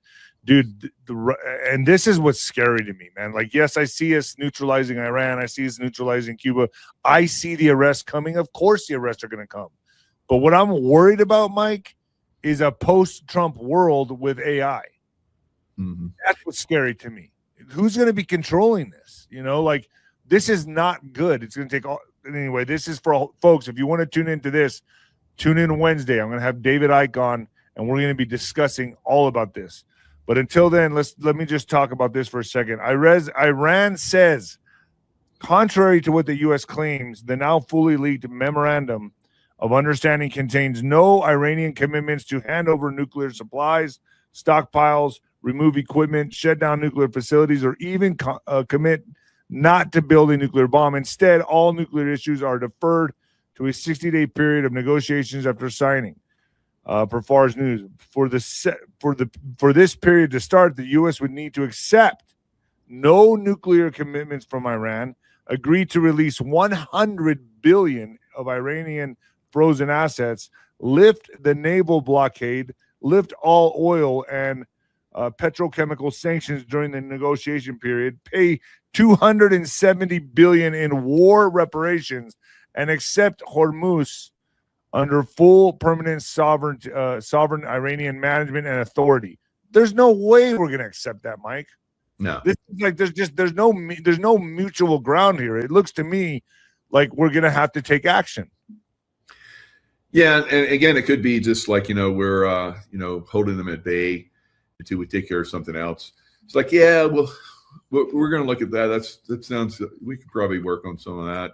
Let's let these ships get out of that strait. How about that? And show good faith and let these ships go. And I think that could be part of it. And who knows? But we're going to see a lot of people hammer down on Trump, and we're going to see who's really the Trump team and who's not. So, all right. So before we went live, I asked you. I said, where do you see the midterms going? Me personally, I see some kind of delay, right? I see some kind of some kind of mischief happening around the Democrats. I just don't feel like this is going to go smoothly. And you see Marjorie Taylor Greene coming out saying Trump is going to suspend the 2028 election and blah, blah, blah, blah, blah. And it's going to, I think it's all going to kickstart around midterms. Juan has said that, this could actually stalling the midterms or delaying it could buy Trump even a year in office longer. Your thoughts on this, dude? Do you see midterms kicking off with no problem, or do you see a delay and a postponement of the midterms? Well, we have the same psychic, right? We're just theories here, but give me your thoughts. We have the same patterning that we saw with. I called it out very early. Yeah, let's be careful on that, though. Let's not even talk about that shit on here. All right, so you got a couple more that are out there right. that we're playing with, and they may bring in. So that would be the thing that would push that. Trump would be, we got this problem, and we're not going to do mail-in ballots. Right. That was compromising last time. So I think that could be the thing that could push it if they do the. But didn't he already sign the executive order for no mail-in ballots? I think he just did. That doesn't mean. I mean, you look at Colorado, and he said, pardon Tina Peters. Did they do that? No. They can do whatever they want, really, and they will. So the only states that Trump did not take last time, and I'll be careful around this too, is the states that didn't have IDs. You didn't have an ID, and all those states did not go his way. But the ones that did all went his way. So will those states still play that game? Because they can just blow off, federal government. I mean, we saw that, they did that during the Civil War. So this could get really messy, man. Yeah. So they can do that, but we have the team basically is probably well aware of what's going down. They're ahead of the ball game. We all thought that at this point we'd be in seeing cities that were at war because all the people they brought across the border would be terrorizing these cities and terrorizing us. That hasn't happened. So that's a good thing. Well, it hasn't happened because we dismantled the funding, right? The USAID and the ICE raids. They went full blast on those and took down the most violent henchmen cartels in America right now. Yeah. And we've had guys on our show that have been telling us this for quite some time, that you take away their funding, which we're doing, Sean Taylor type, and you take away their ability to play these games. And then when they don't have the money, then you can go in and take down their organizations a lot easier. I've been watching some of the videos of where they go in and take down some of these groups, and it's like me. It's like me, my SEAL Team 6 boys, tier 1 guys going in and taking them down. So I think that's been happening. So that was happening before Trump left. Dude, I saw exactly. Even when Biden was in office, I saw yellow tape around certain apartment buildings, and I saw Army and police there together. I'm like, I've never seen shit like that in my life. No. Yeah. and I saw tunnels that were being confiscated and shut down. I was like, what? So I knew Trump was coming in, dude. I knew there was no mistake about it. He's getting in there. We already know it's 45, 46, and 47, right? So we knew that he was running the operation behind the scenes. But, to me, it's like we see this. We're just trying to get the people to get on board with us and understand what's happening here behind the scenes. Yeah. And, he brought in all the admirals and the generals, and he told them, I'm 45, I'm 46, and I was 46, and I'm 47. And if you got a problem with that, then leave. And so there's probably people left after that and started talking, and they were waiting for that. So some people they have eyes on, and they're being, pushed out, or they're being, they're losing their positions. I'm sure that's happening. Pete Hegseth is probably, obviously he's on board. He's an incredible patriot. So we're at Department of War. We're at war right now. So why do they say Department of War? Because we're at war. We're at war with the deep state all over the world right now.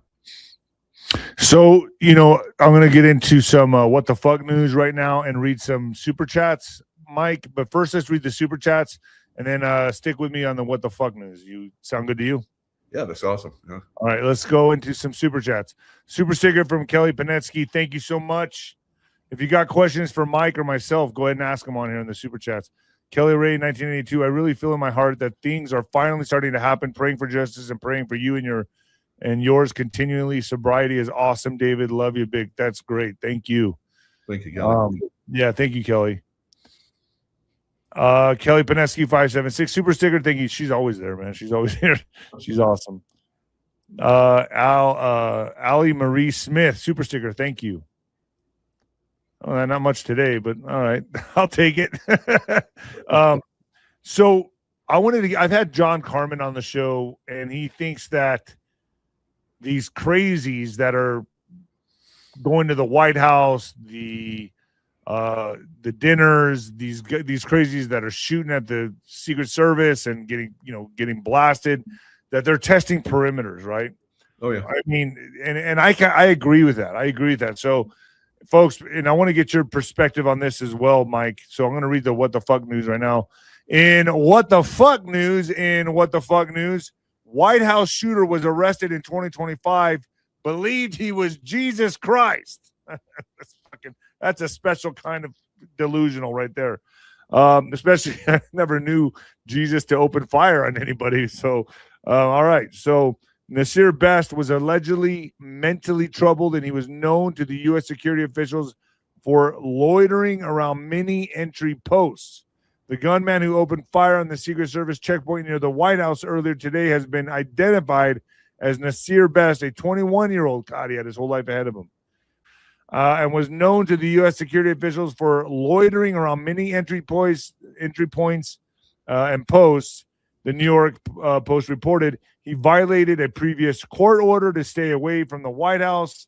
It said on June 26, 2025, Best reportedly obstructed vehicular traffic at 15th Street, following which he was involuntarily admitted to his psychiatric facility for mental health treatment against their wishes. Within 2 weeks, on July 10th, 2025, he was arrested for bypassing a restricted White House pedestrian control post by walking through an exit turnstile lane.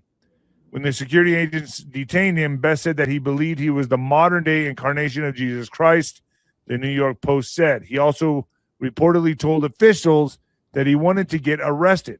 Nasir Best pulled a weapon from his bag and fired at a security checkpoint near the White House around 5 a.m. And I think we've seen this. Oh, yeah, there he is.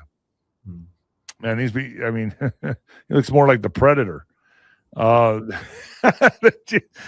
boy, these people are delusional. The officers fired back, hitting him. A bystander was also shot during the incident, but a law enforcement official said it was not clear whether that person was struck by the suspect's initial bullets or those fired subsequently by officers. So what do you think here, Mike? Are they testing perimeters? Do you think these are being activated? I mean, there's ways to get into the minds of these people and activate them, right? There's chat rooms online. They have they have agents out there really working on the minds of these people, correct?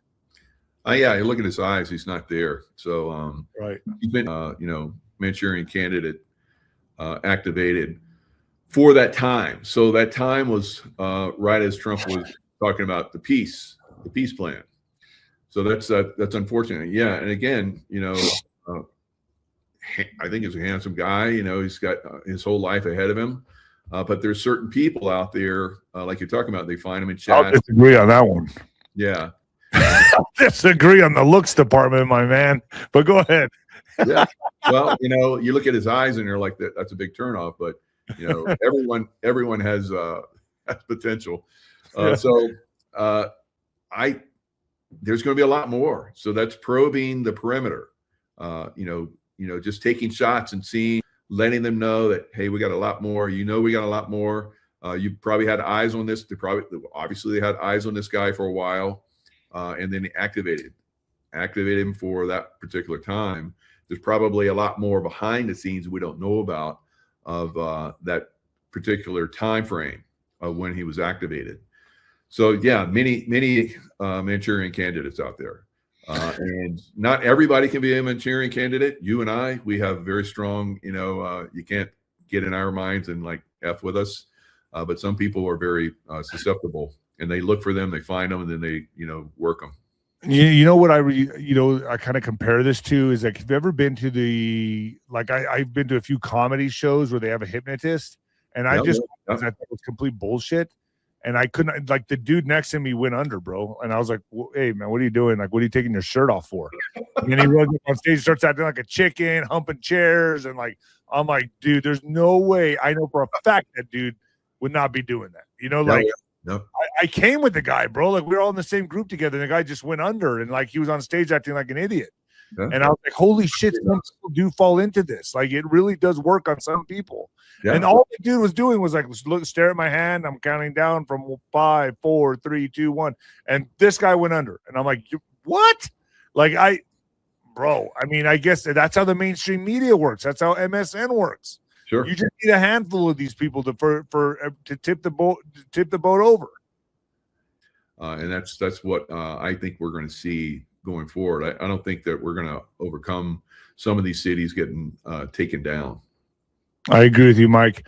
Okay. So here's another super chat. Love you, Nino. Keep doing what you're doing. Love you too. Any other ones? You are appreciated, Joy Fuljanine. Beautiful. Thank you so much. Thank you. Way down south. One more. Love you and Jaco. Thank you. Love you back. Thanks. Big time 17 ounce. Mike Jaco, do you believe in reincarnation? I do. Yeah, absolutely. I've read the book about it. So see, that sounds like a trap to me, Mike. Yeah. I don't want to be reincarnated.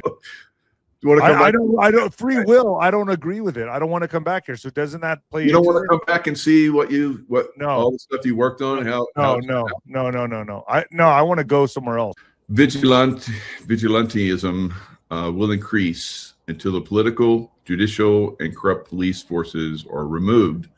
And this is not just in the United States, this is worldwide. I've been talking about this for a while, and I don't agree with vigilantism. I would rather see the justice be served, but we're not, unfortunately, seeing that across much of the world right now. So it's just a natural lead into vigilantism beginning, and I'm already seeing that. I'm going to show you that in this presentation. Now, some of you might remember the movie which made him very popular. It was a $3 million movie to produce, and $1 million of it was Charles Bronson's his salary. So he was a popular star at the time, but he really became super popular after Death Wish because it was very, very popular. The public was fed up with crime at the time. In New York, it was out of control. Chicago, as it is right now, out of control again. All right, so we have very corrupt political, judicial, and police forces right now throughout the world, and people are starting to take matters into their own hands. This is something that happens throughout history. So you can see the lead into this. I've been talking about this for quite some time, and I believe it's not going to happen everywhere. Of course, some communities do real good, which I will show you in the beginning of this video. There's a place in Texas, Butler County, Texas, that is unincorporated. Remember in 1876, America became incorporated, and then many of the towns from that point on became incorporated, which made them seek value and profit over the people, right? So the people were, and still are in most places, through different taxes and so forth. Now, I live in Lake Tahoe, and at one point, they denuded Lake Tahoe and floated all the trees.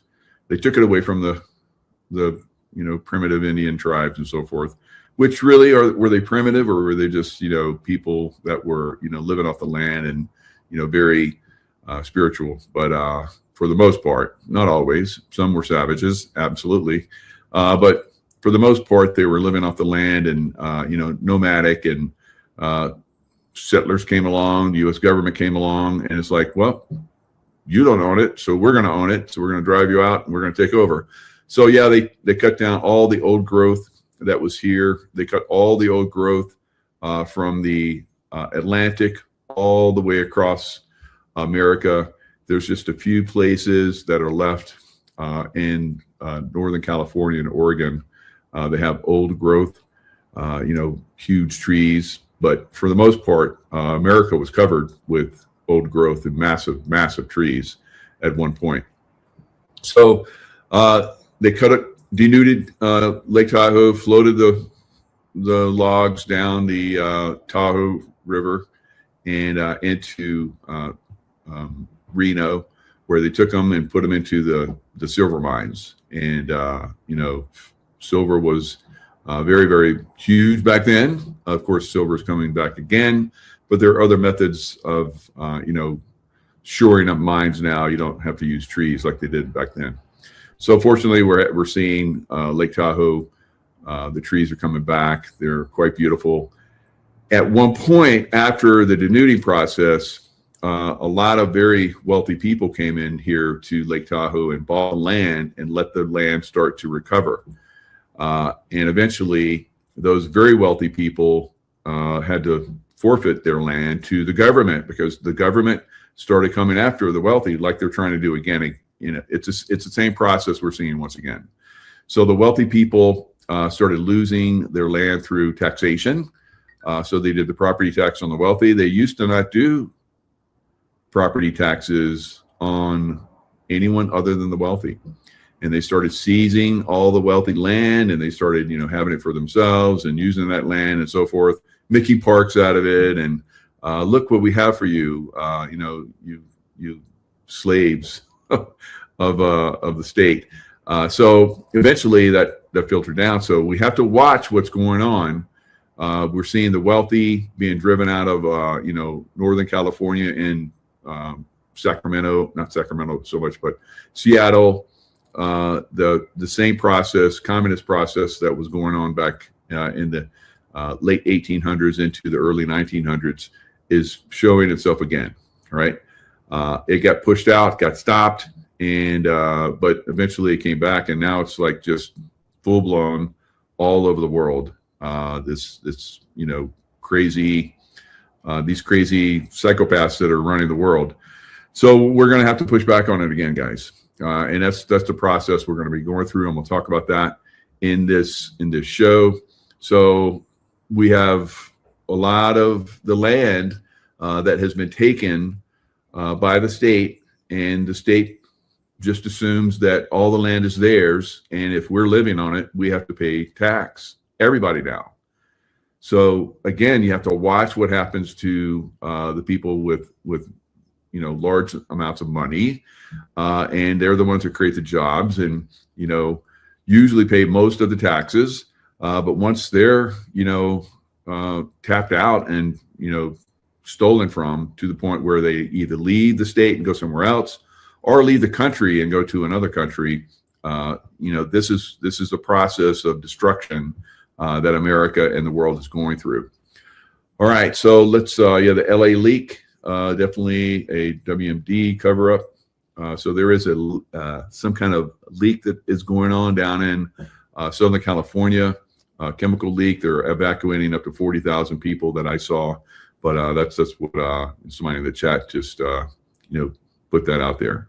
Property tax equals rent. Rent means you really do not own it. Exactly, Jesse. So we're gonna have to fight and get that back.